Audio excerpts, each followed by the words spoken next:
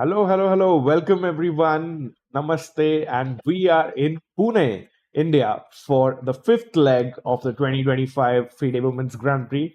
And here we already have action kicking off. Games just started about a couple of minutes earlier.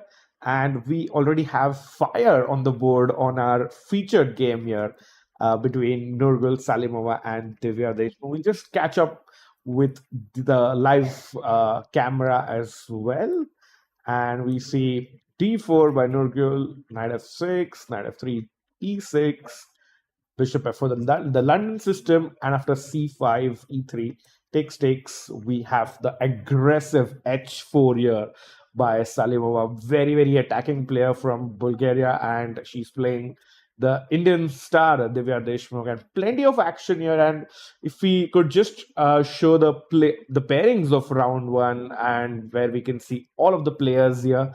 So remember, this is the fifth leg of the Grand Prix, and as you can see, wonderful graphics by our team here. We have Munguntuul from Mongolia playing Melia Salome from Georgia, and then we have Zujiner, who finished second in the last Grand Prix, versus Harika, who finished third in Cyprus in just the Grand Prix before this in March 2025. Alina Kashlinskaya actually is the winner of the first Grand Prix of this season. She's playing Polina Shuvalova, and both of them are last minute replacements for Sara Sadat and Katerina Lano. Next up, as we have already discussed, we have Salimova versus Divya Deshmukh, a battle between two young stars. And lastly is the India battle between Vaishali Ramesh Babu and Koneru Humpy.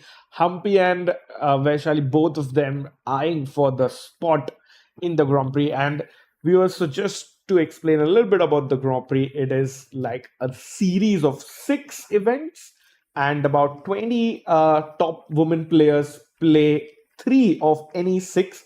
So each player has a chance to score as many points as possible in 3 of the 6 events. They can only choose and pick and play 3 events, and the best performing 2 players of these 6 tournaments go through to the women's candidates in 2026, that will be held in April 2026. So a very, very famous FIDE event, like a FIDE series of events, the Grand Prix.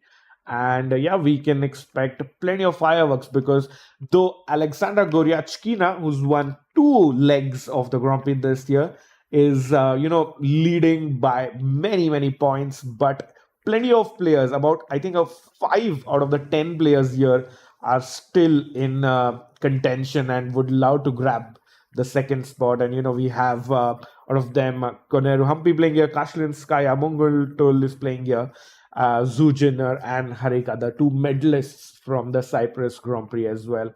So plenty of things at stake. We are just round one in the first few minutes of the Grand Prix here in Pune, India.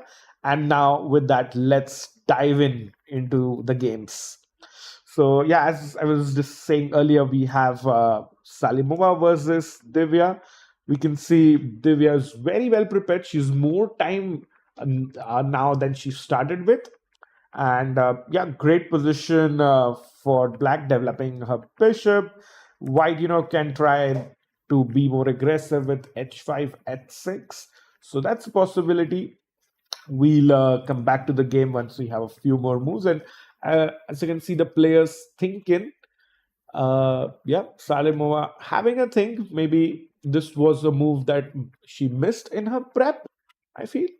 Or just maybe trying to remember something. You never know. But yeah, that was Salimova versus Divya Deshmukh. Let's come into the Indian derby of the day with Vaishali and Humpy. Plenty of things to. In fact, a fun story is both of these players are part of the gold medal winning Olympiad team for India in Budapest last year. And playing your teammate is always tough, but we have the top 4 Indian women players, all of them playing here. So, and because of federation rules and FIDE rules, we might have them playing only in the first few rounds. So plenty of action coming in the Indian derbies in the first few rounds as well. So Vaishali starts with e4. Humpy plays the the king's pawn opening with e4, e5, and we see an Italian game here with bishop c4 by Vaishali. Humpy also winning the Women's World Rapid Championship, a two-time gold medal winner there. Just happened in the month of December, so fresh of that, and also very, very important spot for the women's candidates that is at stake between these two players. So very, very good friends, off the board, but I'm expecting some action tonight on this board. So d3, defending the pawn on e4, and then after bishop e7, short castle, and knight c3, developing the knights. Pawn to d6. And Vaishali plays the interesting a4 here. Always nice to have space for your bishop, because after knight a5, white does not want to get rid of the bishop, because this bishop is an extremely strong piece on the long diagonal, and is very, very important. So that's the intention of Vaishali, to play pawn to a4. So when black plays knight a5, we just drop the bishop back, and our bishop is still alive and kicking. After a4, knight a5 was still played by Humpy, and bishop drops back to bishop a2. And Humpy plays knight c6 back. Like it's like a cheeky little draw offer, because if Vaishali goes bishop c4 again, Humpy, is maybe ready to accept the draw with the black pieces and getting a solid start in this Grand Prix. But I think Vaishali might, try something. You might go h3 to, stop the bishop from coming to g4 and pinning your knight. So that is one possibility. So I would say h3 is possible. Vaishali could also develop her own bishop, just get the bishop and queen out in this way. Knight e2, knight g3 is a very, very common idea as well in the Italian. So plenty of action coming up, and plenty to play for the Indian stars in this, and playing on home silence. I think the first ever FIDE Grand Prix event that's being held in India. It's an amazing thing for Indian chess, and India has both the gold medals in the Olympiads, the world champion Gukesh, as well as Humpy in the women's world rapid champions. So also the world junior champion Pranav from Chennai, India again. So plenty of world titles, but we'll see if and ever we will have a women's world champion from India. Time will tell on that. And meanwhile, I will just have to have a look at the body language of the players, as we can see on our amazing cameras there. And if you can go full screen if possible, and just see who's looking the more confident here. I think Humpy is just the pose that she always has, and Vaishali is also comfortable leaning back in her chair. And we have the nice little player cards on the board for both players. So always nice to see that. And we might have, plenty of action coming up in other boards as well. So let's switch to another interesting matchup between Zhu Jinner and Dronavali Harika. So we'll try to get the cams as well. And we see Harika ji has left her board already, maybe taking a little break. But let's catch up from the start of the game. And I think both of these players, medalists, silver and bronze medalists from the last FIDE event. So in form, and again vying for the second spot, because more likely it is going to be Alexander Goryachkina that's going to be winning the first spot from this. So about 5 players in this tournament will be trying to get in on that second spot that gives them a direct seat into the 2026 candidates. So let's check out how Zhu Jinner starts off with e4, e6. Harika playing her favorite French defense. A big expert in the French, and loves to play this with the black pieces. And we see, no, if bishop b4, we would have seen the Winawer variation, but after knight c3, bishop e7, black is just happy to, get a simple position in the opening. And after knight f3, knight f6, e5 and knight e4. A nice move, and you can just by the clock timings here on the left, you can see 1 minute 31 for Harika, and Zoo has just 122. So Harika has more time than she started off with. So that's great news. Just shows who's the more well prepared player in this scenario. And as you can see on the camera above me, Zujin are also thinking a lot and try to figure out what's the opening, what's the prep here. And I think I'm sure this position has happened plenty of times, but Zoo just trying to figure out the best possible answer. Bishop d3 is possible, of course. There's another idea to just not trade the knights with knight e2.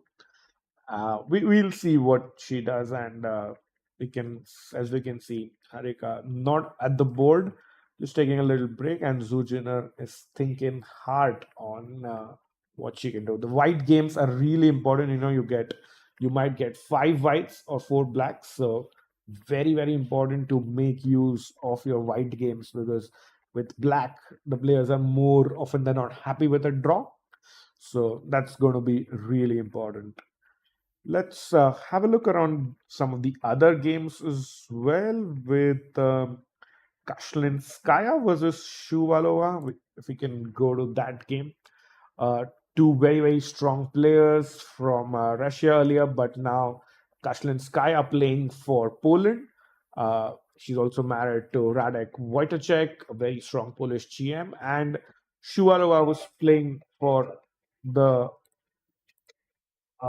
sorry, yeah, playing for Russia earlier, but now she's playing under the FIDE flag. So two very very strong players, both of them former women, former world junior girls champion, and both of them interestingly are, I think, last minute replacements to Sara Sadat and Lano. Let's see how the game starts off with e4, e5, knight f3, knight c6, bishop b5. So we have the Spanish opening in this one, and Kashlinskaya was, I think, the winner of the first Grand Prix that was in Tbilisi.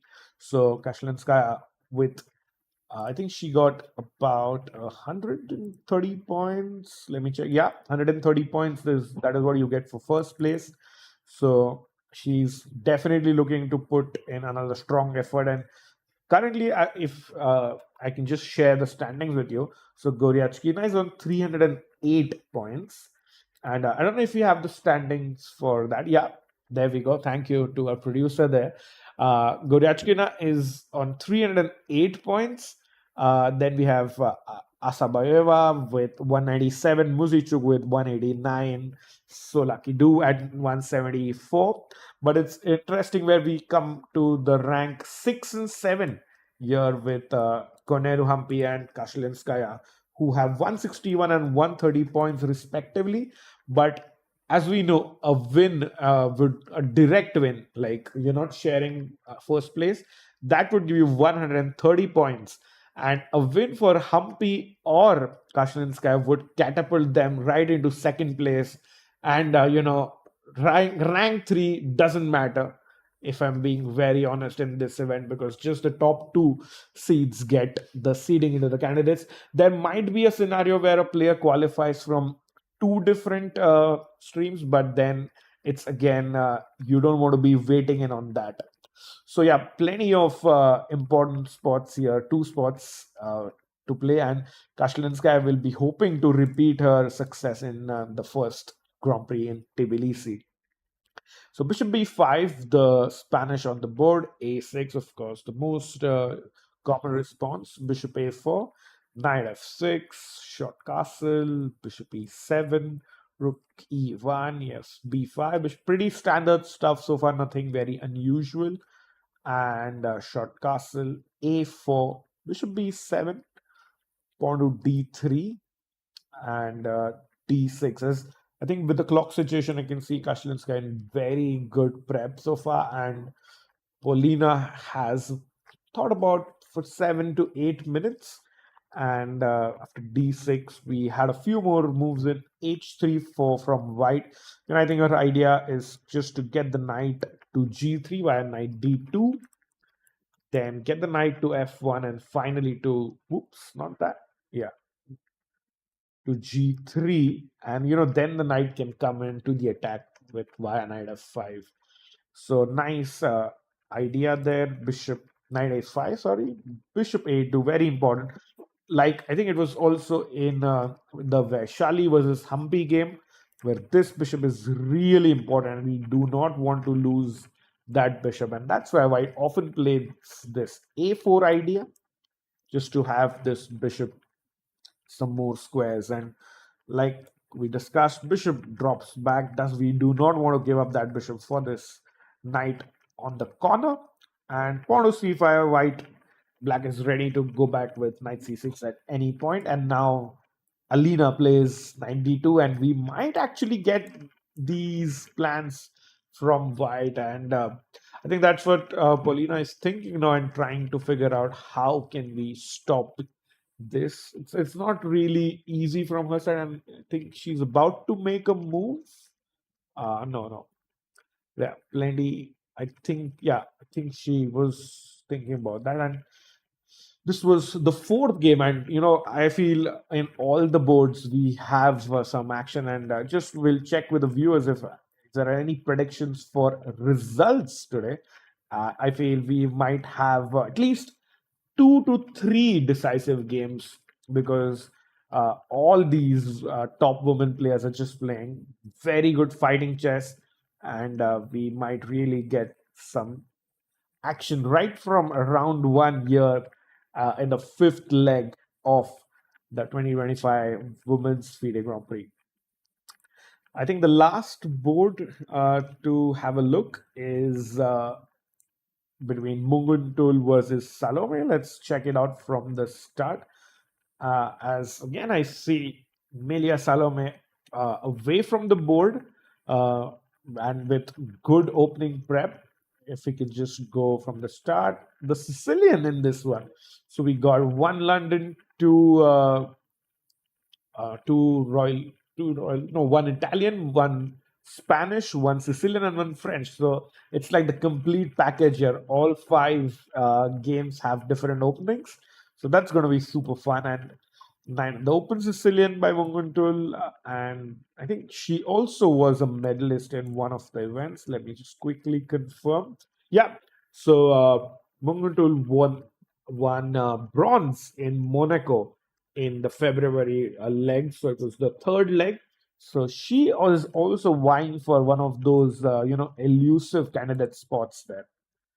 So after the close Sicilian, then d6, knight c3, a6, knight e3, pretty much standard theory so far.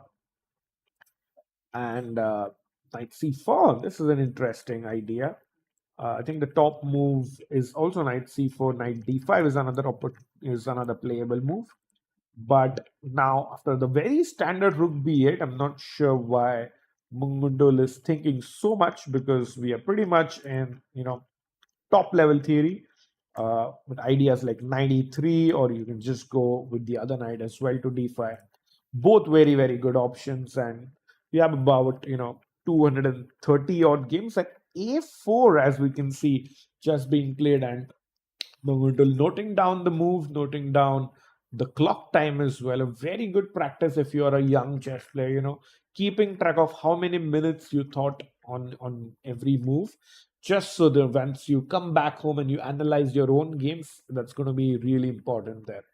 So a4, I mean, not a novelty, I would say, but a new move in than the standard position. So it's the third best reply here, with like I said, knight e3 or knight d5 being the top level moves, and a4, and we have about 40 moves in the position out of the, I think, 230 odd games here. And we're going to be having some nice Bisleri water and some packaged water that's a sponsor also for this event.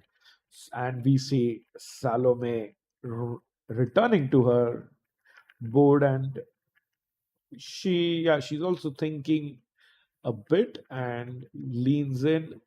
Can we get a full screen, please, on the players? I just wanted to see some more body language of the players, and you see, she's sensing something amiss. Uh, I feel Salome was not expecting this move, and in fact, we can also see how confident is she with her move timing. If she plays something in the next couple of minutes, like 2 3 minutes, I would say Black is still in prep. As we can see, the timing also she has more than 1 hour 30 minutes. But if she takes like a longer thing of 4 to 5 minutes, then I would expect that she's out of her prep.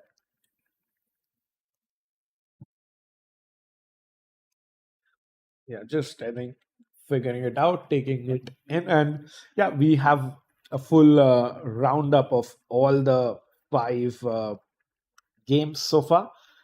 Just also reading the chat if you think there's some interesting move, interesting position, game, and you would just like to check in on someone, we can always do that. And I think there's an interesting development in Zhu Jina versus Harika, and that was after we saw Harika's amazing prep. It was with knight e4, queen d3 was played. Moves like bishop d3 or oops, yeah, bishop d3 was the most strongest move here possible, and I think queen d3 is yeah, queen d3 only one other time was played, and already after knight into c3 we have a new move in the position. So f5 was played in a previous game here, but after knight c3, queen c3, the players are in new territory, and we have a completely new position here. And if we can get a full screen, please, producer G, we will have, we can see Harika, locked in. That's her typical thinking pose, even in like all events over so many years. We have seen that pose so many times from Harika, and Zul is thinking and trying to figure out ways to get finish a development quickly. There might be some ideas, very basic. Of course, the players at this level won't miss it, but this would pin or trap your queens. So maybe there's a move coming like a3, or once even Harika plays short castle, we can go bishop d3 and get arcing to safety as well. So I think this is going to be an interesting thing, and both the players look like they're out of prep. As we saw earlier, this position has never reached in any top level chess games, and there's no record of these games. So we will have some new, plenty of new action in this opening, and maybe this opening catches on as well. And yeah, with that, let's see if any other games are interesting. I think Vaishali versus Humpy is also looking good. If we can just pop over there and check out. I think we left the game around at knight c6, where we saw this cheeky little draw offer by Humpy, but of course Vaishali is here to play, here to fight, and she plays h3, stopping the bishop coming into g4 and whoops, and pinning our queen like we had discussed, and h3 pawn to h6. White is also stopping the white bishop coming to g5, and Vaishali then goes for the central pawn break with d4. Very important to note, when in these e4 e5 structures, whoever gets in this pawn break first, d4 or d5, generally enjoys the advantage and has a better position. So after h3 at 6, Vaishali went in with d4 and knight d4, knight d4, e d4, queen d4, and bishop e6 is was the move challenging this bishop on a2, and then bishop into e6, f into e6 is the position we have on the board, and it looks like a very very nice position for white. See, the queen is in the center, the pawns are slightly weak, move like e5 can come in at any point to undermine these two pawns. And I just feel White's moves and White's game is going to be easy. So bishop e3, rook d1, plenty of simple moves, and it's going to be Black who's going to be thinking and coming up with ideas. And it's just like even if it was a blitz game or a classical game, White's moves just come so easily to your mind, and I feel Humpy would have to defend this one. And yeah, it was a nice roundup of all the games here we have in Pune at the fifth Women's Grand Prix of 2025. And we'll be back shortly after a quick break.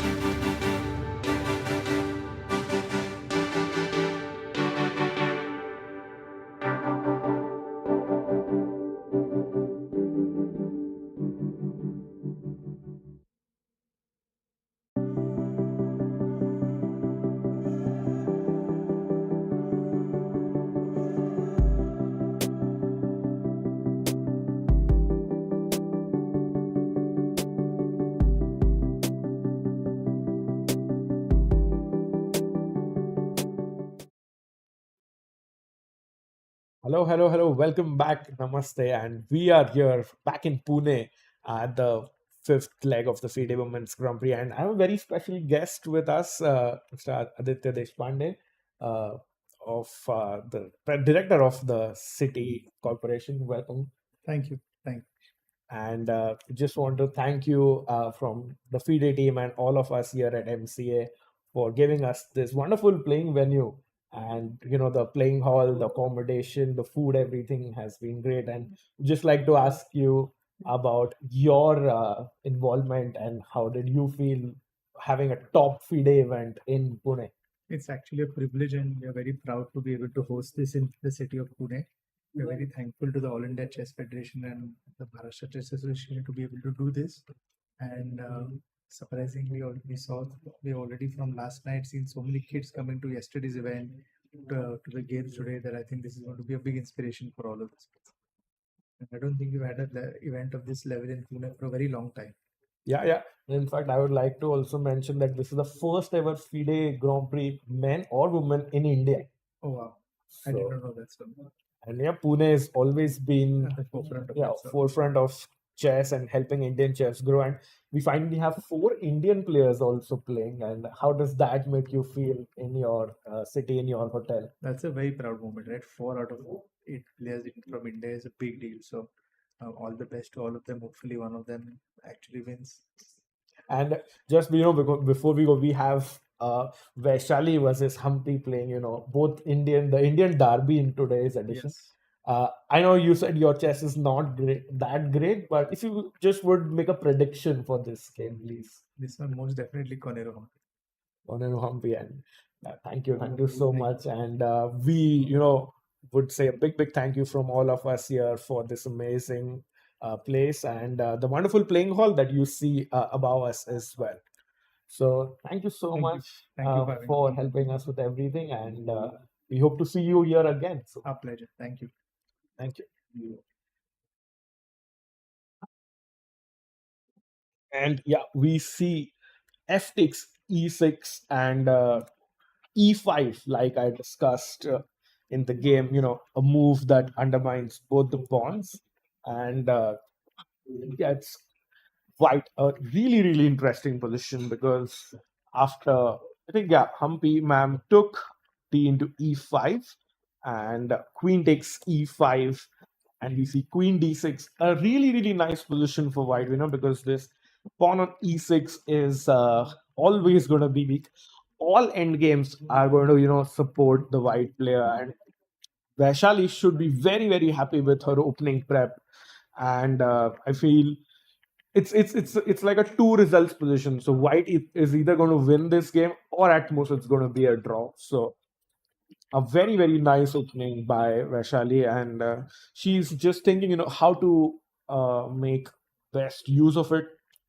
There's a possibility of rook e1, just threatening to take. Bishop f4 looks tempting, but I don't think how well that might work for white. But plenty of options. There's something even as simple as queen e2, as the engine suggests.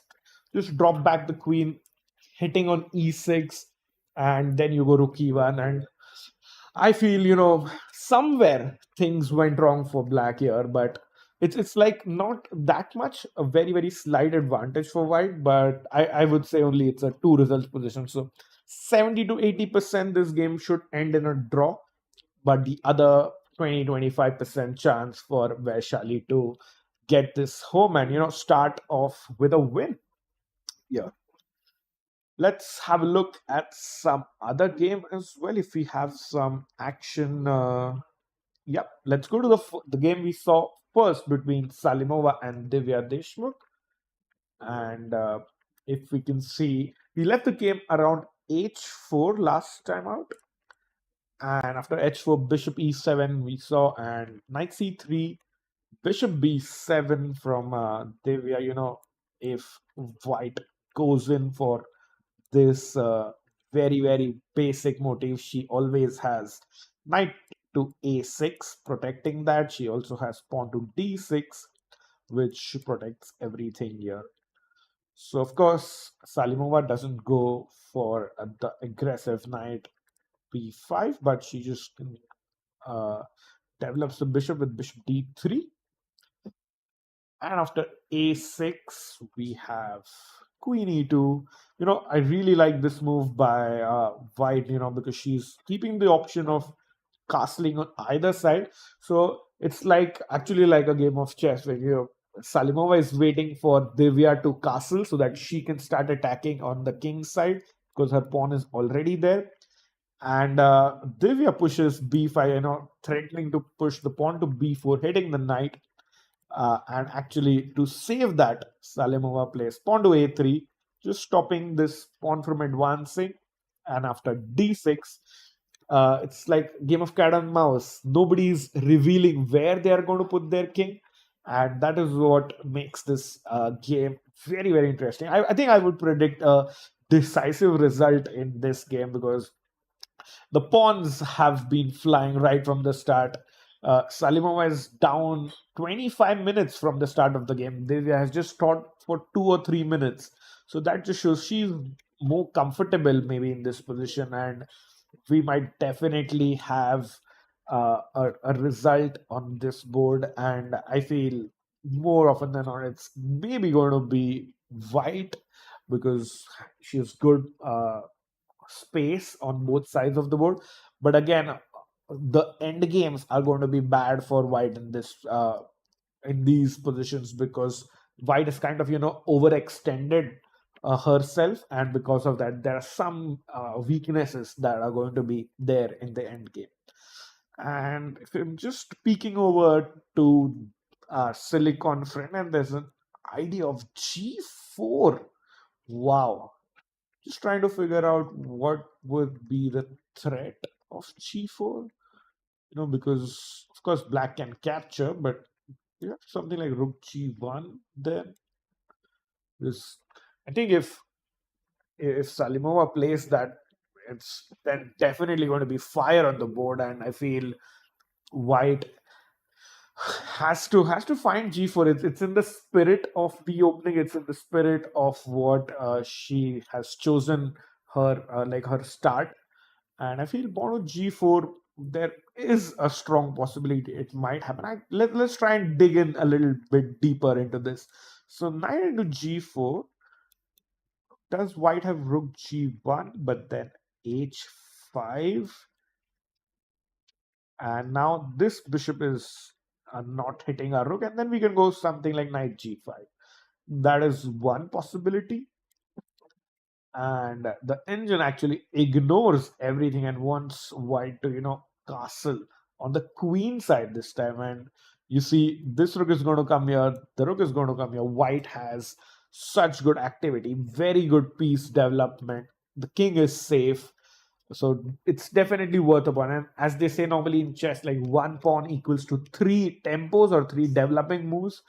And if Salimova is going to get that, she should definitely think about it very, very seriously. And we see Divya returning to her chair. Maybe she's figuring it out. What is Salimova thinking about? It's been almost like 5 to 7 minutes that she's thinking now. So definitely, I would say clash of this round. And uh, funnily enough, our producer also had the same game as the thumbnail for this day. So maybe some nice prediction by the team as well. And let's see how this one develops. We'll try to have a look at a couple of other games as well. Let's get into Kashlinskaya versus Shuvalova, because that's another game where one side looks to have out prepared the opponent, with Kashlinskaya having 1 minute 29 1 hour 29 minutes, which is almost like a thinking time of 1 minute so far.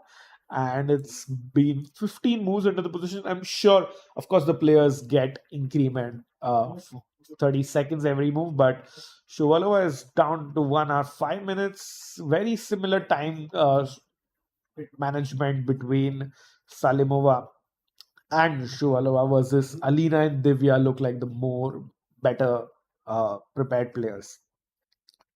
So I think we left this game around here at this point after a5, knight a5, bishop a2, pawn c5, knight bd2, like I had shown earlier with this plan.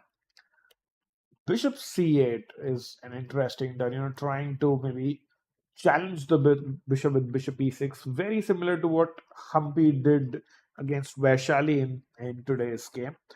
And Kashlinskaya continued with knight f1, trying to get in both of these squares. Pawn to b4, interesting. Maybe there's like a pawn sack coming up. You you might give up your pawn to shut this bishop in a way. Kashlinskaya continues with knight e3, and after bishop e6, the bishop is here finally to challenge its counterpart. And Then we have knight c4 by white. Okay, knight c4. I think that's what Polina is thinking, because if she takes, it's gonna be bishop takes, and if you recapture, then after d takes c4, this is going to be a problem for black because it's a backward pawn. It's with a bad bishop as well.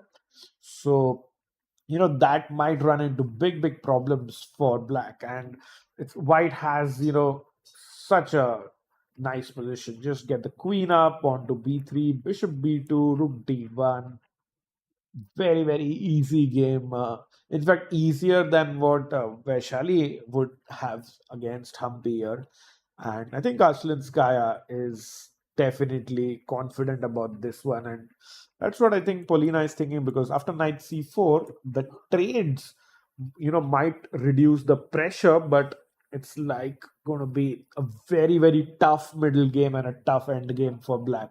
Have to be defending throughout the day. So yeah, I think that's for for the second game, and we see. Uh, no, I thought we were going to see a move, but if not, let's switch around again. Once again, we'll try to check board one between Munguntuul and Salome. I think we saw till rook b8 and a4 was, the third best move in the position by Munguntuul, and that had Melia Salome thinking.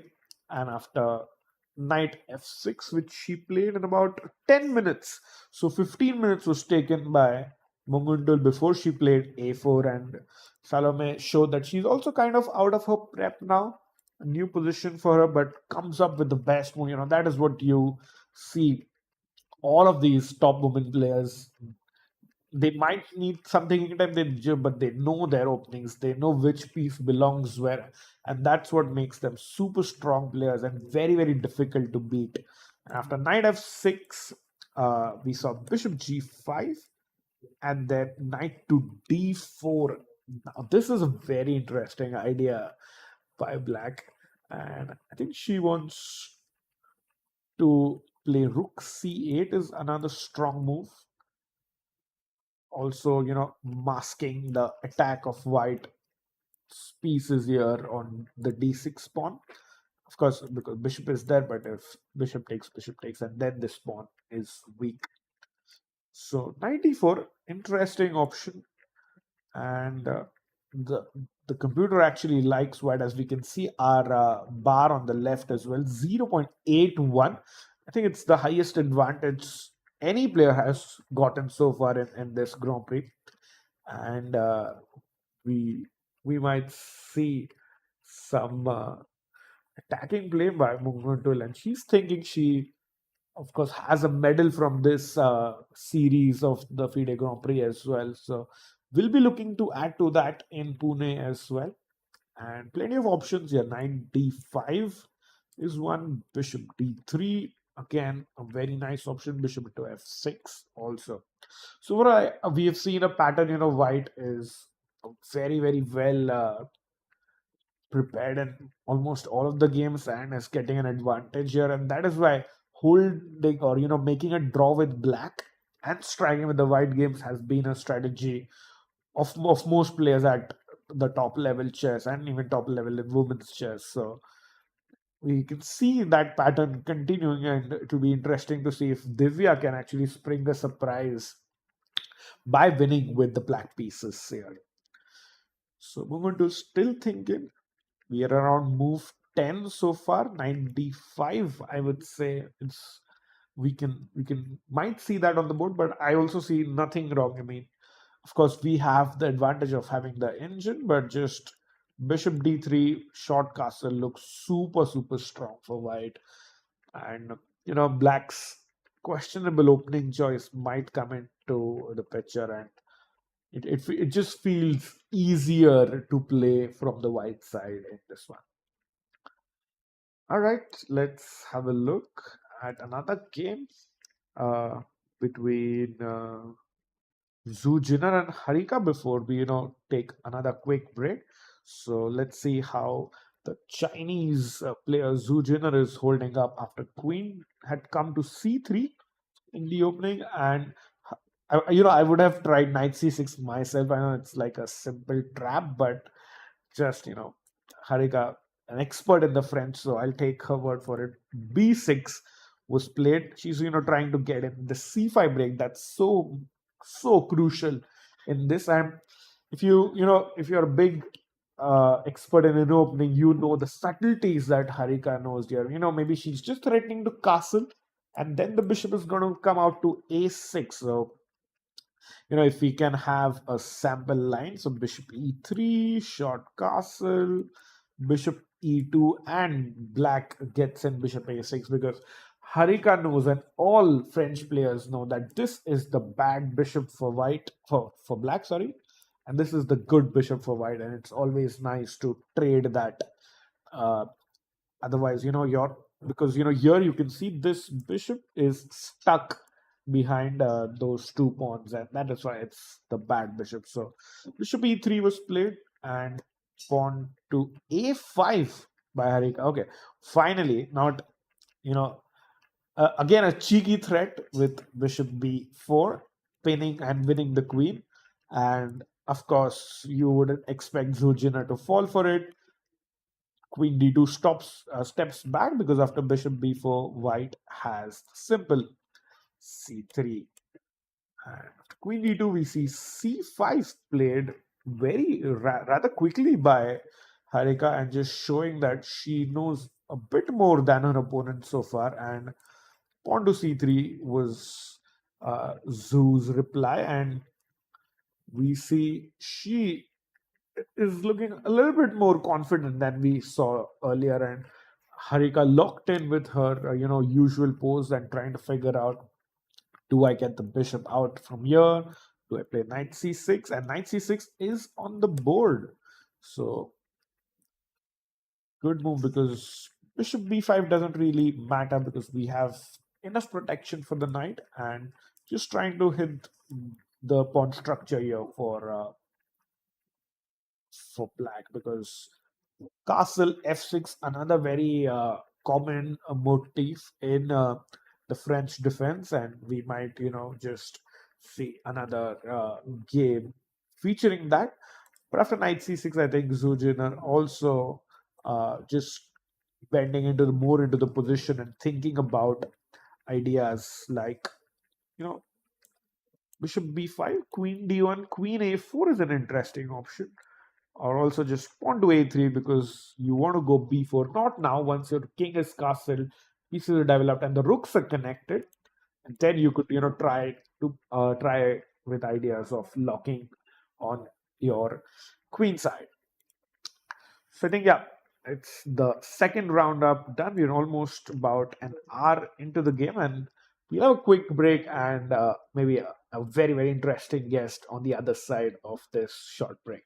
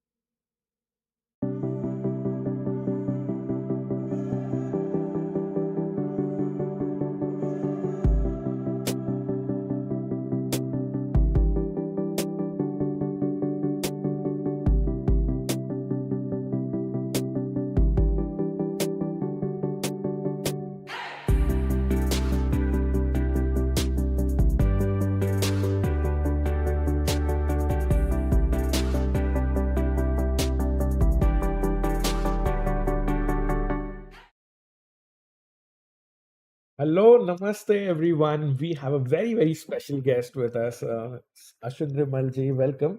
Hey, hello, Rakesh.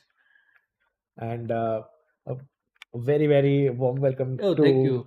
to you. And you've been a big, big sports lover, chess promoter. You own a chess team as well Yes. in the Maharashtra Chess League earlier. And how are you looking at this event? Oh, it is absolute privilege to have one of the Grand Prix events in Pune. As you are aware, India has been doing really well over the past few years. Uh, we have in both in the men's and the women's section. So it's particularly a matter of interest for the sports enthusiasts and chess enthusiasts of Pune to have a tournament of this magnitude to be hosted here. We are very, very glad to have all the international players and, of course, especially the four Indian players who seem to be doing a pretty good job overall. And yeah, speaking of the Indian players, we have one of them playing here, Dronawali Harika, and she's playing the Chinese player Zhu Jin. And just in the break, you were telling me about how both these players have a very good chance to qualify for the candidates. Oh yes, particularly Zuzina. I mean, she's played one leg so far and she's won it. So at least going by aggregate, she presently is the highest aggregated player over Correct. individual ties. So I'm sure she'll be wanting a very, very good tournament here. Uh, as you're aware, Harika, I think will need to be a little lucky. She'll need to win Correct. the tournament and she'll need to have a little bit of luck on her side. But Humpy, of course, has a more realistic chance of getting into the top two post if she does manage to win this leg. So as you say, this is the second last leg of the Grand Prix. All players have possible chances of winning. We have only one player who's I can say clearly been qualified for the candidates Korean. Yeah. So the one spot is wide open, and I think that makes this leg of the FIDE Women's Grand Prix very, very exciting. Absolutely. And like Ashwinji was mentioning, Sujin are having the highest aggregate score. If we could have the scores of all the like the standings so far of the four previous Grand Prix, that gives a good idea here. And as we can see, Goryachkina is miles ahead of everyone else. Oh yes, she has had a very good 308 points or so. and she's finished all her three, but I think that's very good. So one seat we can lock in for Yes, we surely have one seat for that, I guess. And it's now for the second spot, Ashwin, that we can see Asarweva, Muzichuk, Solakidu.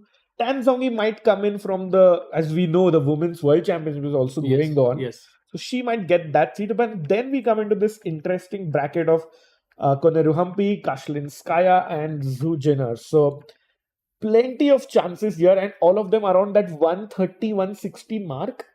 I think no. I think among all of this, Zhu Jenner has a much better chance. Correct. She could actually be the.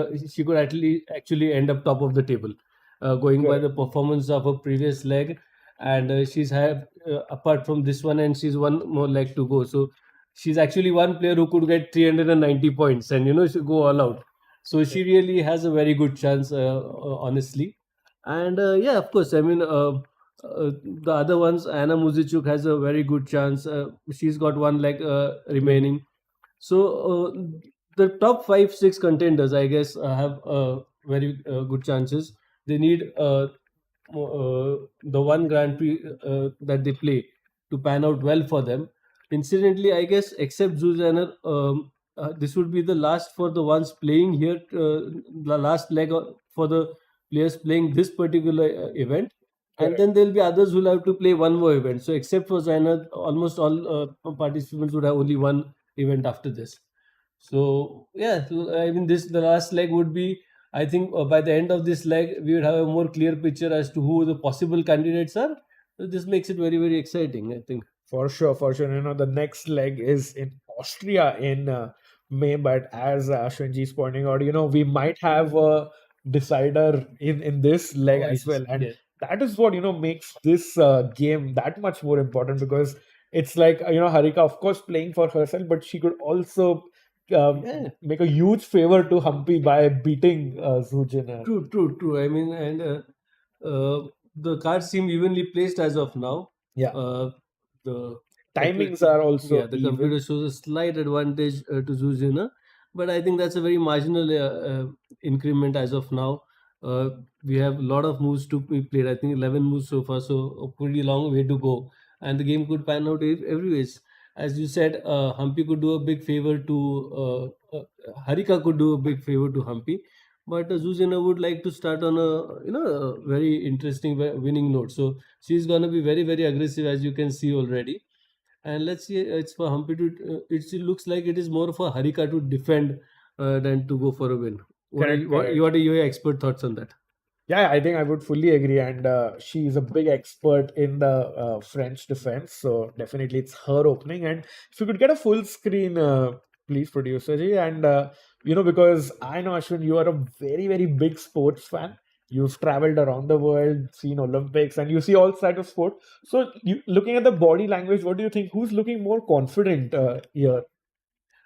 Uh, I think Harika is in deep thought, certainly.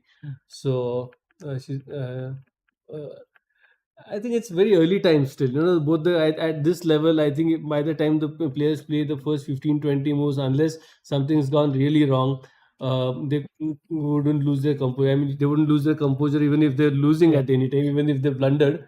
But I think it's a very evenly placed. There's an intense game going on, and yeah, I'm sure they're trying to dish out the best moves possible as of now. True. Bishop b5 on the board, and we would expect, Harika to just block it and support the knight with bishop to d7. So that we're, somehow expecting that. Any other? I see both the players haven't castled yet. I mean, some Yeah. expert comments from you on that front. I mean, why would that be a possibility? Because the general perception would be that players would try to castle as early as possible, but that hasn't been the case with either player. So, what are your expert thoughts on that, Rakesh? Yeah, it's a very great question, and it's like both of the players are, waiting for the other side to commit in a way. And we saw a nice surprise by Harika in the opening around this move. So normally, the white knight goes back in this position, but Harika has maybe something new prepared. So she went in aggressively, and we saw, instead of the bishop coming out, we saw the queen coming out. Yeah. So, because the bishop doesn't come out, the king has to castle one move late. So it's a nice opening battle here. And as soon as we saw the opening stage finish, we see the players, thinking a little bit now. They have just 1 hour left on the clock, and moves are coming in thick and fast. Actually, it's nice we are on this Do game. you think the queen move that Harika did instead of the bishop was one of the first of its kind, or have there been any prior? No, it was the first. So So, after the seventh move, this position has So- never been reached. so they have so you asked me which player was more thinking. I guess that makes them think additionally more. I mean, given the fact that early in the game they have to come up with some really new positions. So That's very tough. Uh, And as we can see, if we are at the end, bishop went ahead, a little defensive move, and the bishop drops back. And now it's going to be super difficult for Harika to castle. She has to be very careful, because we can She has expect a- some attack or some sacrifice from Zhu. she has the bishop is quite in attacking position as well. Correct, So, correct. So she has to be careful, and we'll let Harika think for a while. And I would love to hear your thoughts, on the Indian derby here between Vaishali and Humpy. If we can go to the last position, yeah, around this position. So I mean, Oh, yeah, they have castle. So that's Yeah, both players have So castle. one thing less to think over. And after queen e5, Humpy offer the queen trade.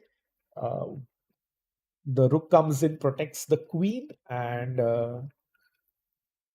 queen e5, rook e5, king f7, rook e2, on to a6. So a very we have already in the end game with just 1 hour of play, and I think white is either going to win or it's going to be a draw. It's unlikely Humpy is going to win this game today.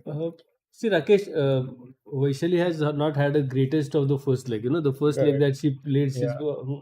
earned around 35 points. That's not a good start to a Grand Prix. That pretty much rules you out of the candidates in the first round itself. So I'm sure she's had some really tough, hard preparations for this tournament. She's gonna go all out, I think. So For and sure. that looks that as you mentioned, she's already in a pretty strong position within the first star, wherein seems tough to beat. I think it's going to be really tough for Humpy going forward to win this particular game, because Humpy herself, we all know, it's a very important tournament for her to get into the candidates. She realistically has a chance of getting into the candidates. Uh, so maybe she has black, so that will be some consolation for her to start off with black and not be in such a winning position. Yeah. But Vaishali, of course, I mean, she's going all out, and she certainly is going to make this Grand Prix better than the previous one. We That's hope a so. low bar to clear, so I'm sure she's gonna do really really well. Absolutely. And both of them won gold for India in Budapest at the Olympiad Oh last year, yes. teammates. And any thoughts on that? And you spoke about India's success recently. No, see, the very fact that Humpy, of course, is a legend. Yeah. Um, Generations of chess lovers know about her.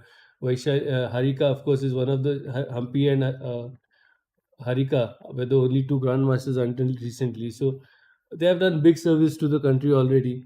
Vaishali has been exceptional in the past 2 years, and add to that the fact that she and the brother sister duo have done so well internationally across tournaments. It's phenomenal to have them here. And wow, the local lead, Divya Deshmukh. She's from Maharashtra. That's the host association of this tournament, and we are very very glad.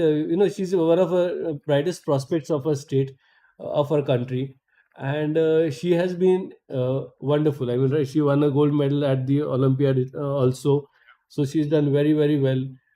At times I wonder, these players are playing as a team one day and then playing against each other, so how does that pan out for them? It's But very they're thorough professionals, and I'm sure, I mean, this is a Grand Prix tournament, and they are looking to give their personal best, and uh, it's a treat for all the spectators of Pune to come and watch them in action. It's a treat for people around the world to see the top ladies in action. All the 6 legs of Grand Prix, they give a huge opportunity to the top 20 women to participate and give them a good platform to win. And of course, the stakes are high. The prize money is good, and a spot in the candidates. That's something to prepare really really hard for. So very exciting time for us in the next 10 days in Pune, and I hope for the chess viewers around the globe too. right. That was very, very well put. Thank you so much. And any other game you want to stick out, or I don't want to keep you here. No, I think we should have a look at the Divya. Yeah, yeah, yeah, for sure.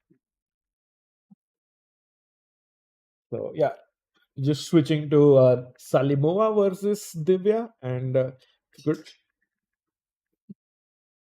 few moves in. And uh, another interesting point that you mentioned, that even these two players have not castled yet.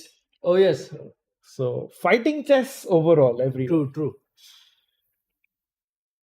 I think as an expert, you could shed more light on what the possibility, why that could happen. I mean, uh, Yeah. a lot of So our spectators would be really really interested in knowing uh, so the you know. pitfalls of having castling here. Sure, sure. It all started around this move once, Salimova played pawn to h4. Normally, you try to play the center pawns or try to develop your pieces. Right, But this is like an open threat by white that I'm going to, push this pawn right to couple them. of Yes, squares and going to trouble your castled king. So Divya completely unfazed, the World Junior Girls Champion or also two-time Olympiad gold medalist, doesn't really be scared that easily. She develops her bishop. Salimova gets her knight out. Bishop to b7, and then both of them complete a few development moves, and then now Divya is the one. Instead of castling, now she starts attacking White's king. oh that's great. Yeah, So she's saying, your king cannot castle on the queen side, on the left side of the board, true. because my pawn is already there. So Divya asking the right questions, and Salimova, because of that, it has to defend first. So she moves her pawn up on the left side of the board, and then Divya taking control of the center, still not committing. It's like a game of cat and mouse.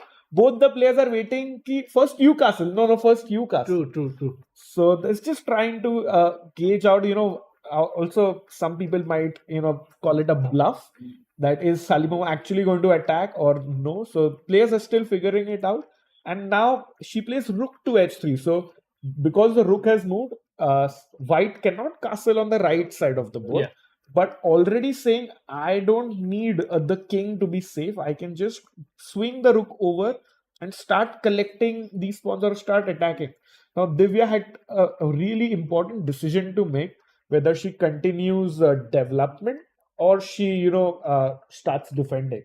But as you can see, she's not even sitting at the board, so she doesn't care. She just says, I'm going to develop my pieces. And You can do whatever you want. that's very exciting. I think Divya has been aggressive in all the tournaments, and that's Yeah. what we are seeing here. Uh, that makes the chess a lot more interesting. I mean, the young Yes. guns are here. We have a large bandwidth. We have the experience of Humpy, who's been on the national scene for over a decade, won so many laurels for India. We have world number 9 Zainer here, who's a legend in her own right, and then we have the young Divya Deshmukh.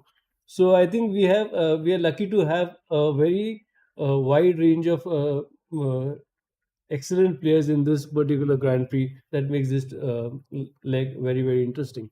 Absolutely. And when we were at the Olympiad last year, all the players were celebrating, and I was just Googling when did Humpy and Harika play their first chess Olympiad for India. They've played more than 10 now, but it was interestingly to note that Humpy and Harika played the Olympiad even before Divya was born. Wow. So that just shows the versatility, and you were Yes, speaking and about that's youth and experience. true. And that's legend. I mean, to be playing for 20 years, staying at top 10 while playing, Yeah. the yellow ratings sometimes are sort of, uh, kind to people who don't play, and they could be harsh to people who play on a regular basis. So Humpy has been playing consistently at all levels. I mean, at the highest level, and still managing to be at top 10 for the past 20 years. Huge achievement. I mean, Absolutely. legend. And if you just continue a little further into I think the first board is one we missed. We might as well see that one. yeah. So just finishing up with h5, rook coming to c8. No castling from Salimova. Just moves the king across because she wants to bring the rook on this side and start attacking. And because even Divya's rook has moved, it's kind of obvious Divya is going to be on the king side only. Inside castle, yeah. So knight to b6, small question mark by the computer, but I don't think it's that much. Black is trying to activate her knight into that. Rook e1, queen d7. So still no castling by her, and we just saw Divya, roaming on the screen there. And if you could get a full screen, Vansh, please.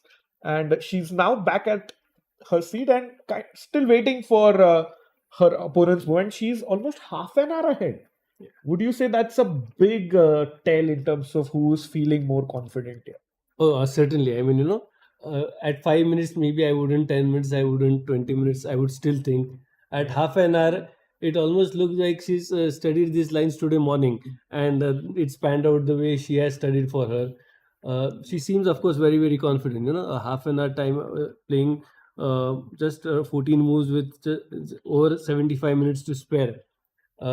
Shows the sort of focus that she has on the game. Maybe she knows the lines better. She's been lucky to have these lines studied very recently, and let's hope the game pans out the way she anticipates going forward. Yeah, very true. And we might have our first win in Pune by one of these top players. And speaking of that, we have the Indian women's winning team, all four of them. Yeah. So many top stars in Pune. If you could just also tell Pune fans or Maharashtra chess fans to come and visit, where should they be coming here and from MCA's side? Of course, the Maharashtra Chess Association would love to have spectators coming by huge numbers to watch the event at the Fun Hotel in Aminora. Um we have one of the biggest tournaments that is happening in India this year. I'm saying one of the biggest because India will host the World Rapid and Blitz tournament towards the end of this year, I guess. The World Cup. The World Cup. So this is the one of the biggest tournaments that's happening in India. So look forward to seeing you all at the Fun Hotel in Aminora at Pune till the 24th of this month. Very, very nice from MCS side, and we'll have a quick look at one of the other games as well between The birthday girl, the top board, the board number one today. this one, Munguntuul and Salimova. Yeah, I think so. And also, just before we get into the game, it was very amazing to see yesterday at the opening ceremony. So many young fans got their photos clicked, and they even the top players were signing autographs. It's so nice to have the world stars in our city in Pune. See, Rakesh, what's happened is, until 5 years ago, 6 years ago, the Indian chess was being broadly, on the shoulders of few players like Anand, of course, Humpy, Harika. They were the real players who were performing big time on the world stage. But in the past 5 years, of course, things have changed. It's these people, the consistency with which Indians are winning tournaments across the board. Yeah. They also get invites now to play in the bigger tournaments, and it's given them chances to beat the top players in the world consistently. So the interest in chess obviously has gone up. Uh, we cannot, I mean, of course, deny the fact that Gukesh again has multiplied it. The interest was already high after winning the chess Olympiad. Vidit won the World Cup last year. So the fact that Indians are now playing at the best level and beating the top in the world. We regularly see the Indians beating the top five in the world in world chess. So that of course brings confidence to the game, confidence to the players, and that makes the game that much more inclusive for the people to absorb and for youngsters to play. For sure, for sure. Very, very well put. And let's get into the game a little bit because we left the position here with our viewers with knight to d4. And after, I think, bishop to d3, bishop e7. And Ashwin, you must be very happy with this because both players did castle finally on the 12th move. And we see white having a slight advantage here, and should be possible that we have all three results, but white currently in the driver's seat. Yeah, I think so. I mean, they have. It looks like not just a minor advantage here to the white, and that could easily be increased over a period of time. So yeah, it looks the day one seems interesting in the way that we really can have some interesting results to come up, not just draws. So which makes the tournament interesting and uh, very very competitive right from day one. Absolutely, and we as fans, commentators, chess lovers love to have decisive results. Out of five, how many games do you think will end decisively today? At least two, I think. Two, yeah. I think Vaishali does have an advantage, but Humpy should be able to hold on to that. I Yes. think so. That's one thing, one game where it looks like slightly a winning position, but maybe we couldn't get a win there. Yeah, and I think between Salimova and Divya, I feel that's going to be one decisive game, and everyone everywhere else we might see one more. So two, I think the game between Harika will also have to fight a little harder yeah, to save her, to get a draw. She'll be very lucky, I guess, given the present position to win from here. But that's one game that I think is going to be very competitive over the next 1 hour. very much so, very much so. And yeah, I would say let us know in the comments about your predictions as well. Chat, we are live on the FIDE and the Chesscom India channel. So thank you for joining us, and do let us know in the comments your predictions. We think it's going to be two decisive games today. So we'll just have a quick look at one more game before we head into the break, because that's one game which is we have not looked at is Alina Kashlinskaya versus Shuvalova. Interestingly, both players are like last minute replacements Yes, because we had some other. So the other day I was just discussing, how does the tournament pan out for people who play just one leg of the tournament? Yeah. They obviously have no chances of qualifying for the candidates, but given the fact that the overall Grand Prix is represented by some of the best women in the world today, it gives a very very good chance to players like these to test their games, improve their rating, and play with the world's best in spite of not having a shot at the candidates. Correct. And Kashlinskaya was supposed to play the last one, but she won the first Tbilisi Grand Prix. So she's definitely in with a chance with if Yes. she wins in Pune. But like you said, for Shuvalova, there's no chance. But there's a good about 18,000 euros in prize money for first place. Yes. And you play a very, very strong tournament in a chess loving city. And 4,000 euros even for just being a part of this. Yeah. That's the So- minimum. That's the minimum. You get it's of course the money is good, but the chance to play at this level Correct. at every possible tournament, I guess, given the young age and the experience that they can garner from this, I think that is invaluable.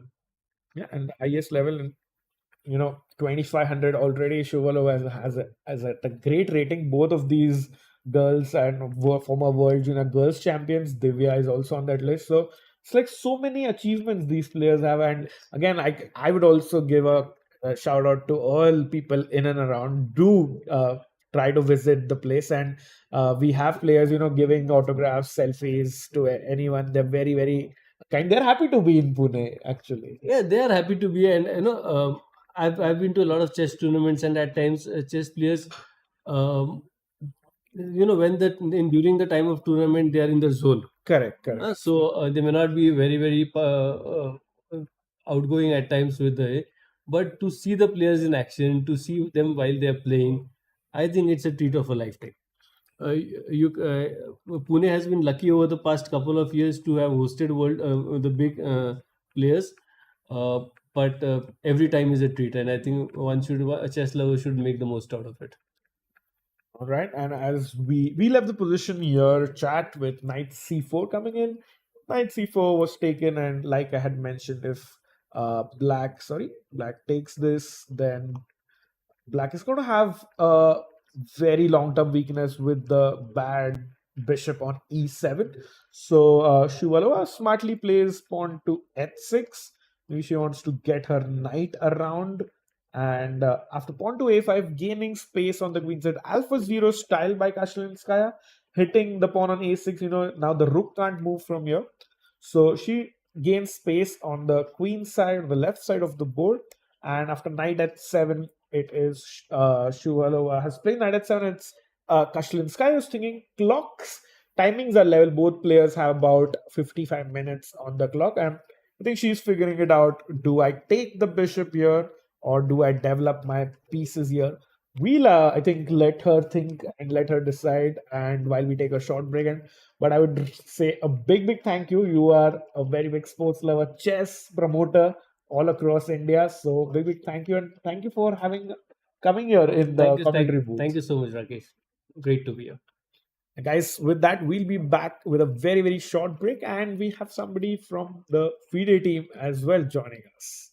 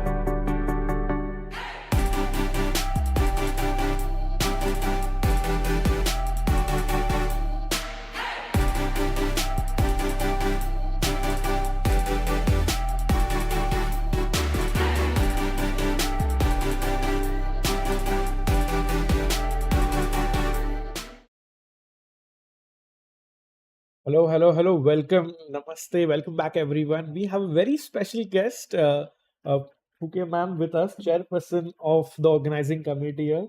Uh, how happy are you with a smooth start? And tell us a little bit more about the. Well, namaste. It's really a proud pleasure for me to have this beautiful event at Pune. Of course, everyone is happy to host this event here because we know it's an international event and happening first time here at India, the FIDE Women Grand Prix 25. So, of course, it's really a happy moment for us, and we look forward to have many events such in Pune.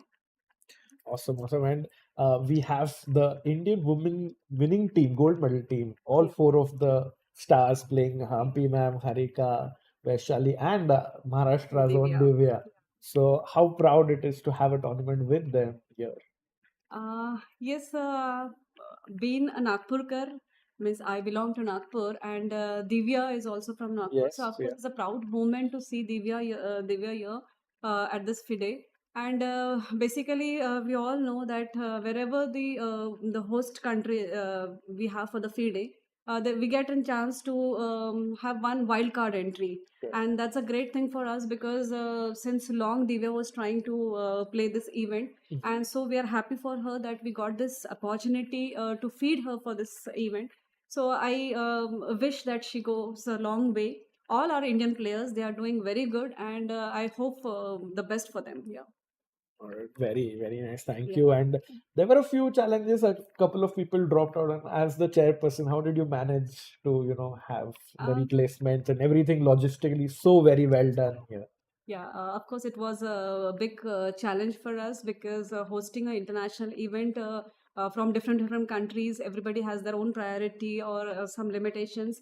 But yes, as I told, that it's a happy moment for us. So we try to give the best what we can do here because we all believe that Atiti Deva Bhava. Yeah. So of course, our Atiti, the guest, are our God, and as an organizing committee, all of them has took a lot of efforts to make this event a smooth event.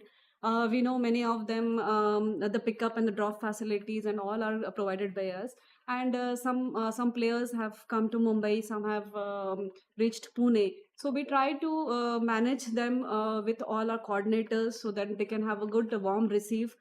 So everybody was received very well to the airports, and then they were safely placed to their hotels.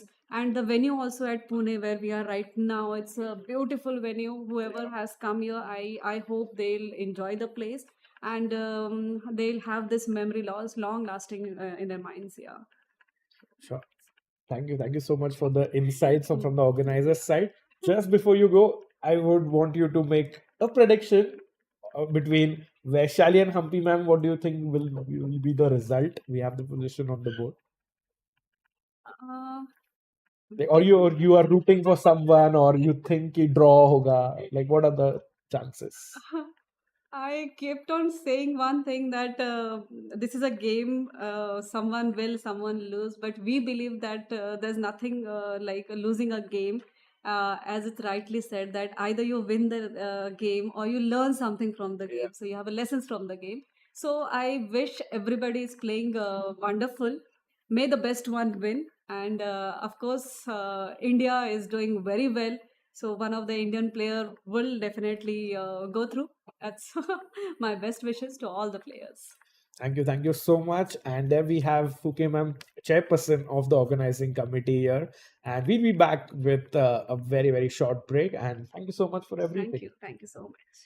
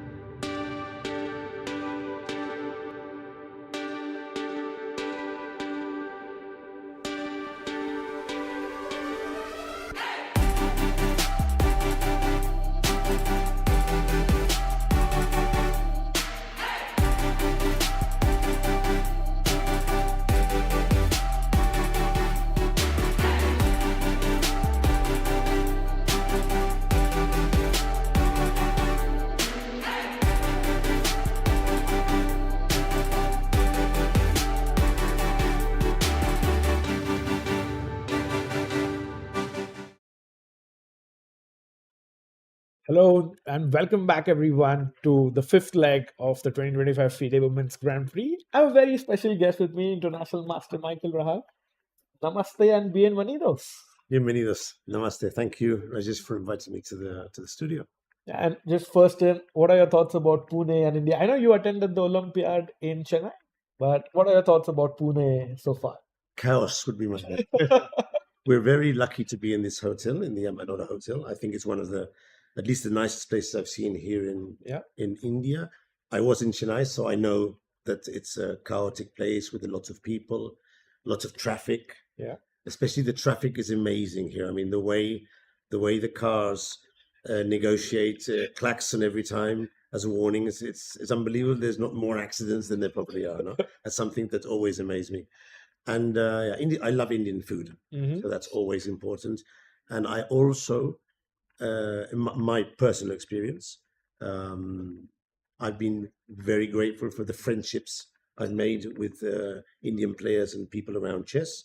In general, they're all very nice, and yeah, it's great. It's great. Of course, India's not perfect. There's many things that could be improved, no?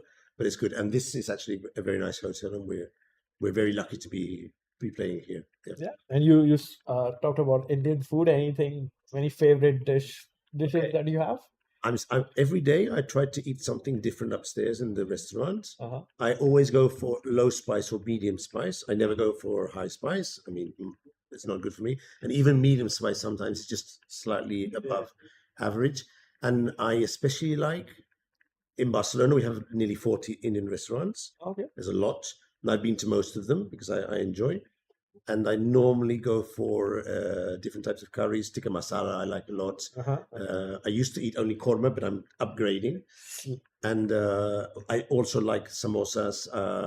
I like panak paneer. I like all types of toasted cheese. I like quite a lot. I still have to try more local dishes outside the more topic ones. So anything which is not too spicy is good for me. Sure, and we And have mango lassi. always take it down. Always mango lassi. Yeah. Sure, and we have about 9-10 more days in India, so we'll try to get you there. It's not going to be a problem. It's not going to be a problem. And speaking of spicy, even the games have been spicy Really? today. And I think it's my prediction that we'll have a decisive game in this one. Okay. So I'll just take you quickly from the start here, Michael, and anybody joining us later. So a London system gone very, very chaotic, like in Indian traffic style. This is new rule against Divya, no? Divya, yeah. And she just goes H4. Wow. H4 here. I've played this. I actually played this line with black. Oh, okay. Against Torre and London, against everything. And no one's ever gone H4. So very, very I interesting. don't think this is... Of course, this is modern chess, no? Yeah, Alpha Zero style. This is modern chess, but there's something wrong here with White. I mean, he's going all over the place, no? The rook on H3, the pawn on H5, the pawn on A3. Yeah. I suspect he might long castle, but he might go king F1 at some point as well. That's what happened, Mike. Oh, he play king F1, yeah. Because if not, he might get sacked on C3 if he goes. Correct, like those typical dragon. Yeah. I would definitely do that. And then knight D5, and I'm super happy. Our computer doesn't like knight to B6. Yeah, but It seems logical. It's a logical move. Exactly. So rook E1, queen D7. Divya's still not castling, keeping her king in the center. Yeah, she's worried that if she castles, she gives a direct attack Exactly. with H6 and some things on the dark square. Yeah. And then knight H2. But black should be okay here. Putting a knight on D5, swapping a couple of pieces. There doesn't seem to be anything very, very dangerous happening. She should be okay. Yeah, and I think the bar agrees. We're not looking at the moves, but just the bar on the bar left. is more or less equal. She should be okay. Yeah. She should be okay. I'm not saying an advantage, but the knight H2, the rook on H3, old school guys like us, we already see some sort of lack of coordination there. Yeah. And that normally means it's that like trying too hard, maybe. Yes. And then queen C6, suddenly black is threatening checkmate in one move. Yeah, that's dangerous. And rook G3 will... Oh, rook G3 is possible. It's possible. Yeah. Did she play rook G3? Let's check. I'll play F3. But look at the coordination. The coordination is bad. Yeah. The computer says it's equal, but I would prefer this position for black. Yeah, and Divya is almost 20 minutes ahead on the clock. Also useful. Throughout the game, she's been, she's playing a great counter-attacking game. And I think no real went for the aggressive option, but the pieces are not flowing. It never really got going No, for no. white. I wouldn't be. Black has to be careful that she can't get d5 Uh-huh. in a good. But there's a lot of pieces they're protecting. I would actually say that Divya might end up winning this game. Yeah. You know, Yeah, that because- would be because- a great start. Because look at the trend for the last 4 or 5 moves. I mean, Divya's improving her pieces. There's been a move, Yeah, knight d5, like you mentioned. and look at the knight on h2, the rook on g3, the pawn on f3. White's king is not totally safe. d4 would be a weakness later on. I would definitely take black in this position for sure. Yeah. Even though the computer says more or less balanced, I think it's the playability is easier for black. But we'll see. And the time management. At the time, yeah, for sure. So bishop d2 and That's Divya is thinking. So we while we let the players, think, and while Divya figures out the best way possible, I would like to ask, were you part of it? It's surprising that black does not play h6. I would have thought that at some point black would have played h6 in this position to stop the pawn advancing at some point. But she's not doing it. And that makes me think that at some point she might want to castle. Uh-huh. She doesn't want to be hit by bishop to h6. That's what I'm Correct. thinking. But then again, she might play king to d7 at some point. I suddenly like that, especially after the bishop drops back. Yeah. There's an idea of just, using your king and Maybe. But I'm not totally sure. like this. Then again, maybe I'm just wondering. Knight takes b5 is possible here. Is that a threat? Yeah, now She has to be careful now. So Divya, So figure that's why that out. King may- d7 would be a blunder. maybe it's time to play either b4 or maybe castle. Sorry, go ahead. You were saying? Yes, I was just saying, like, while Divya thinks about it, have you been part of all the FIDE Grand Prix legs? Of this series, I've done 2. I'm Okay. working as press officer and more or less working in media for Cyprus and India. Okay. But I was doing the same role in the previous cycle, and I Okay. did 3 in the previous cycle. So I've been in total, I think I've done 5 plus one of the open, Okay. not men's open tournament that we did one as well. So I'm quite familiar with the way the tournaments run and more or less the level of aggressiveness, the level of. Normally, you sometimes get even more decisive results in the Women's Grand Prix than in the Open Grand Prix, because of the strength of the players as well. The higher the strength, the more equal are the games as well. But the level play is normally quite good. But I will say that the amount of non-forced mistakes in the later parts of the game, I think it's higher in the Women's Grand Prix. Maybe I'm not quite sure why. But compared to the open one, they're much more solid in the latter parts of the game. Yeah, maybe it's just something to do with the difference of the level of the players. But they're always very combative. They're always also the 40 move draw rule is very important Okay. because in some tournaments it's 30, but here it's 40, which means you really get a long game, and those last 10 moves make for mistakes in time pressure. Yeah. So this also is a good rule to get more decisive games, because you force the players in a lot of positions where you're on 25, 26, 30 is just there. You might play it safe, get to 30, offer a draw. But when it's 40 moves, you're in time pressure and mistakes happen. So I actually think this is a good rule. So a very, very nice change by FIDE here, where players can't offer or, agree unless it's a repetition. But it's tricky because if you can't offer and you can't agree, and obviously they don't talk before the tournament because this is professional chess, it's not so easy to sort of like look at your opponent and say, would you like a draw? Wow. So because this doesn't happen really, no? Yeah. So the games have to be played. And if you force them to play the full game, then you get more decisive results. Of course, if the two players play it very safe, but also they don't know so much theory than the 2,800 guys. So it's not as if they can just play one of 100 theoretical lines and draw. Yeah. Because the theory levels is a bit lower. So you get for more. I mean, look at this game.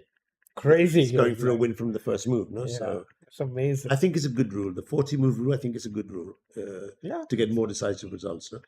And thanks for pointing that out. We hadn't discussed it yet, and I think we'll just go into another game. Let's check the other games. Yeah, I always like to check Paulina's games. Paulina In the Okay. previous cycle, Let's it was win or lose, win or lose, win or lose. She's very, very aggressive and plays fearlessly, and she's really a good player to check. So this is she's playing with black yeah against Alina, who won the first Grand Prix. Grand Prix. Alina's a funny story because she's an excellent player, very strong player, Yeah. but she wasn't part of the cycle. As She's far a as I know. wild card. She was a wild card in the first one, in the Okay. first tournament, as far as I understand. She was a replacement, Okay. as far as I understand, and she won the tournament. And she won the tournament without being in the cycle. And now she's come back here, I think, again, as a replacement. So theoretically, she could even qualify for the candidates. Of Wow. course, she would have to win here. And I'm not sure then what would happen in the last tournament. I'd have to check my notes. But it's a funny story, no? Someone being a replacement and then winning the Yeah. tournament, no? It's like meant to be. And But last year it happened as well. Dinara was the last player and she won the Cyprus tournament. yeah. So, yes, it was very funny. Something interesting. And I don't know if she wins here, does she get invited to Austria? The last I'm not sure year? about that, but as far as I know, she is in qualification for the candidate spots. Okay. But I'm not sure if by 2 tournaments, 3 of the, this is something I'm not quite sure. And also these things may change from tournament to tournament. Correct. Here there were some withdrawals and some new players came in. Could happen again in Austria, so we'll see.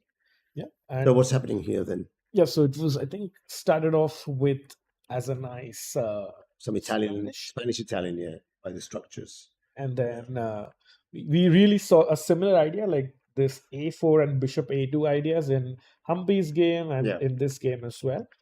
But it looks like she will. Anti-martial Yeah. approach. Looks like she's the more comfortable player, at least. Before she has to. Sometimes you can sacrifice with b3 here, as you Yeah. know. Here they change pieces, but And I noticed she changed on e6. Yeah, knight h7. takes, and now c3, and maybe some d4, queen b3 Yeah. sometimes. Yeah, So that's traditionally opening up the f file is traditionally okay for black. uh-huh. You get better control of the f5 and d5 squares, as you know, and some opportunities on the king side. She played knight to h7, suggesting maybe knight to g5, Yeah. swapping off a couple of pieces. But she does have some a6 could be weak in the future, but then again, a5 could also be weak in the future. Yeah. So it's difficult to know. d4 would open up the game in the center. What do you think? You think white has an edge here, or it's just? I think so. I think so. And it's also interesting. Both of them were like last minute replays. Yes.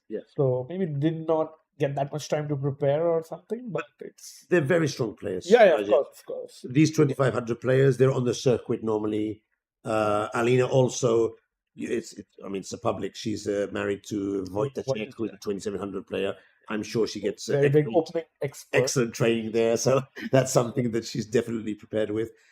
So even though their last minute replacements are 2-3 week, they probably come, at least for the first games, they've come strong. Yeah. Maybe they haven't prepared fully the rest of the games, but the first 2 or 3 games, they must have good preparation for sure. Sure, and of course, I think both the players are former World Junior Girls champions, very strong, 2,500, and maybe just missing a norm for becoming a Well, Paulina is a Grandmaster? grandmaster.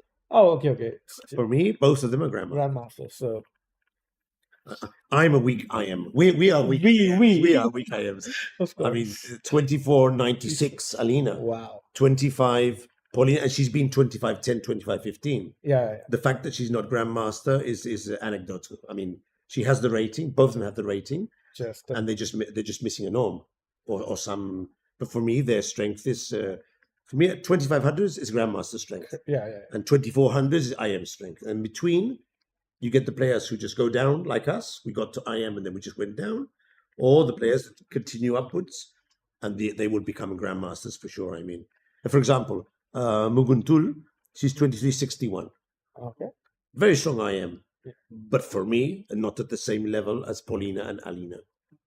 However, she did do very well in the previous Grand Prix, Yeah. but her rating is or Salome, 2,300.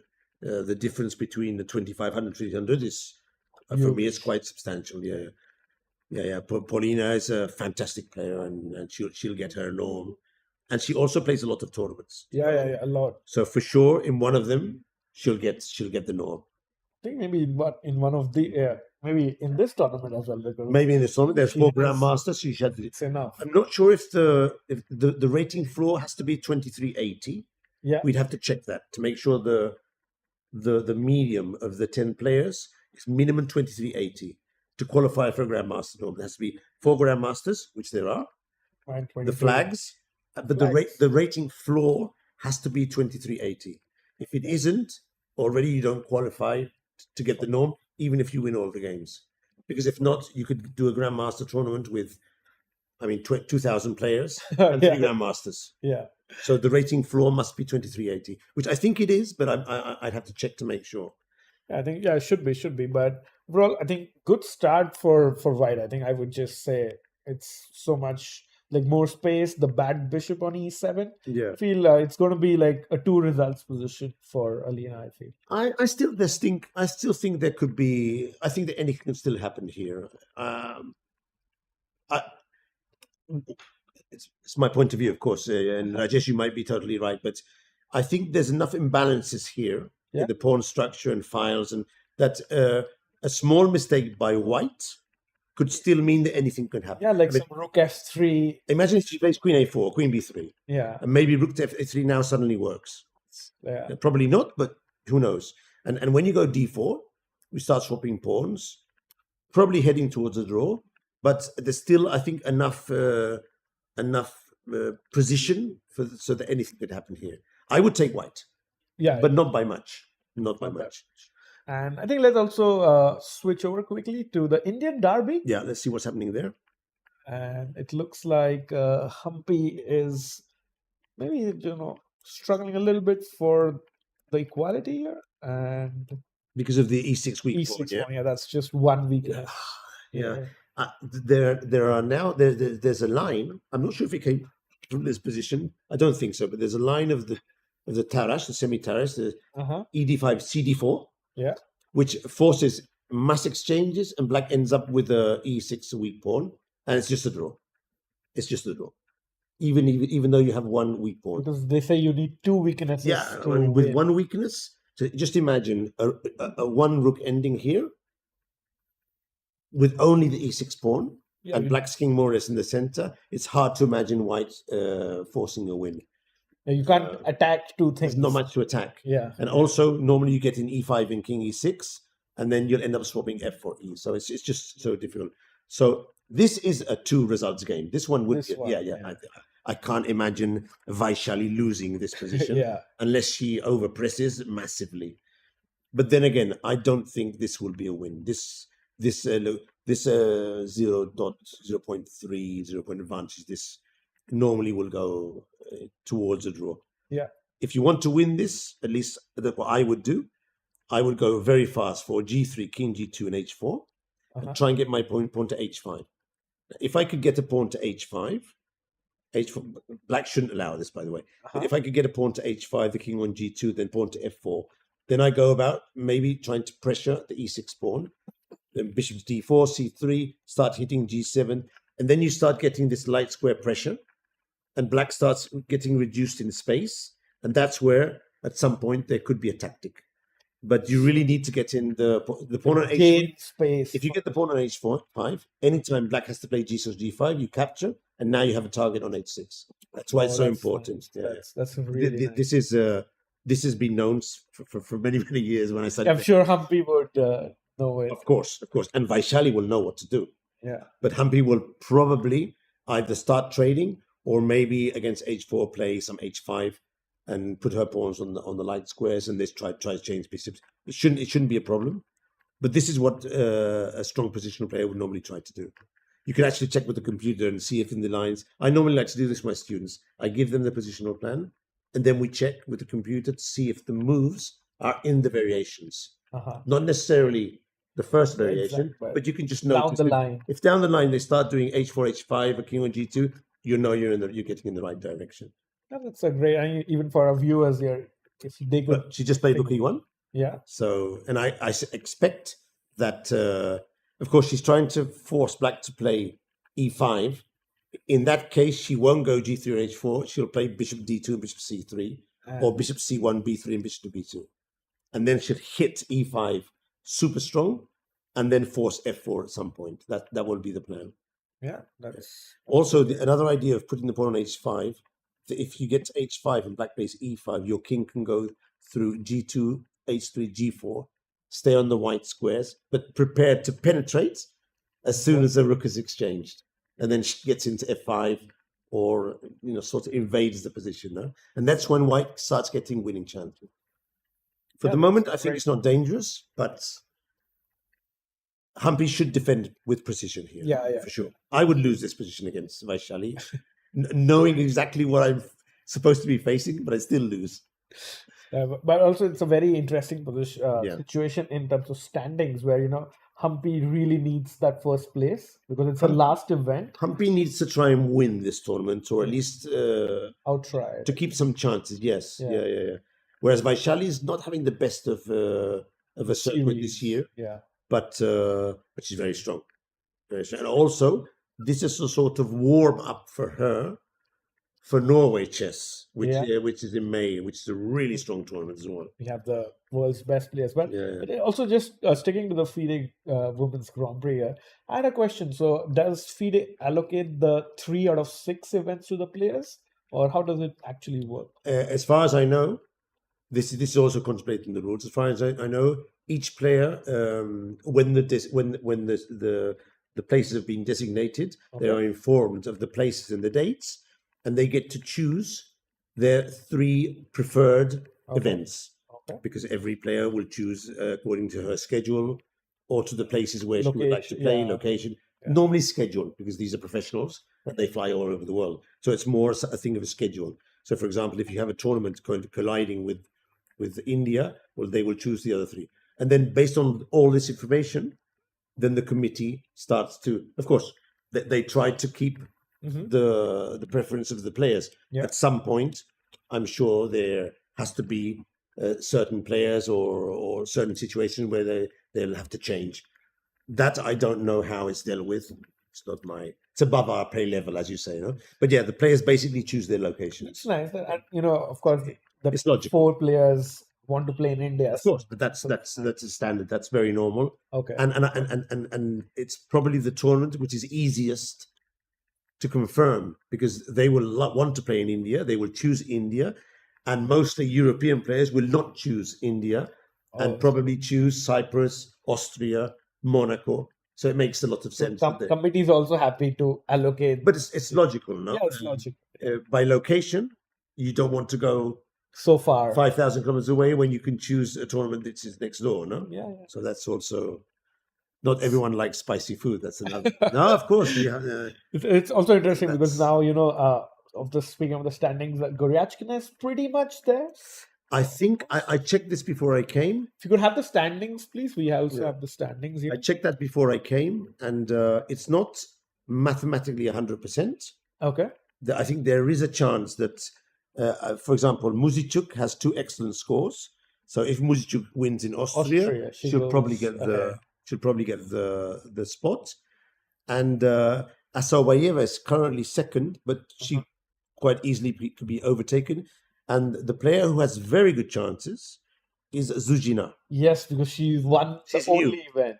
She shared first. Well, she shared first with Muzichuk in Cyprus. Yeah. Muzichuk was the winner on tiebreak, but they shared the points.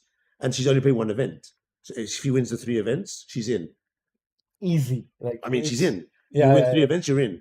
Because she'll take the spot from Goryachkina, who was 3rd, 5th. So if she wins the 3 events or shares first, she's in for sure. So there is a scenario where Zhu wins or shares first in the 3, and Muzichuk could overtake. Well, I don't think she could overtake, because look, Goryachkina has the same points in the 3rd tournament. Yeah. She's got 130 in Siemens, so Muzichuk would have to win in Austria outright. But then the 2nd place shared would actually defeat Monaco's second. Because that's 1st and 3rd. That's 1st and 3rd. So mathematically, you can't say Goryachkina is still in. Now, in practice, she's in practice. Yeah. Because it's very unlikely that these 2 situations will be I mean, in percentage, it must be 90 huge percent. Yeah, so. yeah, yeah. But of course, theoretically, she's not in yet. And I think there was another player who could have a certain chance. It wasn't Munguntuul because she has only 15 Yeah. points here. Maybe it was not Tan stopped. Maybe it was Humpy. Yeah, She would have to win outright here and then wait for the others to add to up. drop points. But now the good thing is for Muzichuk and for Zuzina, they'll arrive at the last tournament more or less knowing What to do? what to do and if they can still get the spot. So yes, it's still quite exciting actually. Yeah, so it's like everything to play for players in Pune. For sure. Now this is a very important tournament. I mean, for Zuzina specifically and Humpy, this is where they will decide if they're going or not going to. The Canada. I'm actually very interested if the computer suggests H4 or G3. Let's have a look. So G4, not something I would consider here. Transferring the bishop to D2, yes. And playing the rook to C4, that's weird. Why would he want to play the rook to C4? Try for bishop C5. Why would he go bishop C5, exchanging off black's more or less meager bishop and giving him the file? That doesn't. I don't think it's to play bishop C5. I really like the H4 H5 plan. Get some space. Yeah, lock in those 1 versus 2 pawn. But funnily, with the pawn on E6, White is not playing G3 and H4 according to the computer. Yeah, don't see. It even says G4, which is a move I suddenly wouldn't like seeing much. But okay, well, what do we know? We just give idea. Now I understand Rook C4. If you go afterwards, bishop to D2 at some point, hit A5, provoke B6, then maybe the rook can go to C6. And maybe there's some threats there, but it's still a bit, C4, C5 afterwards. But that's deep. I wouldn't understand. I wouldn't think of that position. Yeah.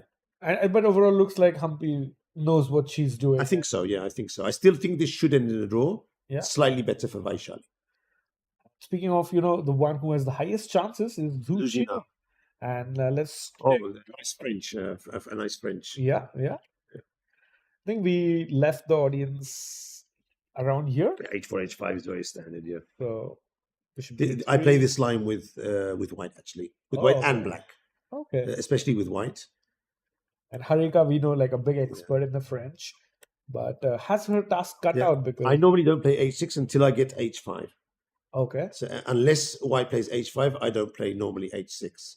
When she plays H5, then I play H6. Because sometimes you play H6, then she doesn't play H5, and a knight lands on H5, and it's worse having played H6. Not this case, but it's something I learned. Also, those many bishop years ago. H6 ideas which we saw in Exactly. Salimova's But in this position, normally you're long castling and either shutting with C4 or exchanging on D4 and then playing knight to C4.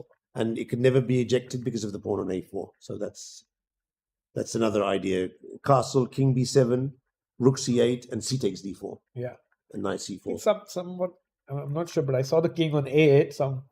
So Harika castles because she closed with C4. Okay. And now I'll tell you something that happened to me. Okay. In a very similar position. Let's close the position.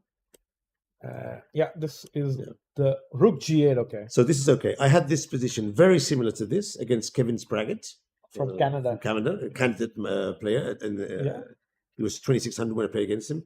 It's exactly this position with two differences. The bishop on C2 was on G3. Sorry, on G2. Okay. So it was in fianchetto, and the other knight was on G4, and I had a knight on A5. And at a certain point, I dropped, and my king was on B7, not on A8. And I dropped back my knight, and I got hit by knight takes C4. And the bishop on G crushed me on the long diagonal. So I learned that. Of course, these guys know this. Yeah. But don't be surprised if at some point that bishop ends up going to the long diagonal. So something like, bishop. I don't think she will do it in this position because there's too much maneuvering. And now that it's there, she'll go for another idea. Now here, what I think White will do is try and get in F4 and F5. Yeah, that's the standard way of doing that. Black will play G6 or G5. And then if the position opens, anything can happen. Could be all three results. If they end up blocking up the position, then normally these positions end in a draw. because there's not much going on the queen side. And that's why I think she played rook to g8. She needs to be prepared to play g6 or g5 when Once white plays plays. F4. Yeah. 'Cause imagine white plays f4, you don't do anything. Then f5 comes in. Now, what are you going to do? If you take, you're going to lose because of the s7 pawn. And if you don't take, f6 is going to hit you strong. So let's just show it to our viewers. So after So here, probably here she should play g6 because now h6 pawn is not attacked by the bishop, and if you take back with the pawn, and you try and hold this position. and then both these pawns are holding the And F5. put the pawn on h5, and you just wait with this position. And actually, I think white has played a move. Let's check it out. Knight to F3. Now she'll go knight to h2 and knight to g4 probably, so that when she plays f4 against g6, she can hit the h6 and the f6 squares. Oh, that's fascinating for the chat. So knight comes Most in here, probably. then goes Most F4. probably. So then the knight here is You can eyeing never those two say squares. certain. So of course, if black doesn't do anything, now if black holds, she'll hold with king a7, king a8. She'll just hold there. If just Harika wants If to she holds, she'll play that maneuver. But if she fears that the knight on g4 will leave her without any options, then she might strike here with g6 or f5. But the thing is, if you strike too early with black here, you normally get crushed by the weaknesses. So, for example, you can put the computer and see what it says if you go g6 or g5, just as an idea. Now it's saying g6, knight h2. There's the move, knight h2.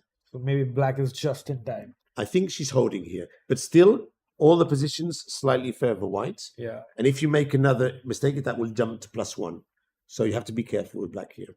I've played these positions with white and black, and So you would say like Zujiner would be the happier of the two. yeah, for sure. And probably both players know this.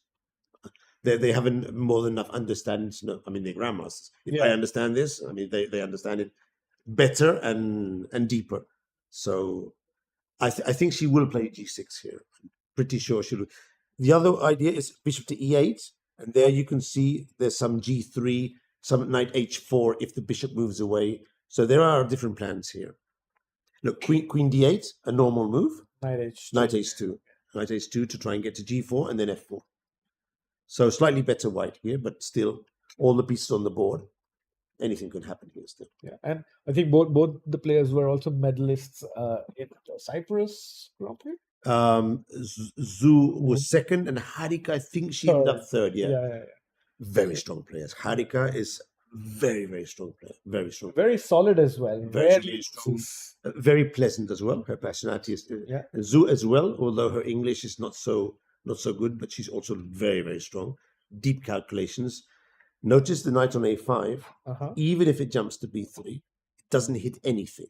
All white's pieces are prepared to be able to forget about that knight and play on the king's side, even the rook on b1. So white is doing very well here, I think. I wouldn't be surprised if Zuzina ends up winning this. Also, the time. Big when in 5 moves' time the tactics start to appear, she'll be under 10 minutes. That's going to hurt. It's going to hurt. Yeah, and like I said, both players in good form. Just last month they had a good Grand Prix, but we'll see how that event goes into time. From one tournament to the other, players change. I mean, different opponents, different openings, different cities, even different personal circumstances mean that you might be in good shape, because shape in chess also depends on how your personal life is doing, how your chess life is doing, and that could change from one month to the other. So there's only a few players that always play well. For example, Magnus Carlsen, he always plays well, no? But very few players consistently perform at the highest level. You see these small. Let's check the Munguntuul game, and then I think I must get back to the. This looks like some sort of Shveznikov, for sure. And was really good for white right from the start. If you just show Kalashnikov or Shveznikov, one of the two. Probably Shveznikov. Let's see how it goes. Kalashnikov, okay. But transposed to Shveznikov. Yeah. A6, knight e5. Interesting rook b8 idea. The bishop e6, 9, yeah. I played this against Grandmaster, what was her name, from Cuba. Well, she played against me. And I didn't get the best of positions. I put my knight on e3. I thought I was doing well. And then she told me after the game that my knight had to go to b6. And then you see Munguntuul. And I didn't understand this when she told me. But now I'm sort of seeing the reason why. Yeah, white is better here, but I don't understand why rook a3 is a mistake. I wonder why she played rook a3. It's a sort Because of weird move, isn't it? she want like c4 and a rook swing on the third The row. rook swing on the it could be, yeah. But notice that if she plays c4, at any moment the knight Yeah, d4 doubles back to is- d4. So it's a sort of move you don't really want to do unless something has happened with the knight. Again, the knight on b6, like the previous line against the rook on b1. yeah, It's yeah, a yeah. mirror effect. You forget about. It's not doing much. Yeah. Dostoevsky talks about this in his books, the famous knight with the knight, which is I'm not sure what the word here in English. Like a paper tiger. No, there's this in Spanish we call it el caballo sobrante. So Okay. the knight that's left over you. So these two knights are nice, but they don't do anything. Yeah. Just And black should never exchange one of them unless he can exchange the two. Because when you exchange one, okay. you lose the important piece which was protecting the knight, the bishop in this case. And the other knight, which was not doing anything, takes the position of the knight, which was there before. Okay. So, for example, if the b6 knight was on c3, on e3, you would never exchange the knights because the other knight would occupy the square and you've exchanged off one of your important pieces, which was controlling the square. So this is Dostoevsky theory. You can see this in the English. In the English opening with the knight on c3 and knight on d5. d5. You'll see that they hardly ever exchange the knight, which is in front, for a bishop. Yeah. You can exchange it for a knight, but not for a Not bishop. for a bishop. And black clearly wants to play f5 here. Oh yeah, Clearly. yeah. This has But to, when and how? When and how? because otherwise, black is just sitting and doing nothing, and white will improve her Yeah. position. Imagine you So- play f5, white swaps off the pawns, and then you swing your rook to g3, h3. Yeah. So rook a3 might be a try at some sort of prophylactic Prophylax. move Yeah. against f5. The computer doesn't like it. But the computer's very bad for prophylaxis. Yeah. We players like to do prophylactic move. The computer says, no, rubbish, do this. So, yeah, I think this is maybe slightly better for white, but the time situation is troubling for Munguntuul. Munguntuul Bakujak. I'm not sure how to pronounce that name. So, yeah. And of course, neither the two want to lose their first game Oh, because they're the lowest rated players in the tournament. And if you lose a game being the lowest rated player, you're in for a difficult event. players start to pick. They see Yeah. who's in form and who's not in form, and they start thinking, okay, but if I draw these games, who am I going to win? I'm going to win these games here.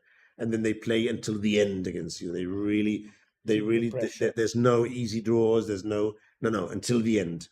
Because you've already shown that maybe your shape is not the best now, especially if you're low rated. Yeah. I mean, if a very strong player loses a game, it might be a one-off thing, no? Also, it's kind of difficult because I don't think either of them have like a good chance from the Grand Prix side, It's difficult. but it's still like very good prize money at stake. And Salome, of course, she's a replacement as well. yeah, Very last-minute replacement. I think she was 2 or 3 weeks before. okay. And she's probably the player who's least experienced in this type of. She definitely wasn't in the previous cycle, Yeah, and Munguntuul has already played at the Grand Prix before. yes. So for Salome, it's definitely a tough tournament for her. Probably the player here who has the least of experience at this high, really high. I mean, Grand Prix is the highest level. Yeah. I mean, There's just the candidates it's and the world it's champions. just under the candidates. I mean, it's the Yeah. highest level. You get the best players, and many of them with very good grandmaster level preparation. So it's a tough one for them. Let's see the last game, and then I think I'll be back to my. I think we've seen all. Did we see all? Yeah. We actually saw all the games. Yeah. Okay, so now I go back, and now I can reflect on my comments here and see how the games develop, and see. And if, you also have a good idea about all the openings and the everything. good thing is now when I do my post-game interviews, Uh-huh. it's I normally do this more or less at half round, Okay. but take some notes, and then I have some ideas also for my report at the end of the day, which is another of the things Mhm. Jesse, it was a pleasure coming on here, and I've enjoyed it a lot, and I hope to see you maybe during the end of the tournament. If you Sure. We hope to have you back, and It was a pleasure. Gracias. Thank you so much. Muchas gracias a ti, Regis. And which is my camera here, that one over there. Yeah. A warm, heart-warming, affectionate greetings to all the viewers of the channel. And hopefully you can connect every afternoon here with Regis and the other guests and follow these really interesting games. So see you soon. Thank you. And we'll be back with all the action-packed stuff in just a minute.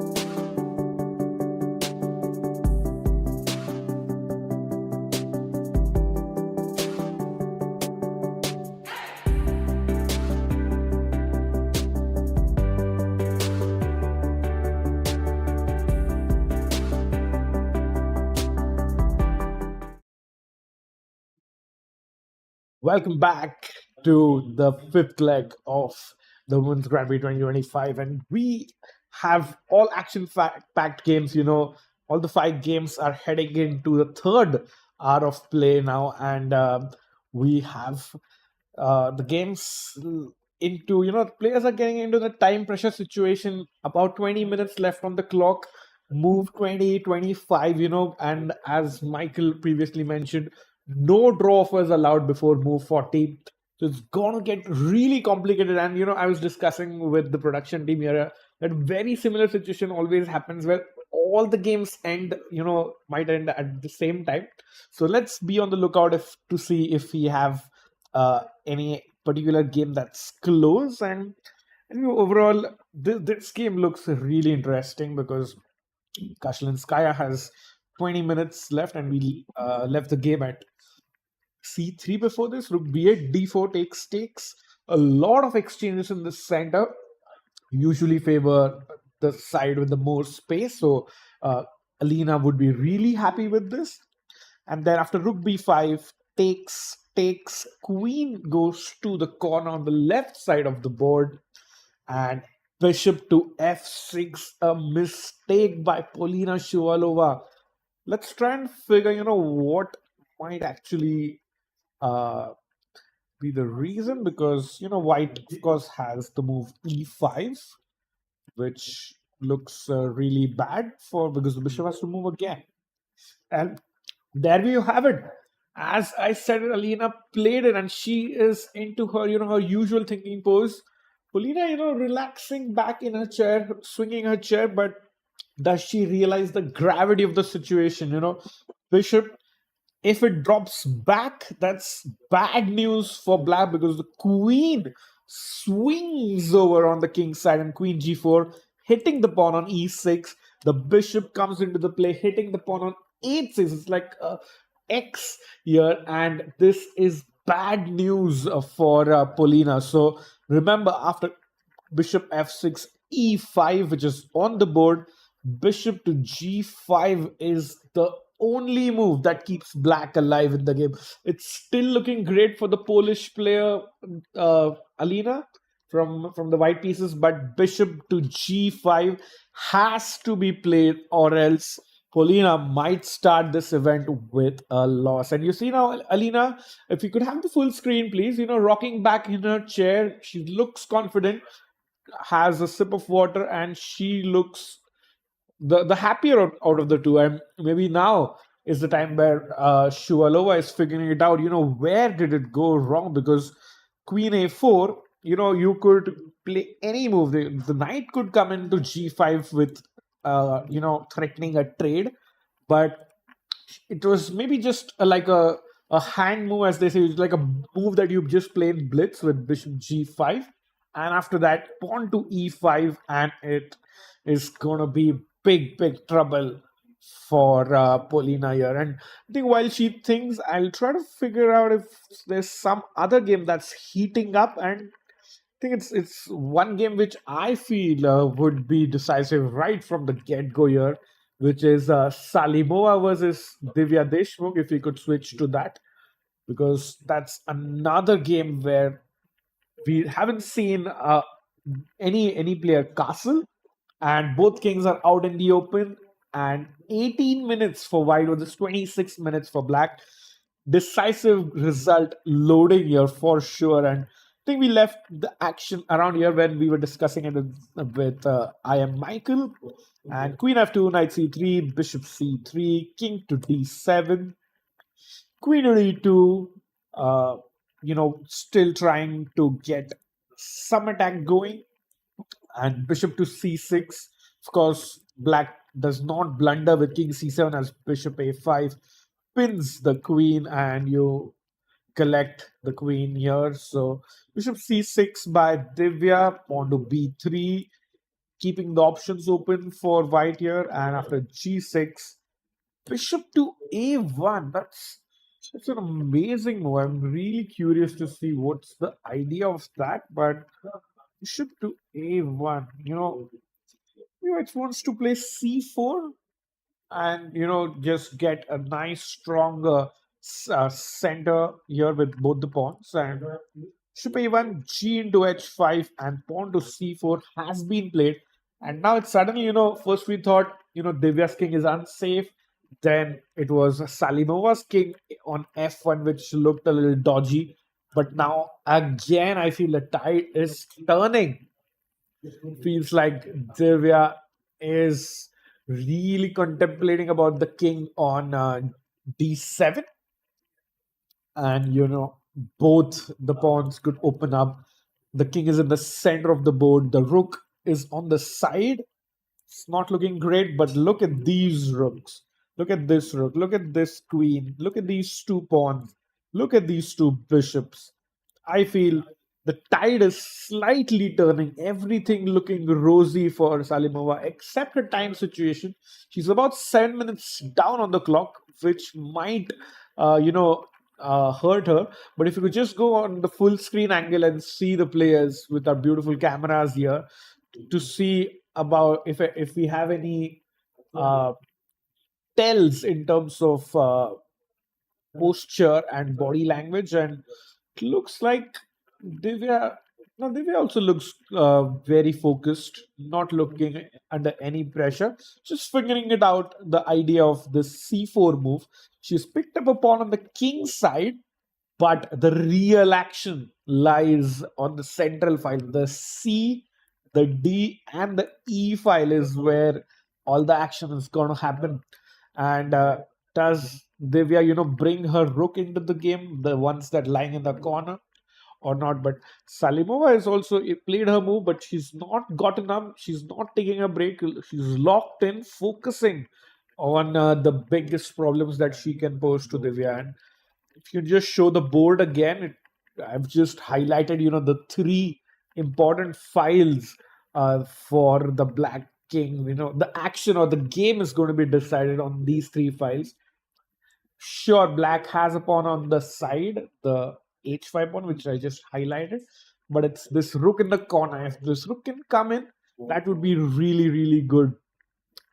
And Divya in the tank now. She thought for about 10 minutes on the previous move, and already she has burnt about 5 minutes of her clock, and 17 moves to go before the time control. That is on the 40th move.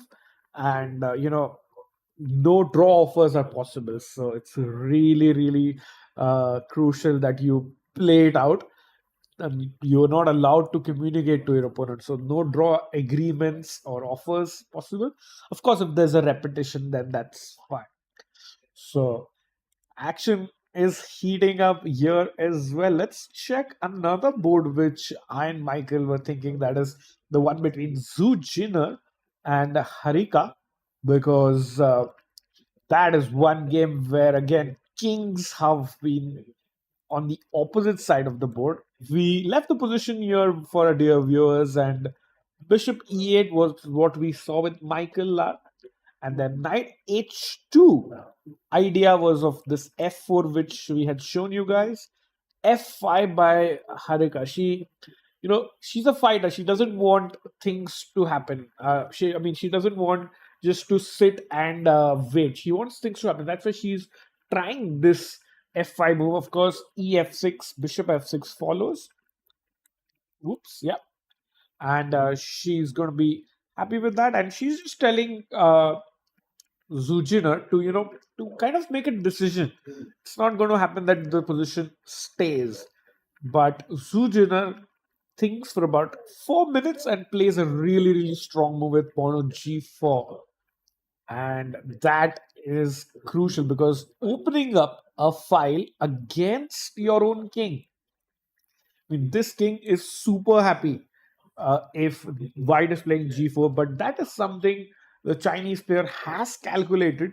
And after pawn to g6, king h1, king smartly steps out in prophylaxis, anticipating that this is the open file where we'll see all the action.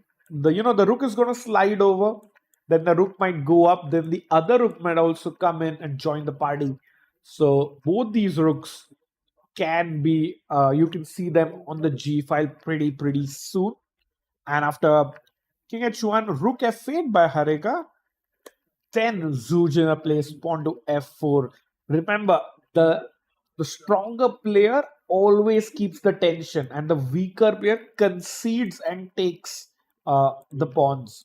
So it's like whoever is the stronger player and who wants to, who's in the advantage will keep the pressure, will keep the tension. You can see all these pawns on the right side of the board. They can be captured, but all of us, we always capture the first pawn we see, but not these strong players.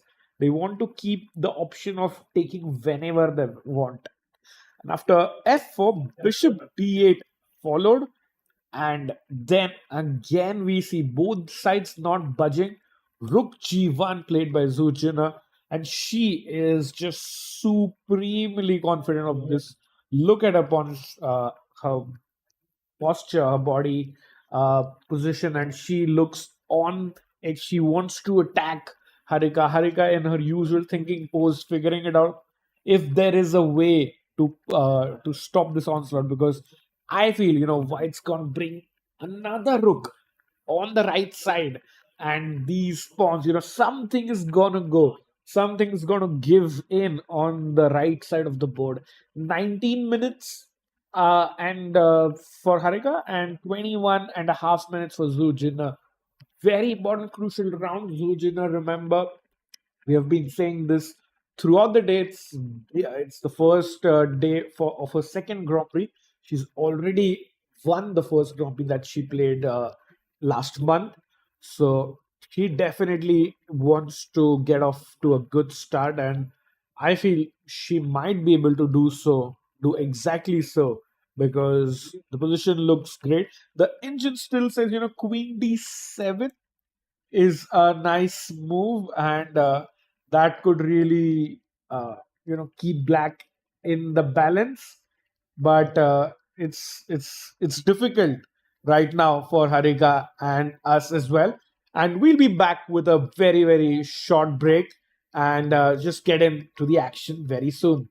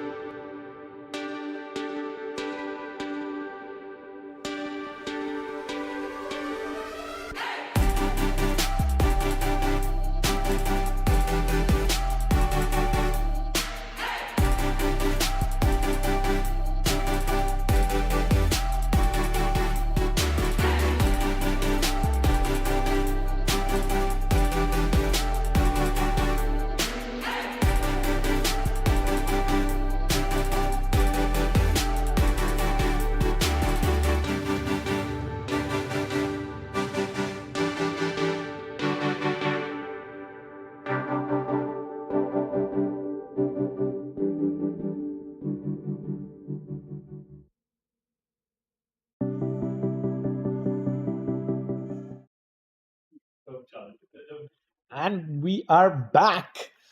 This action-packed game, all three results possible. You know, uh, what a game this has been, and what a opening day this has been overall. And big thank you to everyone in chat. And we have so many supporters here in the tournament hall as well. Can we show that angle, to our audience here? We have so many kids in the tournament hall as well who have watched to come these superstars play in Pune here in India. And as you can see on the right there, you know kids coming in just checking out the games of their favorite players, and a few adults there in as well. And of course, if you are in Pune, do let us know, and you can come over to the venue at the Amanora, in the Fern Hotel at Amanora town, and check out the games yourselves. And if you're lucky, get a photo, get a selfie with one of the stars as well. And yeah, we'll be back into the action because games are actually heating up. And let's check out Salimova versus Divya Deshmukh. Oh my god, so many changes have happened.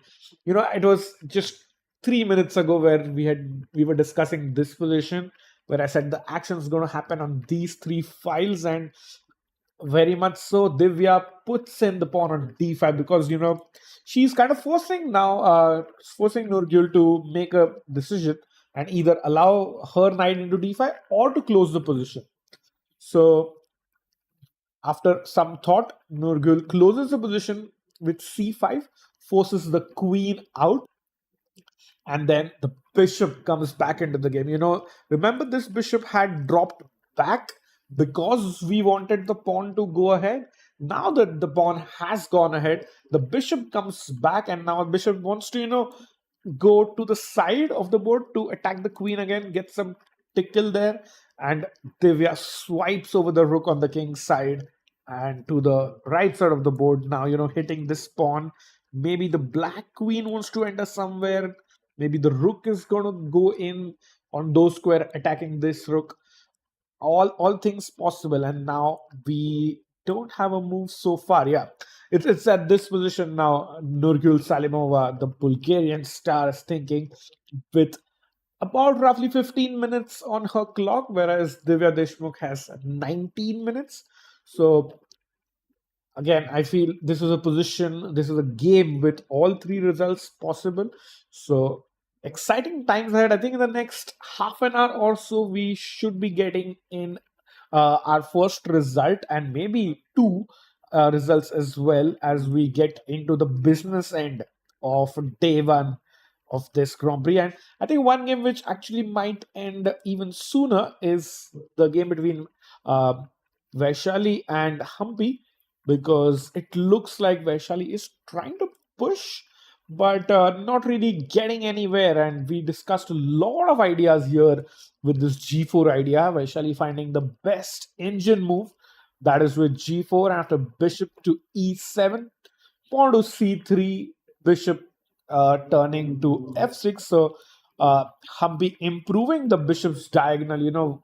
The bishop was not really eyeing or attacking anything on this diagonal. So the bishop just, turns back and comes onto this diagonal where it has a couple of soft targets here, and not allowing, black is not allowing the white pawns to move here. So after bishop f6, bishop f4 was played by Vaishali, hitting the pawn here. Pawn to c6. This could have been played, but the black rook also comes in. And after king goes up by one square, the rook comes in. And nice counterplay by Humpy, not allowing, white to just get everything. And after rook d3, rook comes here. And we see a little bit of transposition. You see there, black happy with the draw. Again, a conditional draw for there of some sorts. And we saw a repetition. And we have seen this position repeat twice now. So in fact, okay, rook e7 for 1, 2, and yeah, now in fact, there's an option for both players. If Vaishali plays bishop f4, it's already a draw, and then Humpy can claim it with rook e7. But otherwise, in this position, if the both players want, they can just play it one more time and agree to a draw, because we have the 40 move draw agreement rule where you cannot offer or agree to a draw in 40 moves unless there has been a repetition like this one. So Vaishali has 14 minutes. She'll try to figure out a way. If there's uh, some venom in the position, but looks unlikely now. The a5 pawn is definitely a weakness for this bishop, but I don't think there's a way, and she could have already gone for that pawn if she thought that was a good idea. So unless you play bishop f4, there's only one possibility that you go bishop to b6 and you hit the pawn. But I think Humpy has planned something like bishop to d8, challenging the bishop. And once you take, of course, I'm not going to take this because the white gets a free pawn on e6. So I would just recapture with the other rook, and this looks pretty even. So we'll wait for this. I think 12 and a half minutes. I'm really not sure if Vaishali is going to push here, and I'm just waiting uh, if we see there is some body language on the camera, but I don't think so, because it would be nice to get our first handshake or our first result on camera. So we'll try to keep our eyes out, and maybe even if I switch to the other games, a producer could tell us if there has been a handshake in Humpy and Vaishali's game. And on that note, let's check in. Oh, once is telling me there has been a change in the move. Bishop b6. And Vaishali says no draw to Humpy. Very good team, very good friends, very good teammates as well, play for India. But in this Grand Prix, it's everything for those precious Grand Prix points. So Vaishali says no thank you to the draw offer by Humpy and puts in the bishop on b6 like we discussed. Black has to go back. I don't see a move apart from this, because unless you go bishop d8, you're going to lose the pawn, and which might cost you in the end.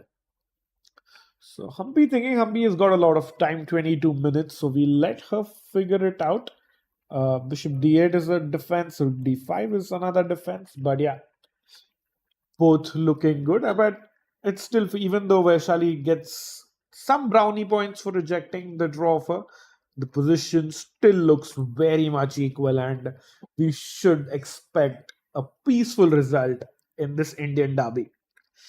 Let's have a look at the match between Munguntuul versus Salome Melia, because I thought this was heating up. Michael thought this was close to being very, very lost for Black if Black doesn't get in f5. And guess what? Salome, a very strong player from Georgia, gets it in with f5. Very good timing as well, because if you were going to chill, then White can, kind of stop Black from doing that. So f5, pawn takes, the pawn recaptures, and then queen h5, hitting the bishop. There can be some ideas of, you push the pawn, remove the bishop, and then swing the rook over on the right side of the board towards the Black king. And that might be an idea which Munguntuul is considering seriously after queen h5, bishop g7, and bishop b1. There you go. I was telling you, an idea like this. She's being very smart, very subtle, sneaky with her idea, because the bishop is doing the same work it was doing from this square or the square it's actually on. So the idea is simply just push the pawn and swing it over. And not sure if Salome has anything planned, but she plays pawn to e4, just kind of trying to block the bishop. Now, you could go in like this, but you lose control of key squares in the center. So, Munguntuul first place, pawn to f3, hitting uh, this pawn on e4 and forcing black to decide. If Salome takes the pawn like this, I think white was planning to capture with the rook and then swinging this rook. So there's no rook on the left side because our king side rook was much closer to the action. So that was an interesting choice by playing pawn to f3. And after that, takes has happened in fact on the board, and black is challenging the white queen now with queen to e8. You have no time to put the rook in because black will happily recapture the queens. So let's see what she does. I feel something like queen h4 is a possibility, and a move like by mistake if you touch the f4 pawn, it will be chaos because it's checkmate.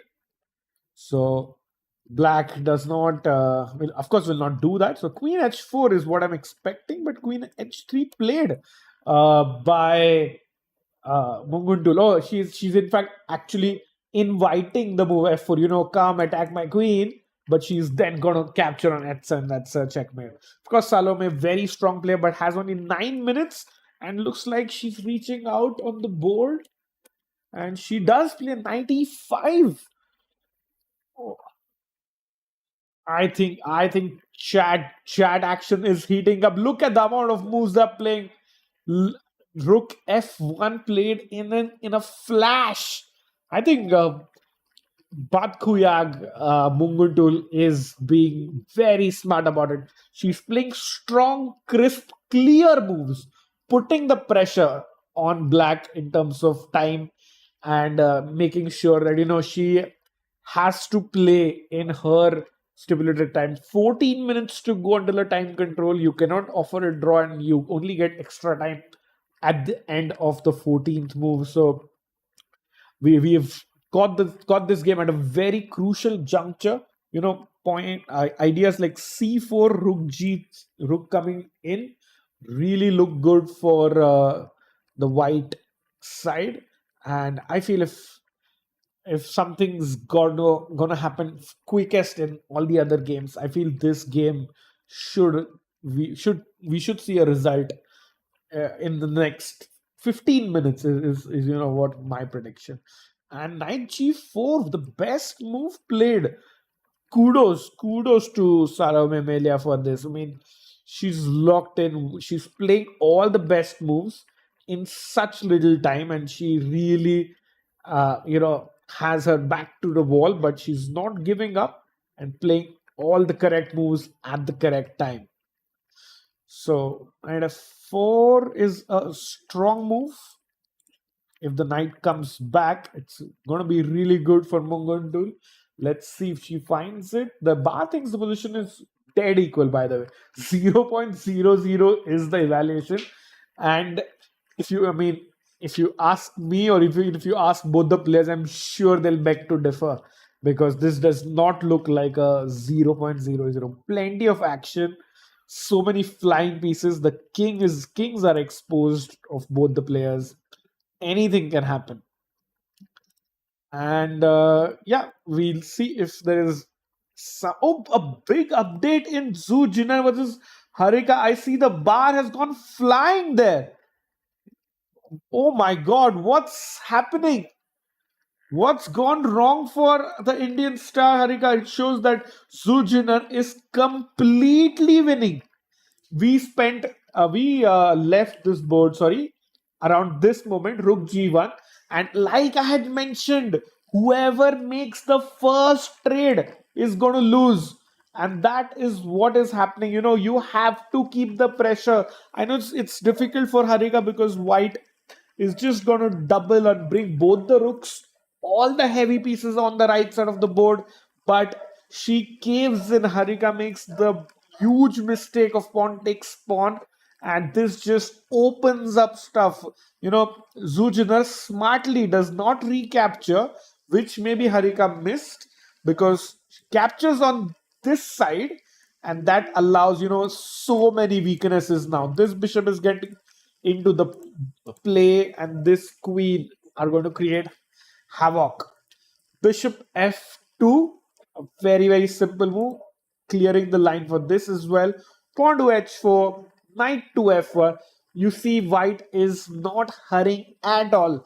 This bishop was on e3. The white knight will now come in from f1 to e3. That's the whole goal. And you see white has so simple activity. It's going to be very very tricky for black. Knight e7 defended, and we have this exact position. If we could go full screen please on the players, because of very crucial juncture, 5.5 minutes only for Harika.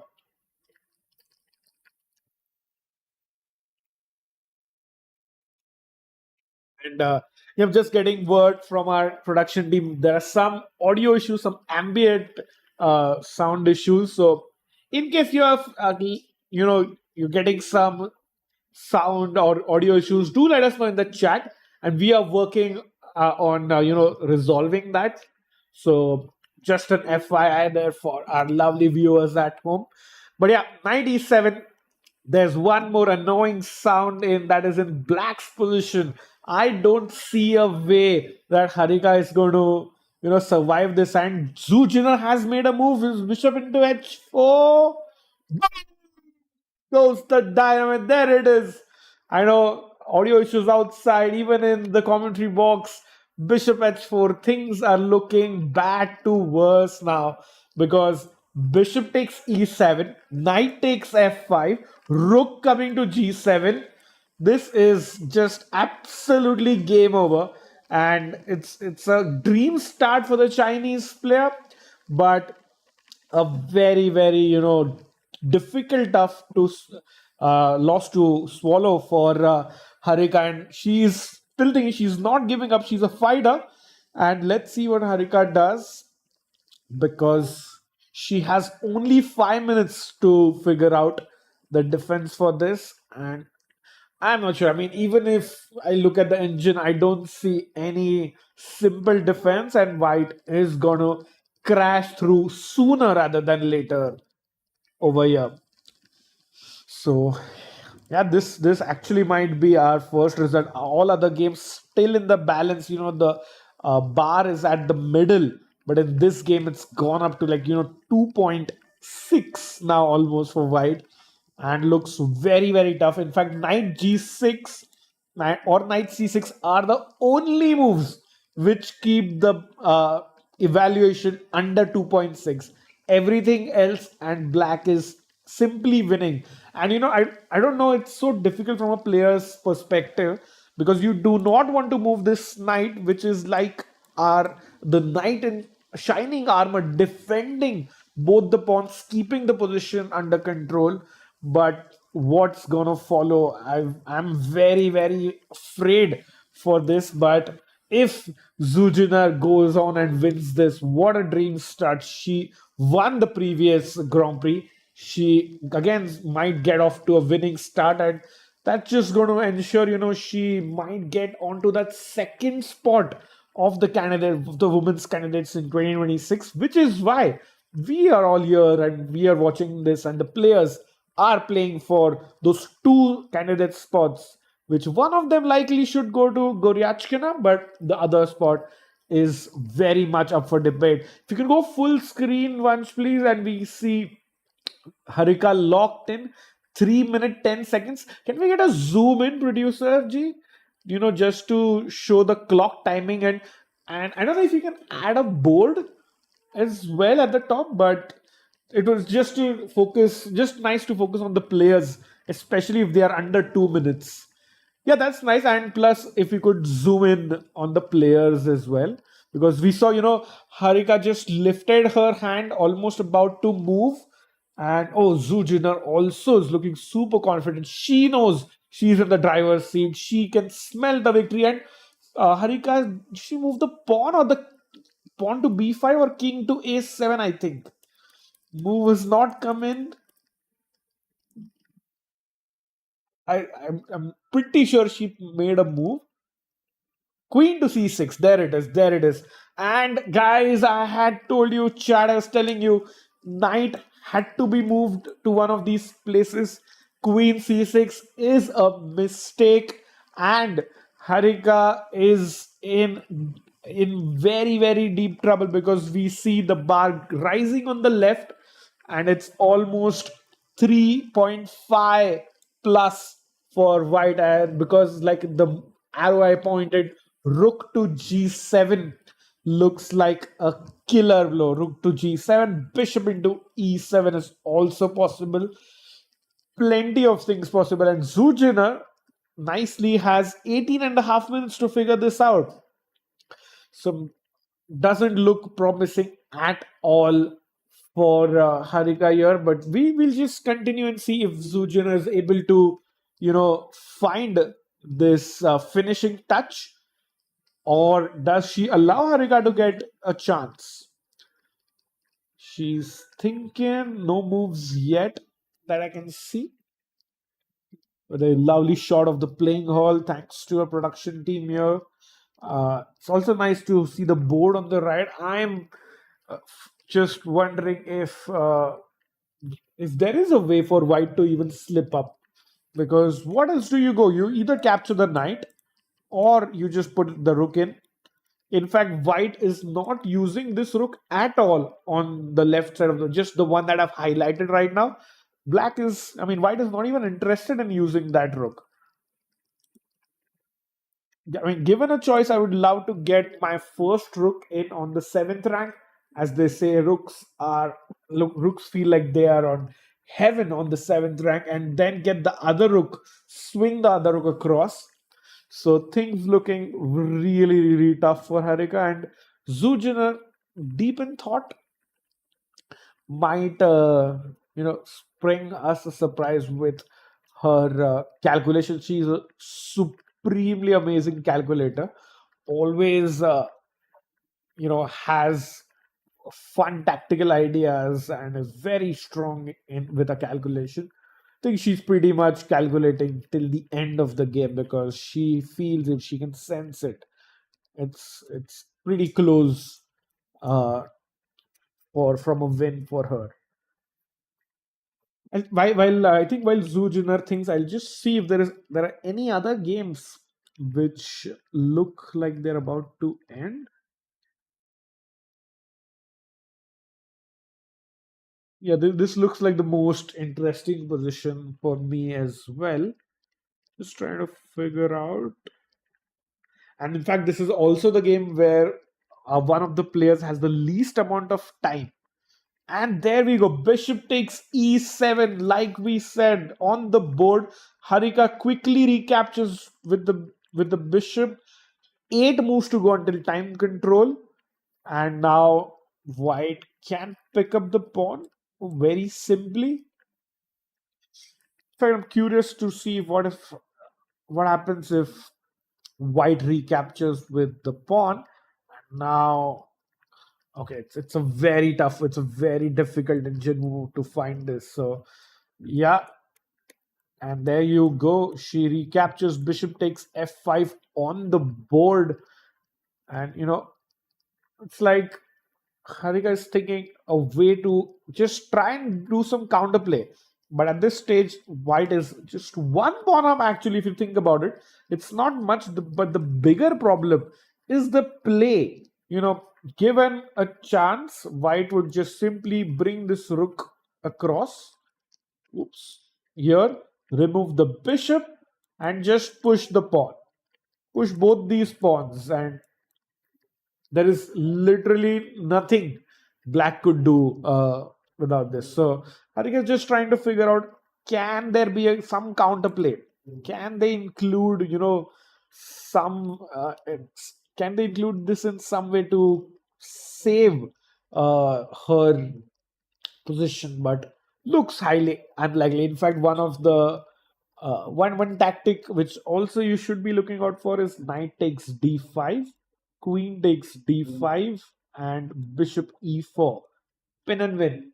I know it's not likely because knight d5 is a pin and black can capture an f5, but I'm just saying white should be aware of this. Just 2 minutes left for Harika. And chat, we might have our first result in very, very soon.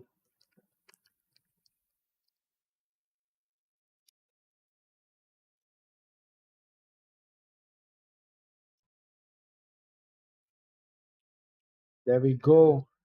Might see a move very, very soon. 8 more moves for the time control.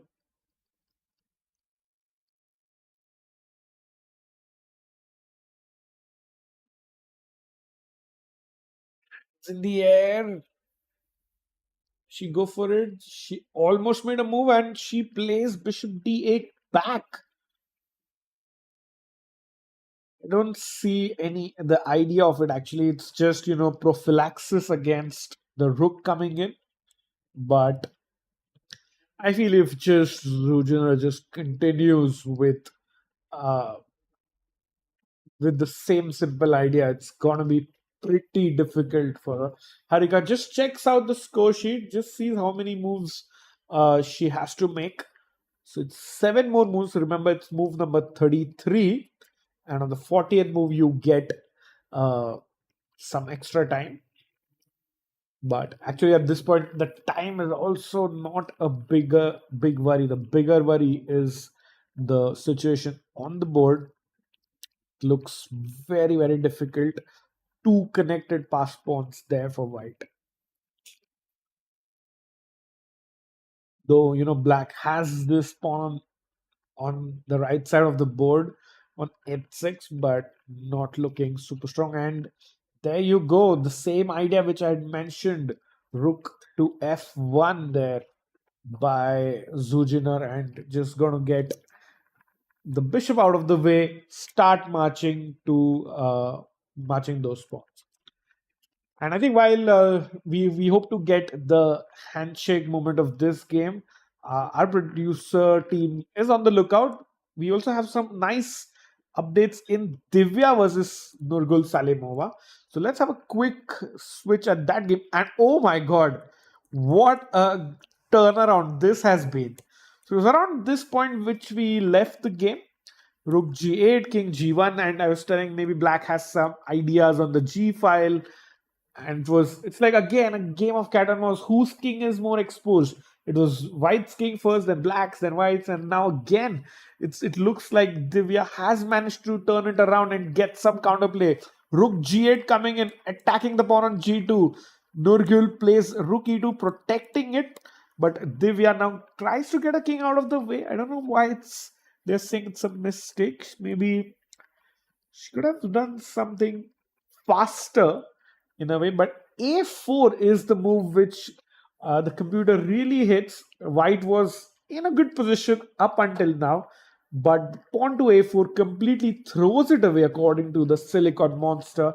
And h4, I feel this is the momentum shift, the turnaround that we are talking about, because pawn to h4, of course nobody's caring about that little pawn, but the main idea is now black can move his pony into the corner. Kind of counterintuitive because you want the knight to be in the center. But knight goes to h4, and then knight wants to come into f4, knight wants to come into g3. And that is going to be very, very tough for white to defend against. And in fact, if you capture the pawn, there might be some knight e4 discovered attack, because then the bishop is attacking the rook in that way. So let's see what happens. Pawn takes pawn by Salimova. Divya quickly recaptures, and rook takes h4 on the board, and then Divya goes boom with knight to e4.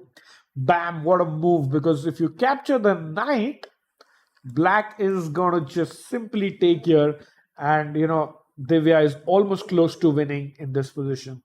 So Salimova predicts this and captures rook takes e4 in the center of the board, and after d4, f into e4 was another mistake. Bishop takes e4 was the only saving grace for white, and the only way with which Salimova could have maintained an equal position. But after pawn takes e4, which, as you can see, a question mark there. Black is in the driver's seat. Black has only one way to win the game. I'll let you guys figure it out. You can see the move here. It's screaming out loud to hit the g2 pawn. Let's have a think together, all of us. How can you? We already have two rooks against this pawn, and we want to create one more attack against this pawn, which I have highlighted. So it's not easy to get your queen in because the knight's controlling squares against the king.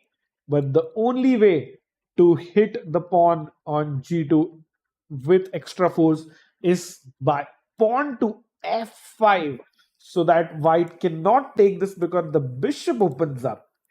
So pawn to f5 is the only move that actually gives Divya a win. So if you are a Divya fan, which I'm sure most of us are, we would love to see f5 on the board next up, because that is when she really gets an advantage for the first time in the game and kind of takes over there.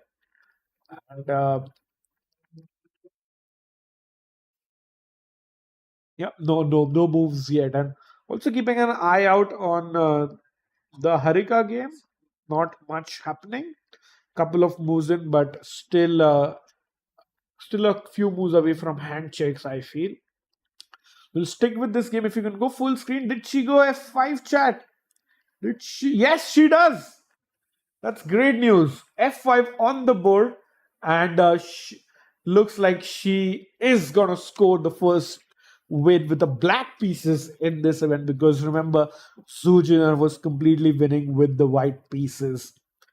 So let's see. She looks very focused, and remember, both the players are down to 5 minutes and 6 minutes respectively. If you could get the clock timings also, is there a way to get it on this scene? Because that's a very crucial element, especially in the as we enter the fourth hour of play. There's 3.5 hours of chess already done. Now is the moment where we actually can see plenty of results at once. And did Harika's game finish? No, not yet, because that's still going on. We'll date you once we have a result. But 6 minutes for Salimova to figure out a way to stop Divya from winning this, because pawn to f5, like I mentioned, hitting g2, the bishop's coming, and Divya is still an exchange up. She has a rook against a knight. So everything's pointing towards that, and it is finally Salimova's king, White's king, that got caught in the crossfire. And I think this was the most attacking game throughout, and it would be amazing to get Divya in for an interview if she manages to win the game. But we'll wait for that.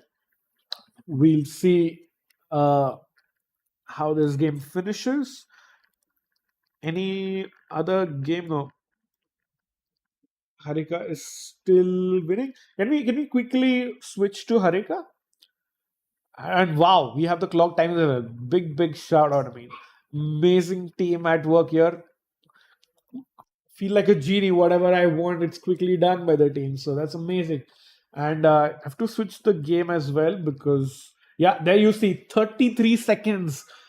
And I don't know if we can zoom in a little bit more. But and then she's gonna place bishop h7 is on the board, and just played with 22 seconds on the clock, because after that she got 30 seconds, and that's why she has 52 seconds, chat. 13 minutes for Zujiner just to calculate a way to end this game. And there's nothing fancy that you need to do. Just maybe queen h3, queen h5, trade the lone rook. Yeah, that's amazing. That's a great shot. Just trade the single rook, and then you still have a passed pawn. You still have the weak black king on a8. You still have the open files, and this is going to be pretty much game over. Feel, yeah, both these games might end relatively soon, but it's just Harika's game, which is, very, very close to the end. Tough start for the Indian player, but we'll see if Zujin is able to finish it off. Queen h3 or queen h5 are the games.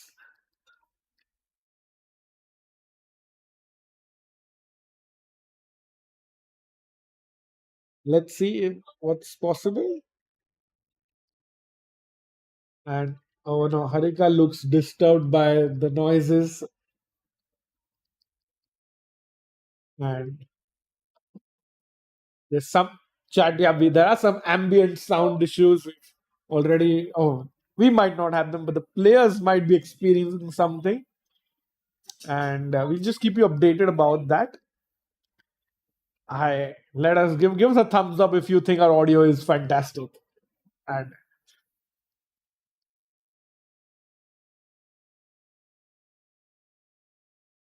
so yeah, queen h3, queen h5 if Zujiner plays. I think this would be GG's, game over. And in other news chat, by the way, Melia has taken over. We've seen so many turnarounds. Polina is suddenly better against Kashlinskaya.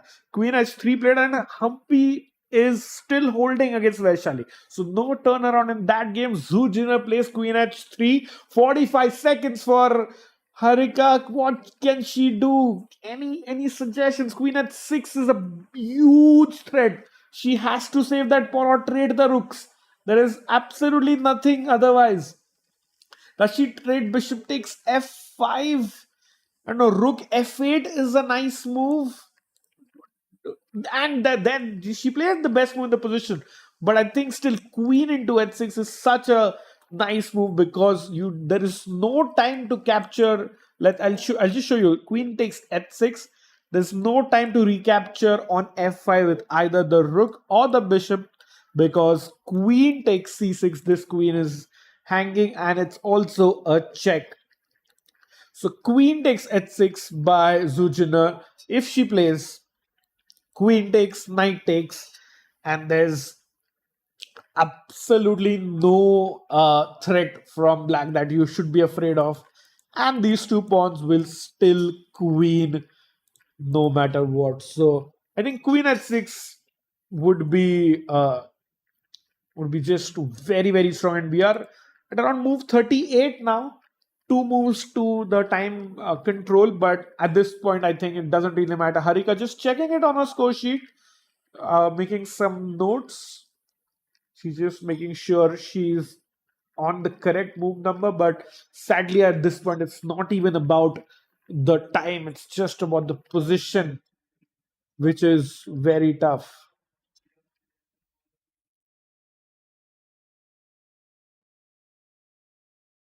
Let's see what Zujina does. She lifts her hand.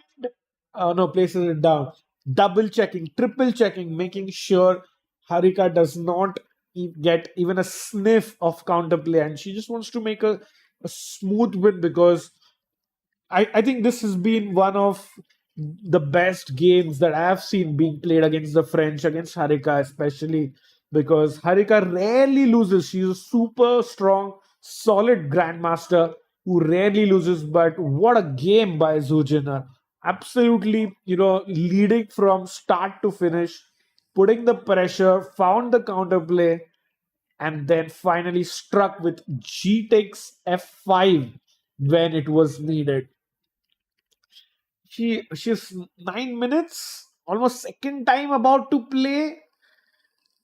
And there she goes, queen at 6, like we discussed, chat. Queen takes at 6. Bad news if you're an Indian fan, but if you're a chess fan or a Chinese fan, a Zujiner fan, you should be really, really happy and proud with the fact that how she has played this game. Harika just 30 seconds to figure out the last piece of counterplay. At this point, do you even take and play rook h8 somehow, trying to put the pin? She hovers her hand. Queen takes h6 played by Harika. Knight takes h6 should be the next move. And Zujiner has reached the time control, the 48 moves, so the draw offer can kick in, but pretty sure she's not going to be offering any draw. And Harika with 30 seconds. What does she do? What does she do? Bishop d3, the best move in the position again by Harika.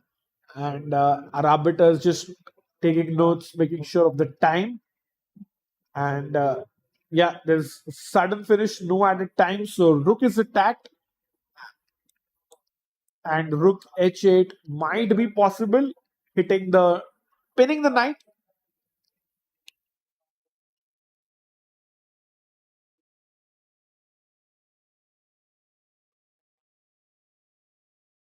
I think Zujin is just trying to figure out the best way. Rook f3 played. Just making sure if in case Harika plays rook h8, Zu wants to play rook h3 and support this knight and make sure that knight is not pinned. Okay, 40 moves done, but yeah, no added time for either player. It's just going to be a matter of a couple of moves before Harika actually throws in the towel, resigns in a game which was a very, very well played game by White, actually. Divya is also in a very, very good position. We'll hop on there as soon as we see handshakes in this one. 8 seconds, 7, 6, 5. Harika is going to play or she lose on time. Will she lose on time? 2 seconds, 1, 0. If our clocks are right, that's the time control. So she's not going to lose on time because she gets 30 minutes additional. But after rook h3, I think she played a move. She played a move. Bishop to e4 after rook f3, and I still feel rook h3 even now. Or rook g3, you want to go rook g8, but Zujiner quickly plays rook h3, and that should be GG's.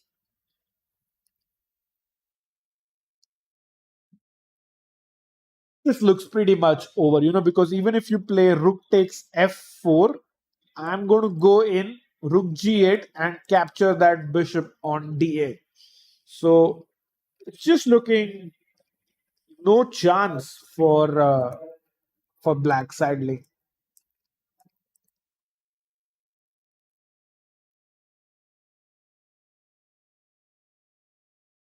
Lujana just making sure she's having a think, not missing anything.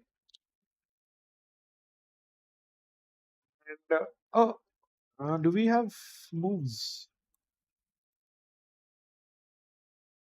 No. Rook h3. Yeah. Rook h3 was played, and it's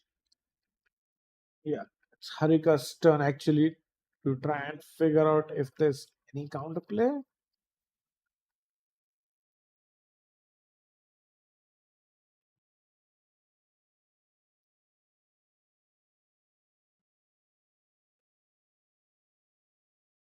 Oh, rook takes f4 on the board. So last throw of the dice, rook f4, rook g8. Of course, you can't even go rook f2 check because king g3, the rook g2 check is the rook on g8 is protected in this manner. So even that's not possible. So rook f4, rook g8 played quickly by Zujina, and I expect a resignation at this moment because there's absolutely no way for black to stay in the game. She's already in exchange down. The e-pawn is a passer. The bishop on d8 is a goner. And this should be GG's.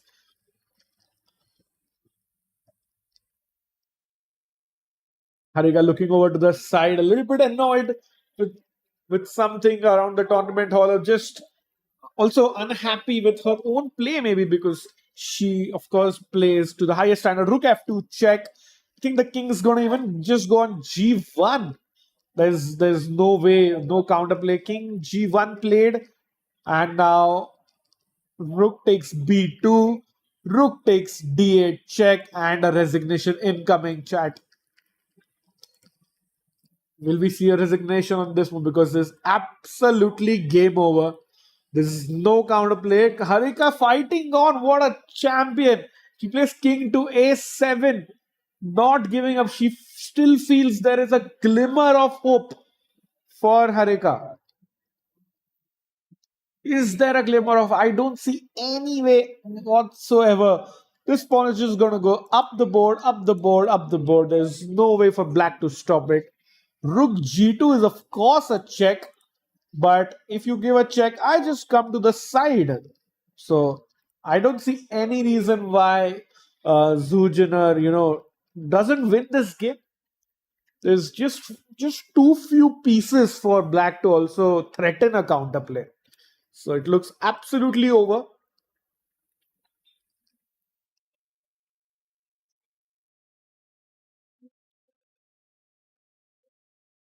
Let's see if any other game. Divya is very close to losing, so I wish to quickly hop into that game once this game is over. So as soon as we have handshakes, uh, producer G, if you could quickly go to Divya's game after the handshake. So let's just be ready with that scene. And Rook G3 played. Rook check. Now don't go King H2. That was a trap which Harika was hoping for. King, if you had gone there, the results are overturned and Rook H1 is a mate. But of course, Zujiner, a grandmaster, spots that, plays King F2 immediately. And now this should be GG's. I know I'm saying this for the third time, but it's actually should be game over. But Harika plays Rook B2 check. King goes up again. There's sadly no mating net or no mating idea. You need a massive blunder from white. Even that was maybe possible in the corner, but now because the white king is in the center, there is just no way for the king to be checkmated in the center. So I feel okay now. I know I'm saying this for the last 10 minutes, but Rook B3, Harika is not giving up. She is fighting till the last end. But do you push E6 here as white and calculate all that, or just go King F4, avoid all the calculation and just streamline to a win? Harika is just banking on, I want to either capture this pawn or capture that pawn and try to push it. Still a million miles away because white's pawn is already just has 3 squares left. So it's gonna be super easy. Zujana just making some calculations. Pawn to e6 on the board, and that doesn't sound good for Harika because it's just e7 and e8. Queen incoming. Rook c3 check. One last check. King should go up. King f4 on the board. And if Harika trades the rooks, then this pawn can be easily defended, which is the passed pawn. Otherwise, just pawn to e7 and pawn to e8 for white, and it's game over. Let's see, Zujiner about to score the first win of the Pune Grand Prix here, and Rook takes g3, King takes g3. With that, I feel it's pawn to c3 there, Rook c8, or you go pawn to e7. I think, wait, let's see. Pawn to e7, pawn to c2, pawn to e8. You can do that, yeah. You just ignore black's pawn altogether as well. Because then you will have a queen and a rook. So pawn to c2, pawn. Just a quick variation for you guys. Just give this check. King goes here and rook here is checkmate. Let's see what happens over the board. Pawn to c2. We might see the checkmate I just showed you, chat. It might happen that this checkmate which I showed you will be the last few moves of the board, and that might happen. We might see it on the board.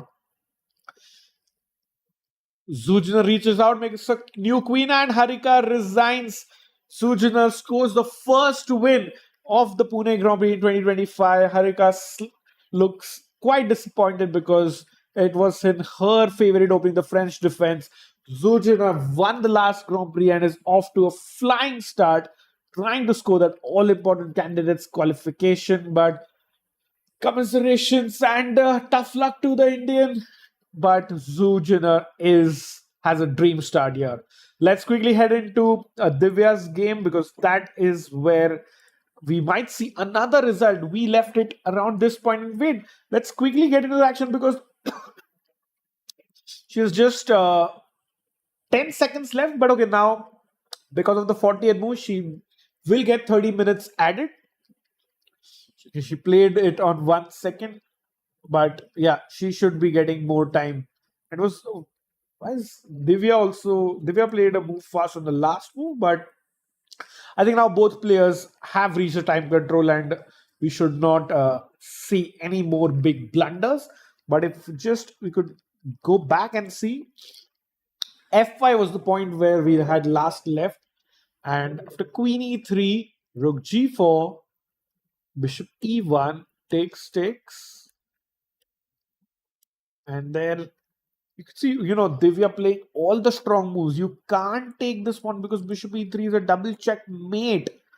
So powerful moves by the Indian star. And for king f2, bishop d5 is the move where the computer thinks it was a mistake, because queen c6 was the much stronger alternative. Actually it makes sense, because after queen c6, you want to throw away the bishop and then use your queen to enter on this long diagonal. But bishop d5, slight mistake by Divya, and then bishop c4. Salimova keeps chasing the bishop, and we just saw on the feed above me that she figured, okay, she might have saved the position, but with the time control, just gets up from a chair. It's going to take a little break, and now Divya is thinking on what she could do at this moment. And yeah, the first result is in chat in case you're joining late. Zoo beat Harika. Divya is pushing here. Polina is also pushing. And I'm just checking if all the games have reached the time control. Yeah, all the other 4 boards, in fact, even the result board which you had, made it to move 40. So all 5 games have reached move 40. That is where the fighting chess that we see amongst these top women players of the world. And because we've reached the time control, on that note, we will be taking a quick break, and we'll be back on the other side with our round 1 action after our number 5. Thank you, and we'll be right back.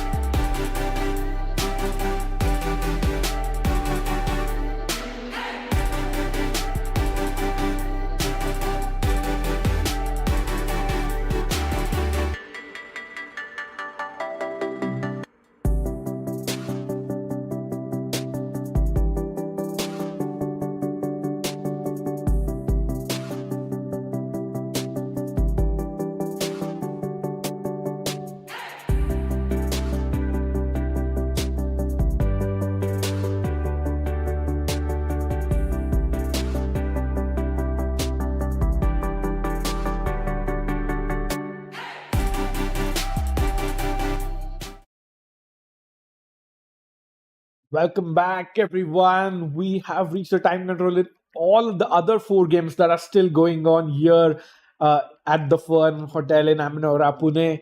Because after Bishop C4 in the game between Salimova and Divya, the local star, Divya is still thinking. We have about 12 minutes of thinking time from Divya's side at this moment, and she's trying to figure it out. She's trying to wonder what could she have done better. And if you just come back one move, chat, King F2, and here, look at the bar. Black is completely winning. Divya is plus 2.7. And it's the infamous 40th move, a mistake or a blunder that we have heard so often. And here, Divya quickly played Bishop d5, trying to reach the time control in a good position.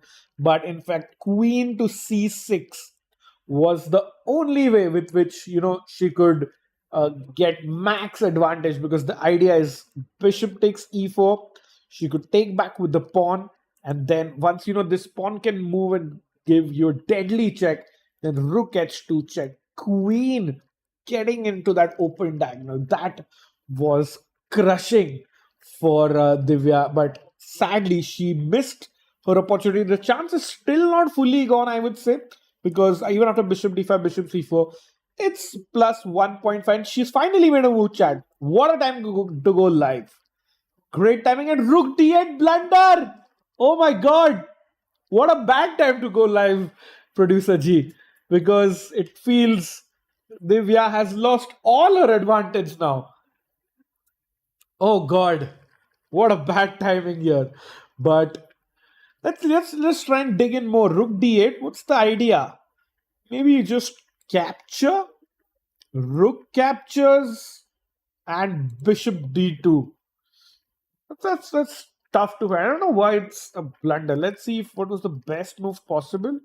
Was again that I think if you want to checkmate your opponent's king, activating your queen has to be important. Again, as the Silicon Monster shows us, queen c4, queen c6, activating the queen, getting the queen on this long possible diagonal, and threatening to enter with disastrous consequences for white, should have been played by Divya, but sadly she chose rook to d8, getting the rook from the open file to a semi-open file just so that she can take back rook takes d5.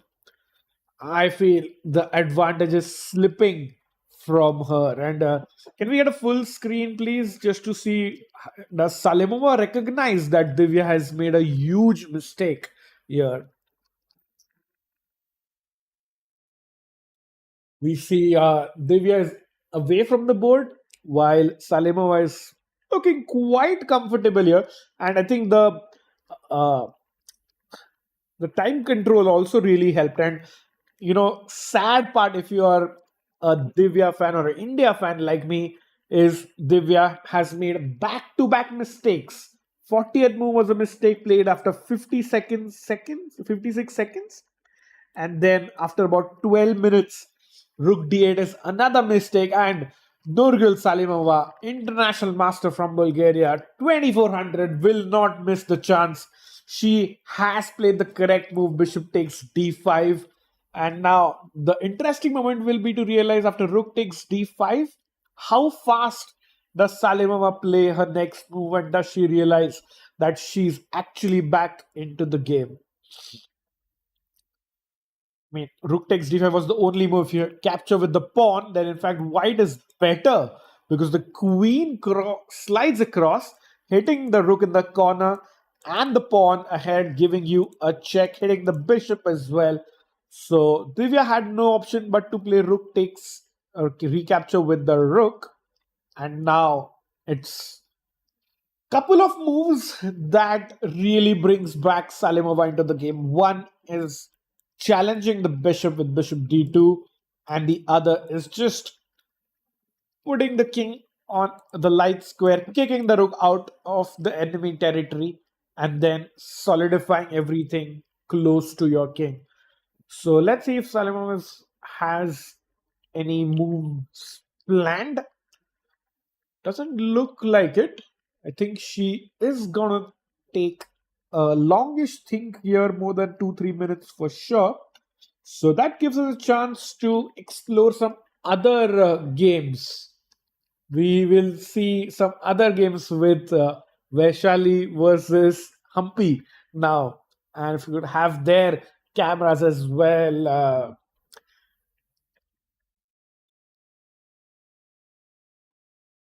So, oh, you see how comfortable Humpy is looking now. It looks like White was putting some pressure, but I think we left the game somewhere around here where we saw the sneaky draw offer, indirect draw offer by Humpy, but the bishop d8, rook check. A pair of rooks were traded. You see, black has a weakness and a half, but normally you need two weaknesses to win a chess game. These are just about enough, but the rooks never really got going for Vaishali, and so is the bishop. A lot of repetition here between the two Indian teammates at the Olympiad. Rook d2, king e6, protecting everything. Pawn to c5, bishop e7, king f3. Sure, I mean each of White's pieces are better compared to its counterpart. So the king on f3 is better than the king on e6. The rook on d2 is better than the rook on e8, and the bishop on e3 is better than the bishop on e7. But sadly, where are the threats? Like, where is the weakness? What are the squares? What are the weak squares that White can exploit or enter? Vaishali has a great position, decent time situation as well, but there's absolutely no way to make progress. The engines also say it's 0.00, so looking extremely tough, but very good defense by Humpy here throughout the game. And kudos to Vaishali also, not going soft on her teammate and her good friend Humpy, and actually putting her to the test, because this is the Women's Grand Prix. 2 seats for the women's candidates up for grabs. Meanwhile, any other game that looks interesting? I think I would love to see Kashlinskaya versus Shuvalova, because how the tide has turned. Boy, oh boy. Polina Shuvalova, what a player. She was, but not said down and out, but she was definitely on the defending side around here. You know, I remember when we had FIDE's international master Michael Rahal here in the commentary box. He said he just loves how Paulina plays, and she's such an attacking player and never count her out. I was saying, no, I don't think so. And boy, oh boy, he was so right about that. And like he mentioned, Paulina has managed to change the direction of this game. Let's see how Rook B1 still looks good for White. And takes, still looking good for White overall. She captures a pawn, but it's just White's activity. White's pieces are so well placed. Queen c4, hitting that pawn. Knight d8, you can see Black's pieces not very well coordinated on the back rank, defensive overall, but that doesn't stop Shuvalova from switching the fortunes. f4, queen went back, and it's around this time pressure stage where we saw some action. Queen a6, and now Paulina starts pushing her pawn with c4, rook c1, c3. Past pawns should be pushed. Past pawns are dangerous. And that is where I think Alina Kashlinskaya maybe put her guard down just by a little bit. And all these top players just need a sniff of an opportunity to get the ball rolling in their favor. King f2. You can see the last three moves by Paulina was c4, c3, c2. Just pushing her pawn and making sure this rook on c1 is blocked and has to stay there for the remainder of the game. King to e2, Alina trying to bring the king to use it as a defender, but knight to c6, queen to c4, queen to d7, blocking the king from coming in.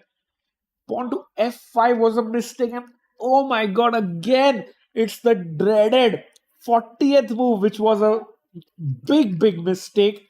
And Shuvalova missed a simple win for black with knight in the corner. I know they say knights on the rim are dim, but a very simple tactic, chat. I'll just pause a bit for you to figure this out, because knight a5. What if white captures queen takes e6? Isn't that a free pawn? So queen takes e6, queen takes e6, pawn takes e6. White should be back in the game, shouldn't she? Or do you have a very forcing move which gives you the immediate win? And okay, 3, 2, 1, and boom! That's right. If you found the move, knight to b3, hitting the rook, and if rook captures pawn, you capture back. That's GG's. So Paulina had a very simple move, but she returned the favor of the knight of the 40th move blunder by making a huge mistake herself with knight to d8, missing the win, allowing Alina back into the game. And after pawn takes, knight captures, queen e4, queen check, and king d2. It's like white is still defending, is on the ropes, but it's minus 1.7 advantage, and black should be able to convert with moves like rook c4 and queen a5 check. So Paulina definitely, putting the pressure, is very close to winning. And we'll see if the experience of Alina Kashlinskaya can help her to defend this game, or we'll see the youth prevail over Alina. Any other game heating up? Vaishali and Humpy has just remained the same. Salimova and Divya Deshmukh has also kind of remained the same. The rook has gone back in that one. We're just seeing Kashlinskaya versus Shuvalova. And lastly, let's also check in on Munguntuul versus Salome. So our roundup is complete against all sides. Oh, yeah, this was so interesting. Like, we had last seen it here, chat, because the queen h3, I felt white's gonna get a strong attack, but it doesn't look like it. In fact, it was black who managed to get some counterplay, get some defense as well, and black was completely better here. Pawn to f4, rook g8 coming in, but missed her chance. And after this, a few moves in, and we see bishop f5, white won a pawn, but will that be enough actually? Remember, they're still opposite color bishops, so it's white has 4 pawns against 3 of black, but the problem is these are opposite colored bishops, and endings with opposite colored bishops have a big tendency to end in draws. So I don't think Munguntuul's advantage is that decisive, but I feel if anyone's going to win in this position, it's going to be white. So I think she's going to play till the end like she should, but it's going to be easier for Salome to defend in this one versus uh, the earlier positions that she had.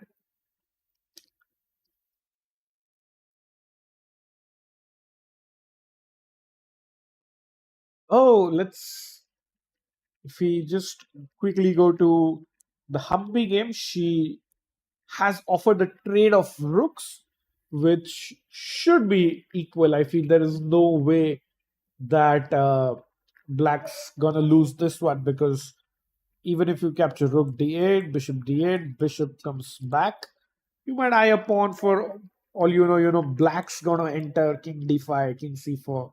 So let's say you play with the proper technique.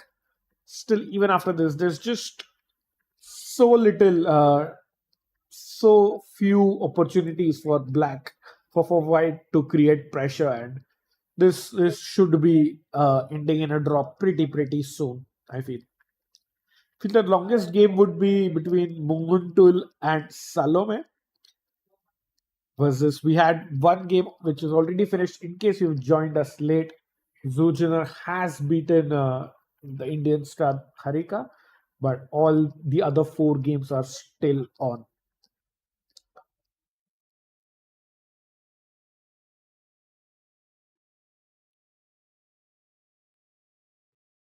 All the players received about 30 minutes as they reached the time control, and it's about an hour or so from the time they've got it. So in about 30 minutes, we'll see another big time pressure phase where we'll see a few results come in once again, and we always see players blundering more towards the last 4 or 5 games in time pressure.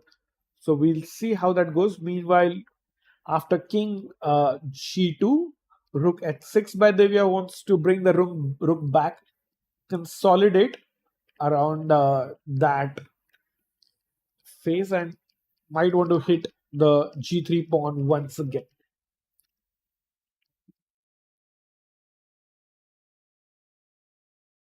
Salimova thinking she also, this was an amazing pick to be the clash of the round, and so far it has delivered. Let's see how this one ends, because plenty of interest around this one. In fact, incidentally, this was also the YouTube thumbnail that you see for our stream today was of this matchup itself. So that's interesting. Just checking if any other moves are coming in. I don't see much. No moves in on the other boards. Though, okay, an update is Humpy and Vaishali, did they actually trade rooks? Yeah, they have. They have traded rooks. So this game should end in a draw, likely in the next few minutes.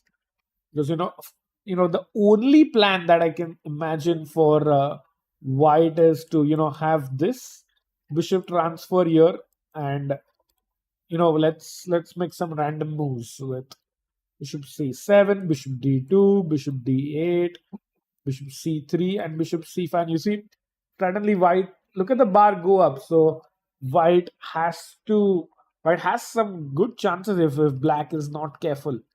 And now you hit it with f4. So this is what Vaishali will try to do. But if you're a Humpy fan, let's see how you defend against it. Bishop d2 and bishop d8, already it looks pretty bad for Black. So once even here, in fact, after king e4, the only way possible for Black to lose is if these two pawns are on the same diagonal.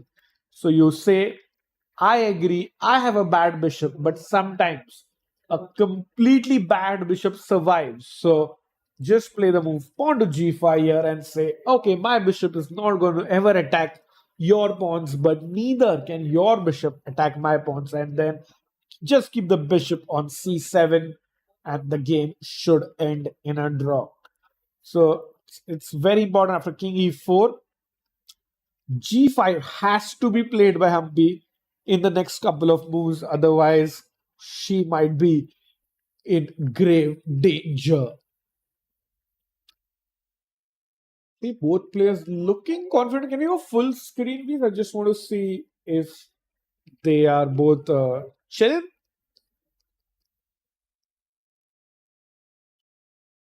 Yeah, I feel fairly chilling, both of them. Vaishali rocking the Vaka logo there, and Humpy with ONGC logo. But yeah, she's just calculating some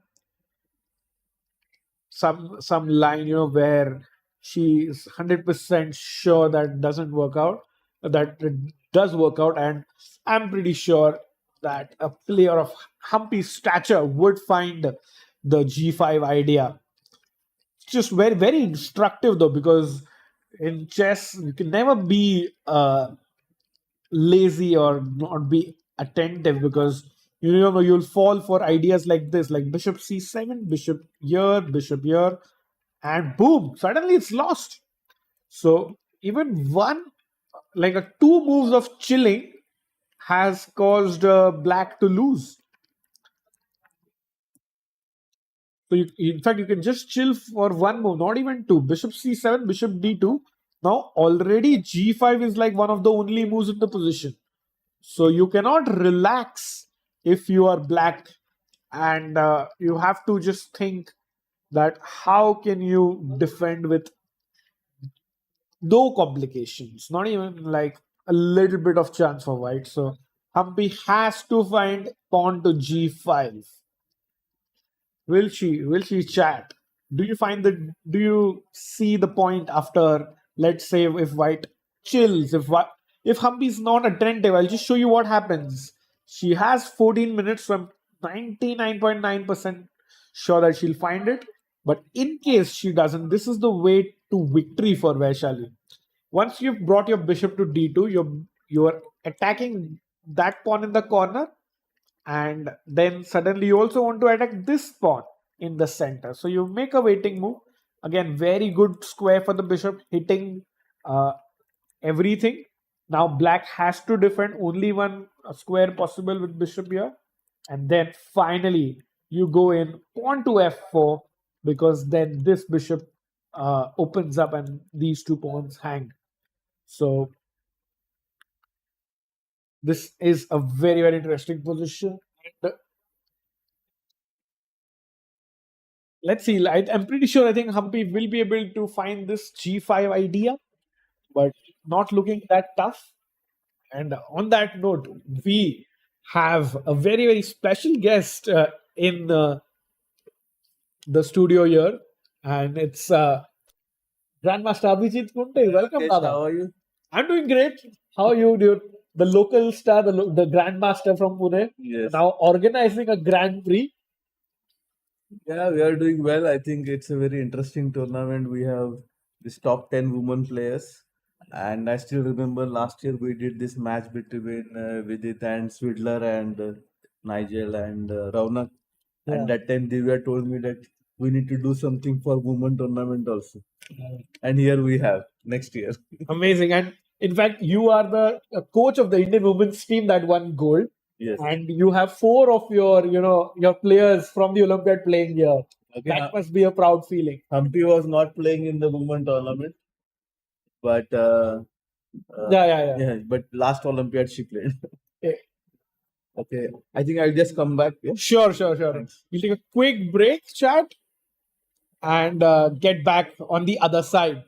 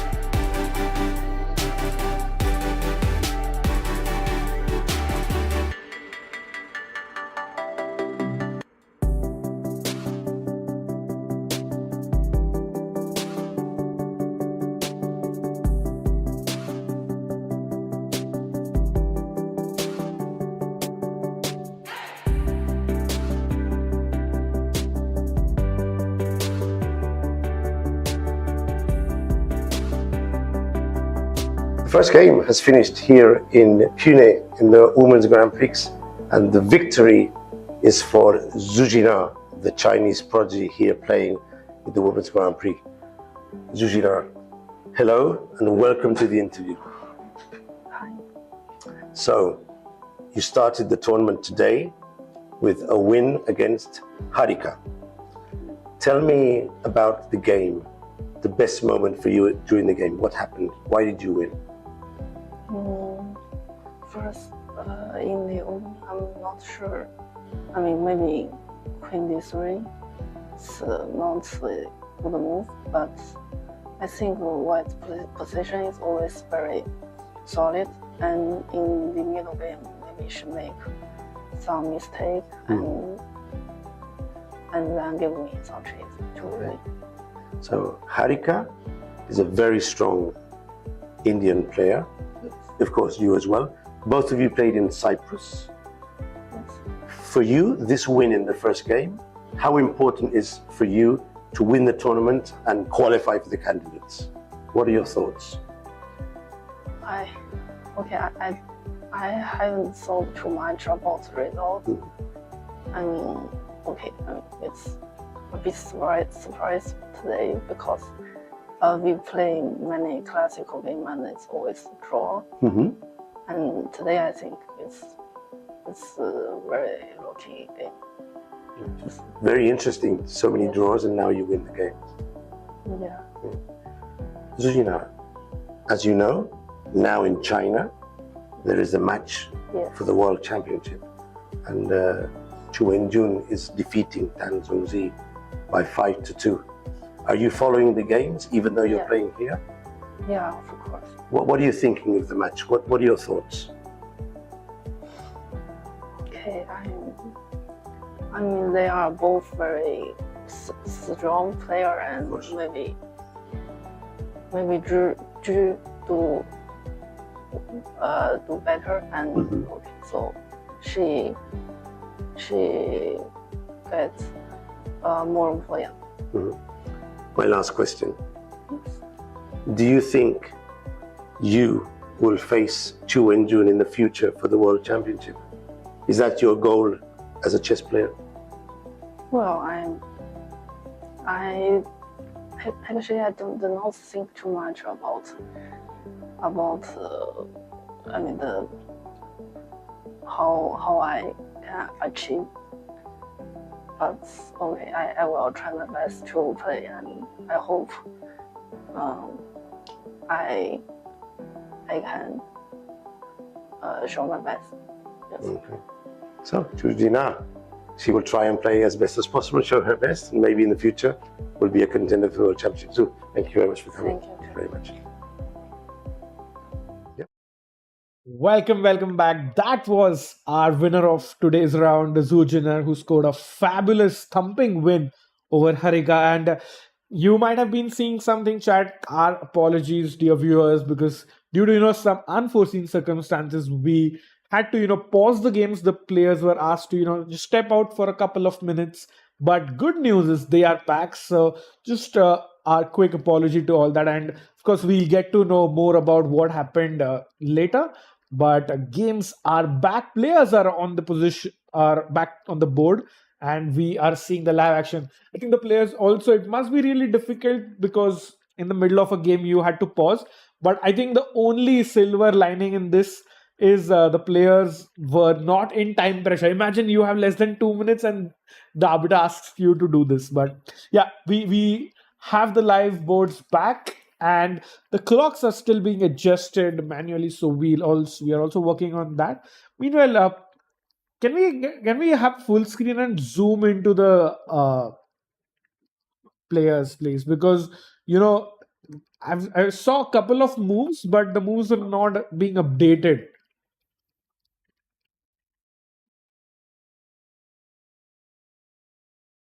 So do we have a zoom in possible?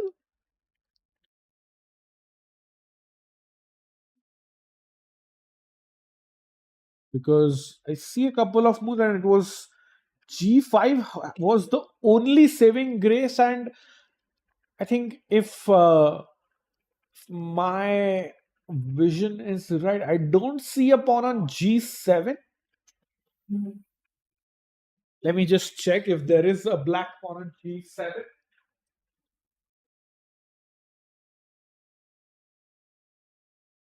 Yeah, looks like Humpy has moved. Yeah, that's perfect. That's perfect. So thank you to our producers for this camera angle. Let's stick with this angle. As we can see, the bishops have been traded. It looks like uh, the game should end in a draw. Vaishali has this pawn break on b4, and apart from this, no real threat. It was a bishop end game, if you guys remember, but after that little pause, we couldn't get the relay quickly for the DGT boards. But games are live, the players are in action. We will get the exact PGMs very, very soon. Our team is working on it, but bishops have been traded, and it is Vaishali's move, as I can see. White should try the pawn break with pawn to b4, I think. And we can expect some action over there. I don't see the games being updated yet. DGTs are a little late coming through, chat. So once again, apologies for these technical difficulties we are facing. Typical day one. And I think games are live. Let's get into it. I can see the updated positions on the board. I'll quickly show you how we got there, chat. As you can see, king to e4. I was telling you about this pawn to g5 idea. You know what? One of the best Indian women players in history goes up a notch and plays the amazing bishop to g5. So it's not just I'm waiting and I'm going to defend for 2 more hours. Humpy plays the best move in the position to force. Now Vaishali's bishop has no square. Vaishali has to trade the pieces, has the bishops, and after that, it is just no way possible. And white can't progress on the king side, the right side of the board. So she comes to the queen side, to the left side of the board, and try to get in a pawn break. And as you can see, a little bit of tickle. She knows b4 is not going to work. So king in front of king, a distant opposition, and Humpy has managed to save the game. And we should be seeing this game ending in a draw very, very soon. Producer Chief, we can go full screen because handshakes should be incoming in the next couple of minutes. A little bit of zoom in this one because we should get the last moments of this game. King to c3 by Vaishali. King comes back, a little bit of tickle back and forth. And there you can see Vaishali is going to offer the draw, and draw it is. A good game, a good defense, good by Humpy, good pressure by Vaishali. But these teammates and good friends have ended the game in a draw. What a game, good fight overall, and a delight to the local fans and all of you online enjoying this spectacle of the two of the strongest women players from India. And yeah, no, that didn't happen, chat. That was just the arbiters placing the kings in the center of the board, which indicates it's ended in a draw. So white king on e4, black king on e5 means the game has ended in a draw. So second result of the Pune Grand Prix coming in, Vaishali versus Humpy ends in a draw. Let's have a quick look at one of the other games between two foreign stars here, Munguntuul versus Salome. And all the four pending games were taken a quick break, but now we see this bishop and knight endgame with opposite color bishops. So high chances that this game ends in a draw, and we should be seeing black just go bishop c7 and bishop takes a5 is threatened. So after bishop c7, knight c4 only move. The only factor which can kind of disturb Salome is the fact that she has less than 2 minutes left on the clock. But pretty sure this game should be a third result of the day with our second draw incoming. So 2 games up. I hope we will also have the results tab at the end of the if, of the day with all results together. I hope we will have that very, very soon. But yeah, Salome plays bishop to c5.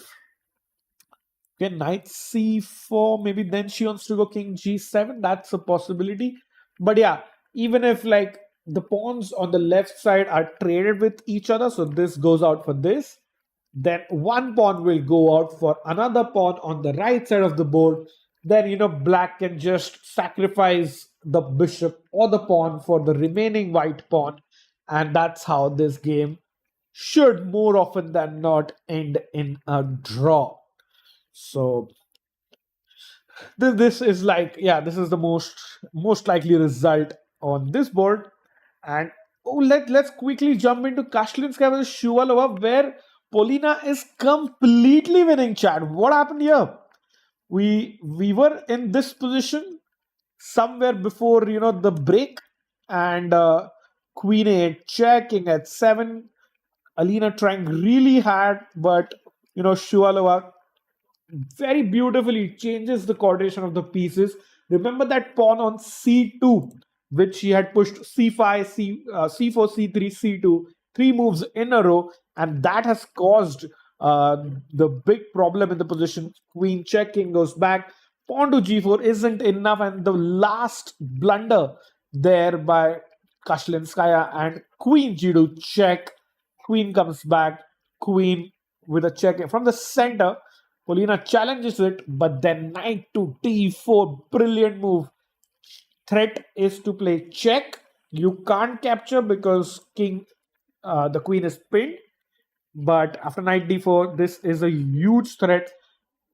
Kashlinskaya tries king e1, but Polina replies with queen h1 check in the corner.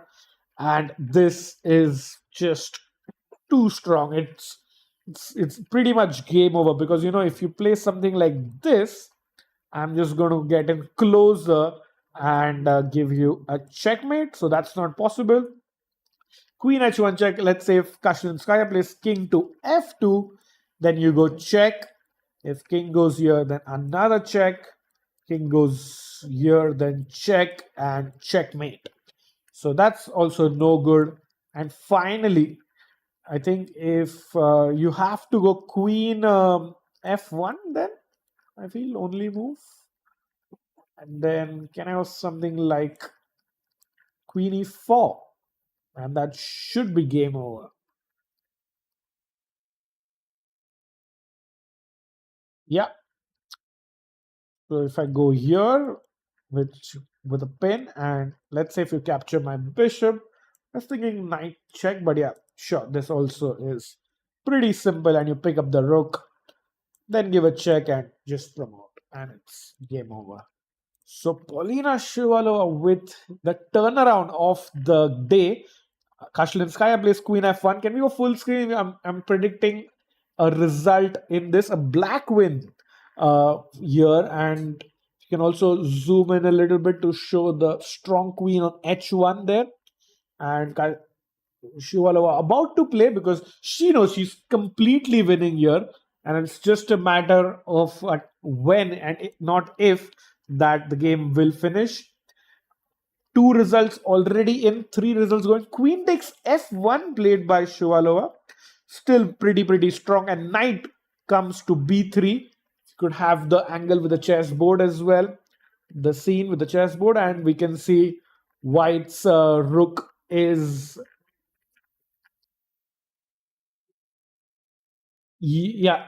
And also if you could have our chess.com board as well on the side, just to show it to our viewers that why it's so bad for white, because black is going to capture, and then just it's going to have a rook for a bishop.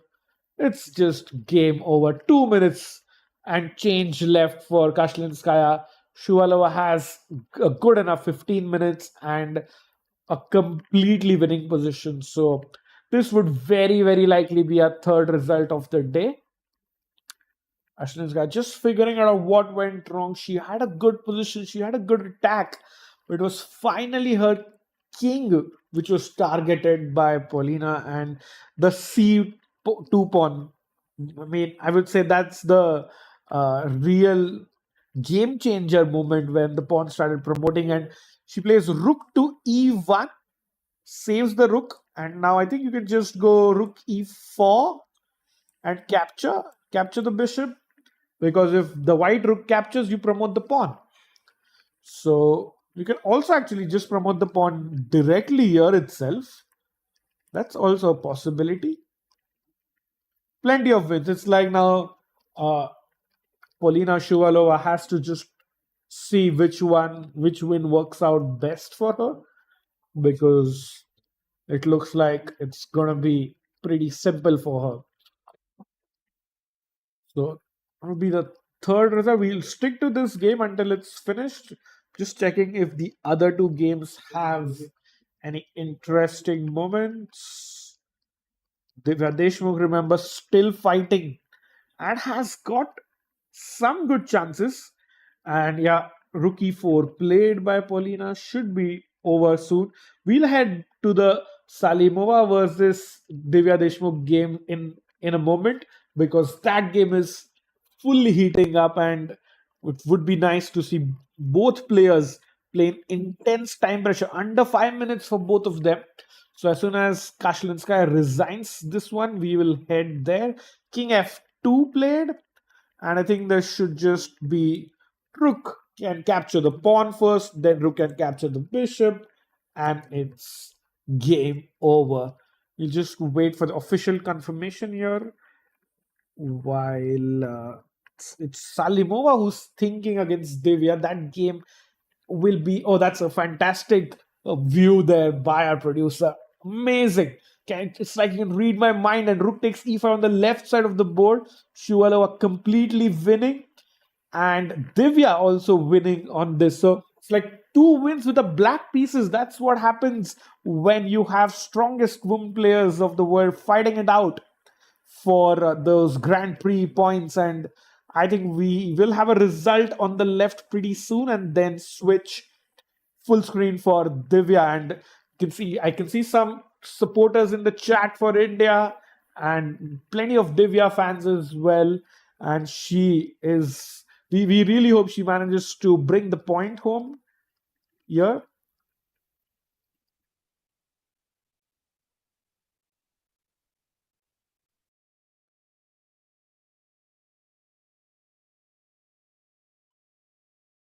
Remember, 3 games remaining, 2 have been completed, and the next 2 most interesting and crucial positions are on your screen, chat. Wonderful overlay of the FIDE Women's Grand Prix 24-25 with all our amazing sponsors down there. Will we see an Indian player win today? All hopes on Divya Deshmukh after Humpy and Vaishali drew versus Harika lost. I see a move by Nurgul Salimova, and it was not a great move. So things are looking really good for Divya here on the right side of the board, and I think Kashlinskaya would just run out of time pretty soon. She has just 30 seconds left. 30 seconds isn't good enough. Let's have a full screen on Kashlinskaya's game, because I think she's about to resign and throw in the towel. Rook takes e5 played very nicely by Polina, ensuring good technique here, because now whatever you do, black can h4, doesn't matter. Black is going to capture the bishop. Oh, king h7, that's even better. She doesn't even look at her opponent's move. She's just going to capture the bishop and then promote her other pawn. 30 seconds for Alina. Pawn to g5, and rook takes e3 coming in at any moment. Pretty simple tactic for Polina to figure. She's just double checking everything, and we should have our result. And there you go, boom! Rook takes e3. You got to capture with the king or the rook. Doesn't really matter, because black is going to promote the c2 pawn. And resignation incoming in this. Nice win by the former World Junior Girls champion, Polina Shuvalova, originally from Russia, but now plays under the FIDE flag. And a very nice tactical finish here, ensuring, she gets a very good and important win over her good friend, Alina. And yeah, just last 15 seconds should see a resignation pretty soon. G6 check, last throw of the dice. Oh, that's an interesting point because if you go king back, you have to capture the pawn, remember? If you could show the chess.com board in this or in any other view, a nice important point is if you go back with the king, and there we have it, result on the board, Polina beating Alina Kashlinskaya with a nice attacking win with the black pieces. And yeah, I was just showing you on the board a very crucial point of being alert till the end. Alina Kashlinskaya knows she's lost. She's almost a grandmaster. She knows when a position is good or bad. Flicks in a last pawn check, just hoping her opponent misses it. Because if you go back with your king, suddenly you capture the rook, and now there is no time to promote because you will be checkmated in the end. So very, very nice try, a last throw of the dice by Alina, but Shuvalova simply captures the piece and it's game over. On that note, let's quickly head into the other game between Nurgul Salimova and Divya Deshmukh. Very, very interesting position. And what a moment to get in as we see Salimova has made a mistake. It is completely winning, chat. Let's go, Divya OP, if you are supporting her, because queen to c6 has been played. That's the best move, pinning the rook in a way, and now it's minus 3.5 for her. And it would be amazing to have her in the commentary box if we win. So it would be nice to check in with Divya and get her thoughts on the game. And let's see if there's any way for Salimova to defend, because this pin is nasty. Pawn to f3 check is coming in. The white's king is in a big pickle. The rook on e4 is misplaced. Under 1 minute for Nurgul Salimova, and Divya Deshmukh looks like she is going to enter day 2 with the joint lead alongside 2 more players. You're actually hoping for an Indian win here in the Indian Grand Prix, and it looks like Divya is about to bring that in, because there's no way for the rook and the queen, you can see on that diagonal, to actually sustain in a way. And Salimova trying to think if she can get some tactic or some calculation in, but just looks super, super strong for black. And if as white you don't do anything, even this pawn check is going to be very crucial. Let's see, 7 seconds. She takes G takes f4, and now plenty of moves win. There are 4 to 5 moves that don't throw away Divya's advantage, but the simplest is just rook captures the pawn, get the rook out of the way, sacrifice, temporary rook sacrifice, and if doesn't matter however white captures, then we give in a check, capture the opponent rook and get it in, because the rook and the queen are super strong and it's going to get pretty difficult. Divya is still having a think.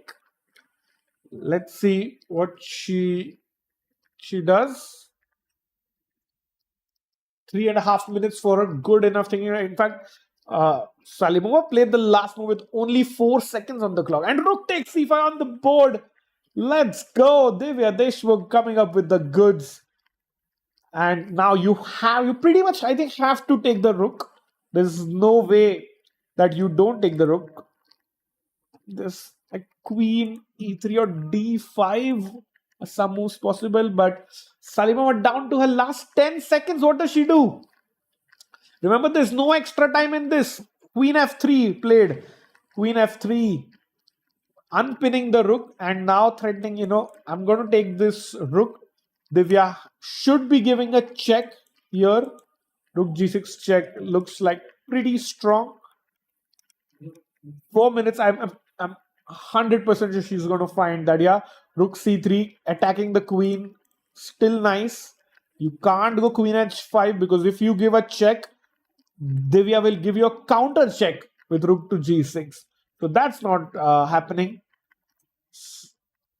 How do you save the queen? Where do you save the queen? Salimova has so many questions but so little time. Look at the bar, it's -5 in Divya's favor.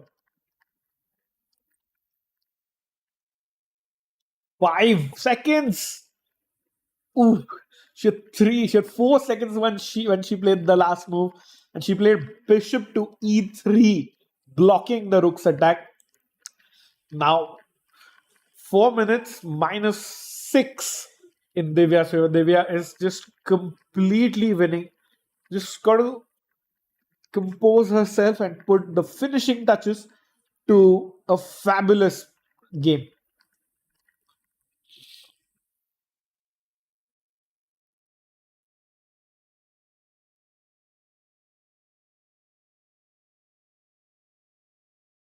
I think a very, very good line would be just like rook g6 check, king. I mean, yeah, let's stick with the game. And she played queen to d5.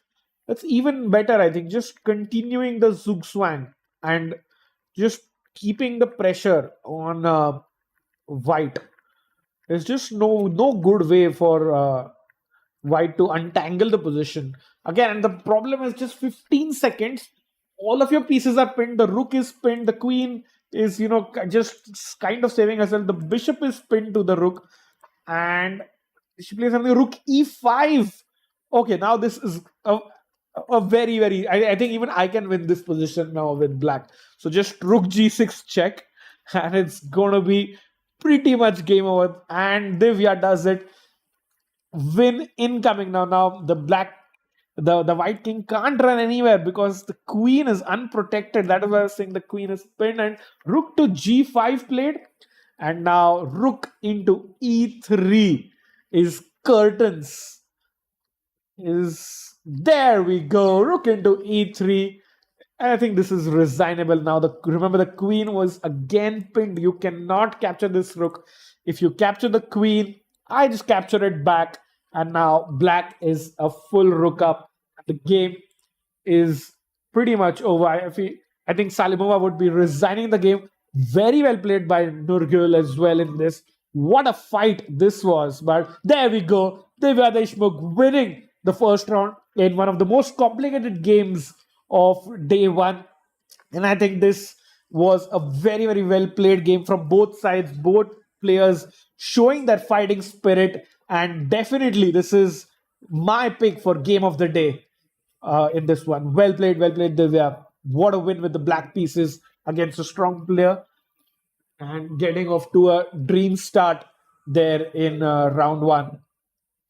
And we hope to have her in the studio if possible. And let's jump into the last game that's still going on. What fighters these players are. This is between Munguntuul and Salome Melia, where there's just a couple of pawns remaining, but black has just 43 seconds. So just, I think this is about to finish this game, but we will just check in on the players, how they are doing, because about 60 odd moves completed. Yeah, this is move number 58.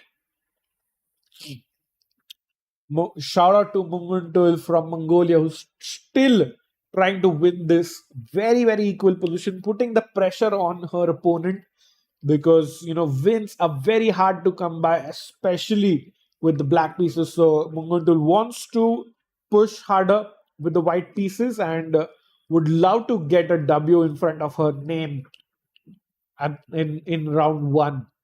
And Salome, just look at the clock, just 43 seconds there for her, and it's gonna be tough to defend in this. But you just got to capture one pawn and exchange the other pawn, and then it's a draw.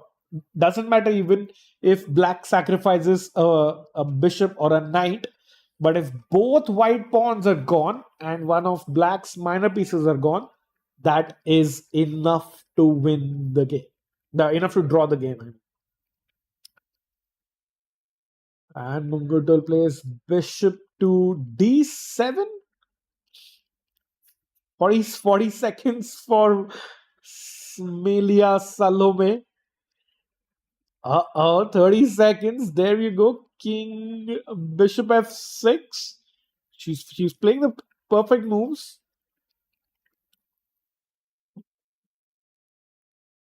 What amazing game by Divya.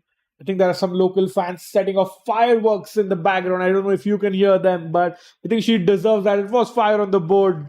And if your audio is picking that up, then you are lucky because that game deserved some fireworks. And let's see, Bishop f6 can park to Munguntuul convert this. She has just one extra pawn remaining, and I feel, chat, if this was an end game with similar colored bishops, then this would have been winning. But because it's opposite colored bishops, it is very likely a draw. Even the engines agree, it's like 0.00. So should be ending in a draw, barring a huge blunder by black. So let's see, Munguntuul still thinking.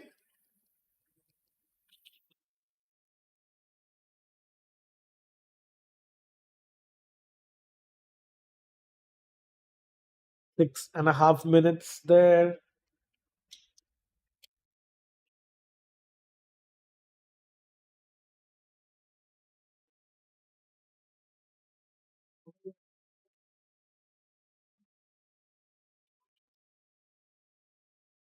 And while Munguntuul is still thinking this one, we have the star of the day here with us, Divya Deshmukh, with an amazing win with the black pieces. So, firstly, congratulations, Divya. What a game! And it started off with this crazy h4 idea. Would you like to take us through the game? Okay, so I was not really expecting London from her, but I knew that it was a possibility. So I just briefly prepared this. My coach prepared this, and I thought it was quite interesting. The positions that were coming out of these h4 lines are quite fighting, and I somehow knew that she would go h4 and this knight c3 a3 idea. So you and your coach predicted this. yes, Okay. we did. So I think till rook c8, it was all prepped from my side. And Okay. I'm assuming I've never played this line before, so I don't think she checked it. And king f1 was a surprise for me, and I forgot what to do here. But I was so afraid of castling all the time and then getting mated, so I just decided to play on the queen side. Yeah. And, okay, knight b6, they say is an inaccuracy, but it just feels so natural to put the knight on d. Castle, I wasn't sure. I didn't want to go there. So. Okay. So rook e1, queen d7. And even I think you were always ahead on the clock throughout the game. So just showed you were the more well-prepared player overall. And did you expect this knight h2 stuff? No, actually, I didn't see knight h2. But I think queen c6 was not that great. I was regretting it after playing f3. I think I spent quite a bit of time because I didn't find any plans for myself. And you have to be careful of this knight b5. Really annoyed by my king. I cannot cast it, I cannot put it here, and I'm always afraid of an attack. And then also knight b5 is coming. So I thought, okay, best to maybe just exchange it. I didn't expect bishop d2. I thought she would just take, and Like that's what I was. Trade knight d5, and then go. Yeah, because now after bishop d2, I have the additional option of taking with the bishop, which is what I wanted. Correct. So I didn't expect that. And then she went f2, I guess. Natural. Mistakes. Finally, your king has a home. Were you planning to put it on a8? No, I was just planning to keep it in the center. I didn't think some attack would actually come. f4, I think I always had g6, so I wasn't that worried. But after queen d2, it started getting more and more complicated. And I think black has a great position here. I was really regretting not playing g5. I wanted to go g6, h6, g5, And for Okay. some reason, my brain just missed that she can move the bishop and she doesn't have to move the pawn. So I wanted to put g5 and then put the knight on f4 or something, or even rook g8, g4. But okay, I won g6. I underestimated all this bishop even attack. Yeah, I think this bishop a1 c4 is very fast Yeah. for black. c4. I didn't like my position here. I was pretty sure. Also because at this point I was checking. No, after c4. Mhm. I was checking d5. I was calculating between should I take and then d5 or then directly d5. Okay. Because my problem was that she goes some f4 and then her knight sits on c5, queen c7, f. Here, I guess she has a lot more options. Mhm. And I also didn't like this whole. Bishop a5. Yeah, and it was open, so I didn't go there eventually. But at this point, I was annoyed with myself because not a great position, and I even equalized on time. Yeah. Yeah, so that. And in fact, this is the only time when the computer liked her position a little bit. Me too. Okay, but you So- went d5, See, c5, queen c7. my problem is f4, but computer doesn't like it. I didn't see anything for f4. Knight g. Rook g8, knight f3. And Okay, then is just was- this king idea to put it in the corner. Yeah, it was my problem, but I thought that it's too slow. The knight sits on e5, she can go a4 and then play, slowly. And also, I have no attack then. Yeah. But thankfully, she didn't go f4 ever. So, c3. yeah, rook g8, What did you think about this position? equal. Not But even like from the start of the game, I felt this game either somebody will win. as Because well. both players' styles are like that, and it was a best. And Especially if this position comes, somebody has to win. exactly, and I don't know, like even the FIDE team or our team, we somehow had your photos as the game of the day, like Oh. the thumbnail before the round started. So You predicted it. yeah, but okay, let's see how you managed to turn. When did you feel was the turning point in the game? Okay, I think rook h4 is just a blunder. I don't know why she did that. It's too slow, also. I think. But it's just a blunder. Like, you're just giving an exchange. I I'm guess. pretty sure she didn't miss 90s. I also don't think she missed it, but I don't know what her point was. I maybe she thought that exchange is enough, but I didn't like it at all. Indian doesn't. See, Wow. even after the exchange, she was still in the game till a point. That's actually a relief to know because I was cursing myself that I had a winning position completely and I messed it up. You made the famous 40th move mistake. I think. Yeah. Let's just check. So 94 takes. Still not now. It's completely winning. F5 you What played. was your mistake? She should take bishop takes e4. Yeah, but that's too hard. Yeah. It's always white has to keep defending g2 and so I think now you played well and for the next 5 moves. Okay, putting the pressure on g2. This is around the time that I started losing it because the sound. Yeah, of course. It's like annoying, especially in time pressure. I mean, you can't think. You just can't think. And your clock is ticking down, tick, tick, tick, tick, tick. And I was trying to find some Tactic calculation. some tactic and some complete And if view. that doesn't work, you get a little more frustrated from Exactly. exist surroundings. Check here, great. I think you missed some queen c6 here. Just gone bishop f6. I wanted to, but for some reason I just wanted to show off a little bit. Yeah, this was really cute, but I think you would have been here half an hour earlier Yeah. if you had just played bishop f6. So rook h4 is nice, and now is the mistake. No, Rook rook h1, theek hai, king f2. Bishop d5, yeah. Yeah, just queen c6 and Okay, but I had like 20 seconds. I just Yeah, thought, let's be safe. and like I realized still winning. that after she played bishop c4, because I wanted to go bishop e4 back, She and it was reprieved. about to play it, and she had bishop e6. Oh yeah. It's good you got time here. So that's nice. But I think you made a mistake on the next move as well. Yeah. Maybe because of that, this bishop e4, bishop e6. I couldn't find So you- anything actually. When I initially played bishop d5, I wanted to just play queen c6, queen d5. Mhm. But then I saw rook e5, d5, and it seemed unnecessarily complicated. This is tough. d5, does it work? Okay, I didn't see bishop. I This thought that. could have been played like 5 moves earlier, bishop f6. Yeah. Okay, yeah, that's tough. And I think even in the end, you got in, when you were almost winning, queen c6 again helped. So this queen had to be on this diagonal. I was really maybe. worried about that. I thought b4, b5, and I'm done. I think I did not like my position. Yeah, now it's even the engine is like just +2, I 0. thought it's so easy to play for her because you kick my rook out and then you push Yeah. it on. You just keep everything. Like in blitz, you want to maybe be wide Yeah. in this position. Yeah. But okay. F4 is again nice, and now see it's like little bit better for her. But knight h2 really helped. And Yeah, knight h2. I'm surprised because this is the moment we paused. Okay. When you all got up from Yeah. your seat. Paused. I played f4 and immediately we paused. So she had like 5-10 minutes to think before she played. Extra from her Extra, club. yeah. And then she spent another 5 minutes and played knight h2. I was really surprised.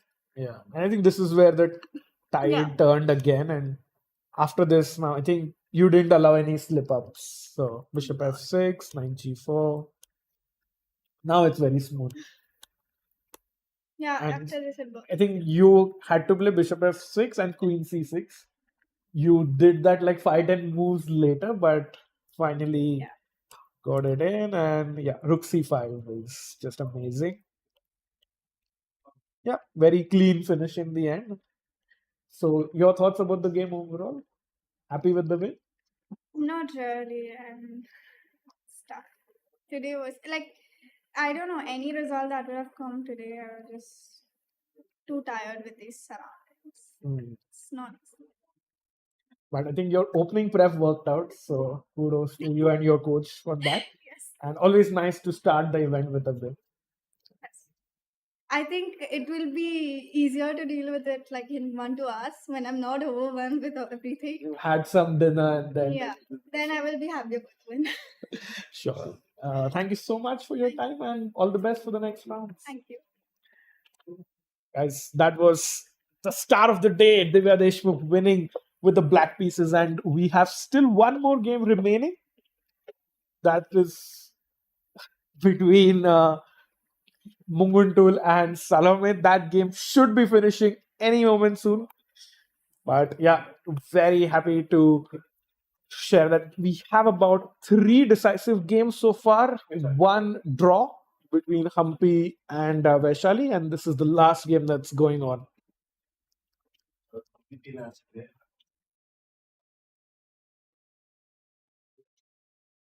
And knight d4 was played. I think this maybe can black take this now? No, bishop d4, knight d4. Then the a6 pawn will be lost. So Salome should not play bishop into d4. And she goes king g7, the best move in the position. Knight f5 check quickly played. Munguntuul is trying to put pressure. Just 30 seconds for black.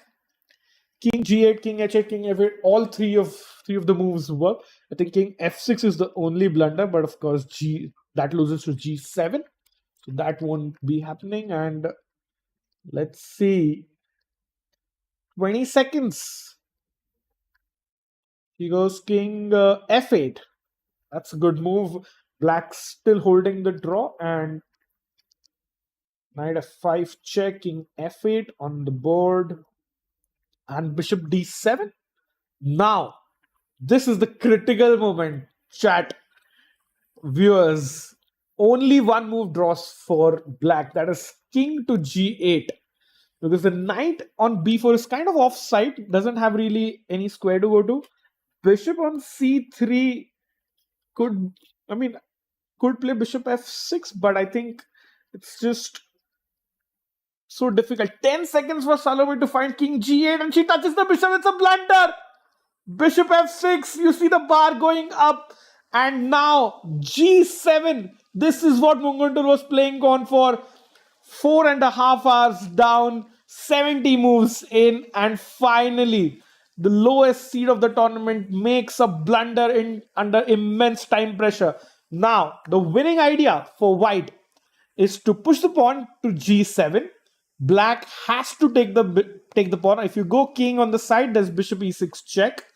And does she realize it? I saw her, heads in her hand, but g7, bishop takes g7, knight takes g7, king captures, and now you have to play the one and only move that wins, which is king e5. It's kind of like the shouldering technique, because if you go king on the side, allows the king to come in. So you have to keep the king shouldering keep the black king away from the action with king e5, then get slowly in and capture the pawn on a6. Wow, what a finale we have had. And then if white manages to convert this, oh no, she doesn't play g7. That was the only winning move. Will she get another chance? No, looks like the position is still in her favor. Still winning. Not sure if both the players realize, but g7 is the only winning plan, and I'm pretty sure after a point she will play it. White's a very strong player. Maybe she gets bishop on this a2 g8 diagonal first and then plays g7. 3.5 minutes for her. It's action time. You've put in the pressure. Now you have to make the winning move. I think the shouldering idea is the most toughest idea to find out. And 3 minutes now for white. Both the sides. Oh, bishop c6. Okay. Still has the win.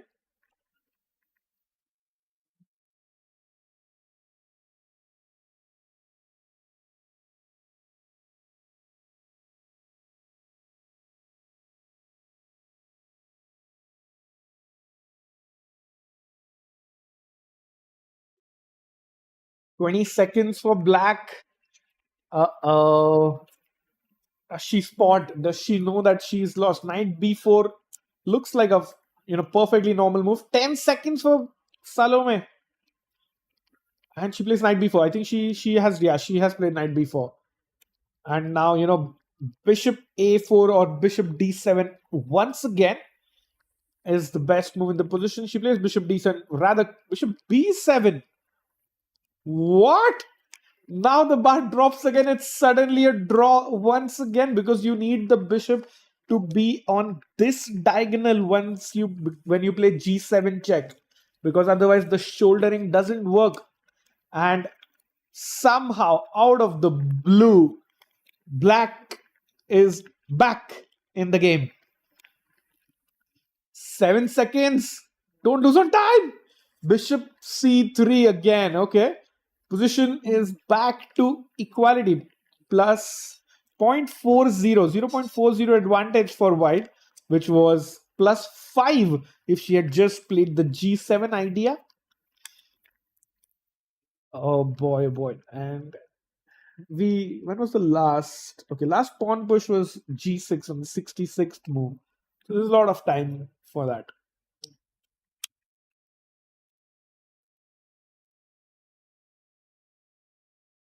What does Munguntuul do here? Because she was completely winning.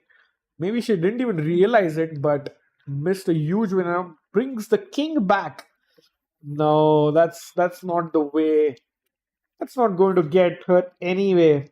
Because, yeah, black can keep chilling with the bishop. There's absolutely no entry to the white king. And how do you win? How do you win? You have to go g7 at some point. Love to see the fighting spirit here, but I don't expect a draw offer from either side. But black is fully focused now, has 1 minute White's time is in fact coming down, and just 3 minutes 15 seconds there.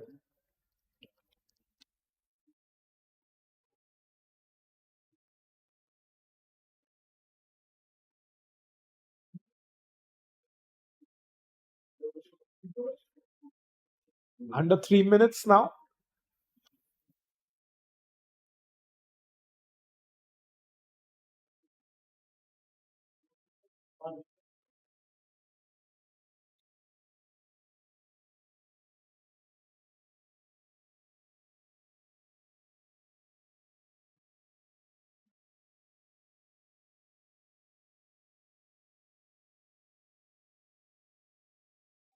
Two and a half minutes. Can she find the winning plan? Remember, the only winning plan that white has to get the bishop on this square or any square on this diagonal and then play pawn to g7. Oh, Munguntuul completely going off in the wrong direction with king d2, I think. Yeah, that's... You need the king to be on e5 after the trades, not on d2 or c3. It's looking like more like a draw than any other result. Maybe, now Munguntuul will just push in g7 and then try to trap this black knight. 30 seconds for Salome. Salome cannot relax. She has to be focused to find the exact defensive idea. Bishop to e5. Now I think Munguntuul will play g7. White has to try something. Otherwise, it's simply a draw. G7 check. Is that possible now? Let's have a quick look. G7, bishop G7, knight G7, king G7, and king C3 is winning for white. So G7 check, king G8 is the draw. Does Munguntuul try G7 now? 40 seconds for Salome to figure out.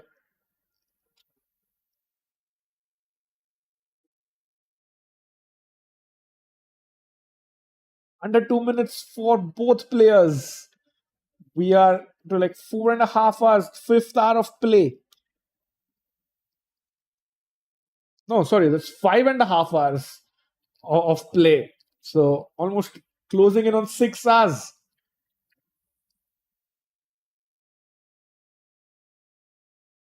I think you have to play G7. Give it a try. Come on, let's go. She's calculating. You can see her fully focused. Can the slight chance of a mistake by black and you win the game. She goes G7. Remember, black has to play king G8. You cannot play bishop takes G7. I know it's a mistake by the computer because you lose all your winning chances if black plays king G8. Salome has 30 seconds to figure it out.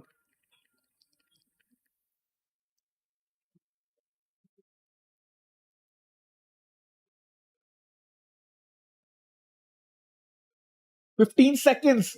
King G8 or king F7. In fact, king F7 also a draw. She moves the king G8. What a defense. And now, because white does not have this check with the bishop, otherwise this would have been winning. And she goes bishop c8. She wants to give a check. So let's say a null move by black. And it's bishop check and a new queen with a mate. But bishop c8, bishop into g7, now taken by Salome at the exact moment. I can see that move on the board, not yet on the compute.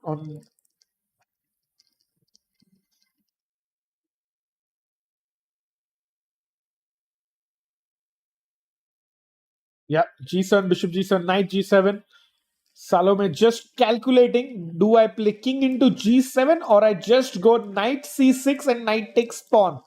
Remember, king into g7 is a huge blunder. Will throw the draw away. Black has to play knight c6 and capture the pawn on a5.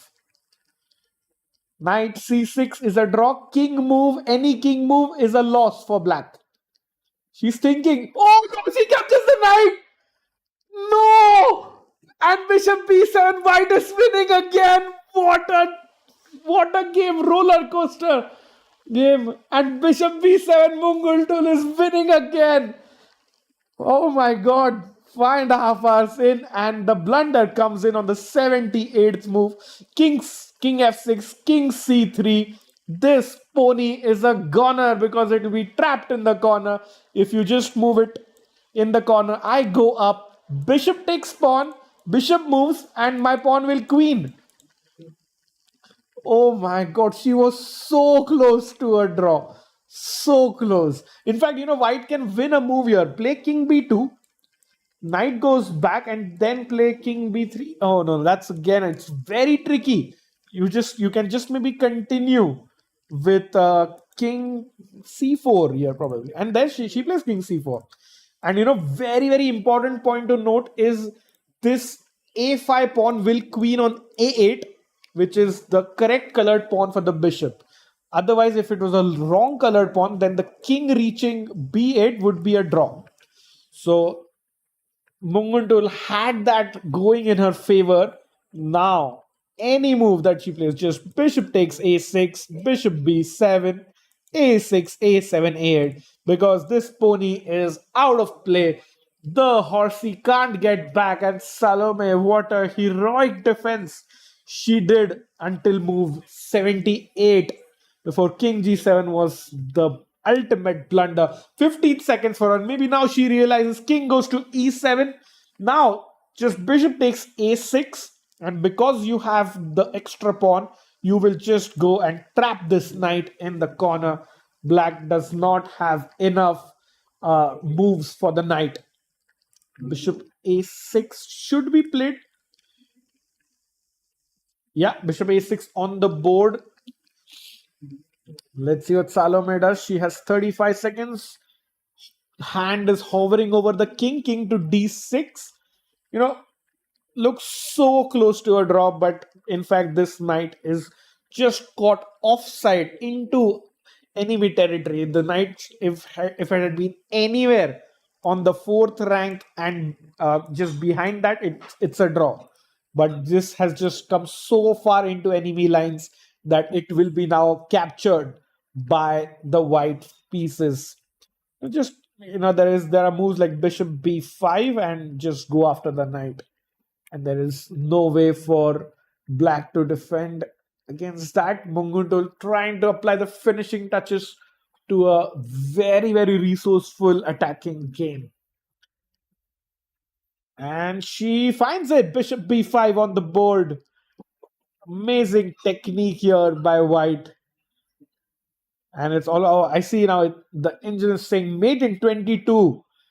But I feel even if black loses the knight, black is going to throw in the towel and it's going to be game over. It's just so difficult because knight c1, I just go king c3 and gobble up the knight, because even if the pawn is on a6, the bishop controls all the escape squares for the knight. So what does she do? She's gone king c7, and now I think just king b3, knight c1, king b2, and the knight has no escape square, and it's game over. Salome now realizes it too little, too late. But she had the option of capturing white's last pawn. Why wouldn't you do that? Now 35 seconds. Yeah, so if we just go back to the 78th move where she had an option. So g7 takes, knight takes. Now black just had to go knight c6 and play knight a5. She missed that, and Munguntuul has converted a very Carlsen-esque win. What out of stone. Just putting the pressure, and Salome cracking under time pressure. 10 seconds, knight c1 played. And king b2. The bishop is controlling all escape squares for the knight. And it's resignable. And again, like I said, very important that the a5 pawn queens on a light square. Otherwise, if this bishop was a dark squared bishop, the game is a draw. It just comes down to these fine details that we have a winner. Otherwise, the game would have ended in a draw. 10 seconds resignation expected on this move. 5 seconds. And there you go. What a win. What an amazing win. And I think they're discussing that only. That knight c6 would have ended the game in a draw. Fabulous win by Munguntuul. What a win. What a first day this has been. 4.5 hours in, and we'll just go through all the results overall. And we have 4 wins now. Suddenly, so chat, there's 4 wins, 1 draw out of the 5 games. So you see very, very high fighting games. And I can just share all the results quickly with you. And that will be... So we had our first result in Zhu Jinner beating Dronavali Harika in first result of the tournament. Second up, there was a nice fighting draw where Vaishali was trying to put in a fight, but had good defense by Humpy. And after that, we saw a nice win by Polina Shuvalova against Alina Kashlinskaya, who was, Alina was pressing, but Polina showed great resourcefulness. And then the game of the day was between Divya Deshmukh winning with the black pieces against Nurgul Salimova in the London defense. Divya played a great game with black, and definitely our game of the day there. And lastly, when we all thought after 85 moves, so many hours in, the game might end in a draw, it was so close. Salome was putting up such a nice defense. As you can see on the screen, players are still discussing that. That's what makes them chess professionals. You see the knight on a5. If we can zoom in and show that is the exact position that we were telling the only way to draw. And that is what she missed. And look at Salome, such a nice fighting spirit and such nice sportsmanship. She's, even after a tough loss, she's still analyzing with her opponent with a smile on her face, and that shows she's such a nice champion. And with that, we will get into a short break and come back with the summary of the day.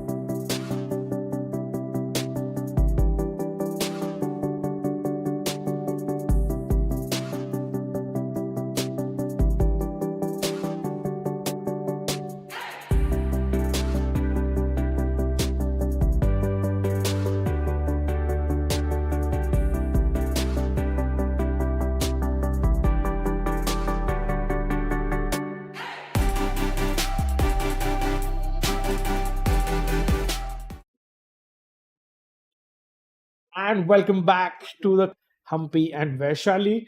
Then Shuvalova beat Kashlinskaya with the black pieces. Then game of the day, Divya Deshmukh beat Salimova with the black pieces again. And lastly, Munguntuul with the marathon win over Melia Salome. So first day was super exciting. 4 wins, 1 draw. We are going to have plenty of more action coming up. So it's going to be same time tomorrow at 3 p.m. Indian Standard Time. So we look forward to seeing you all there. And just before we go, a big shout out to all our sponsors here. Firstly, FIDE, of course, the organizing committee, AICF, MCA, the local organizing committee, and our sponsors, that is Bisleri, Sports Authority of India, Government of Maharashtra, and Amarora Freetown as well. So big shout out to everyone, and thank you so much for supporting this event. And we'll be back tomorrow at 3 p.m. Thank you so much, and good night.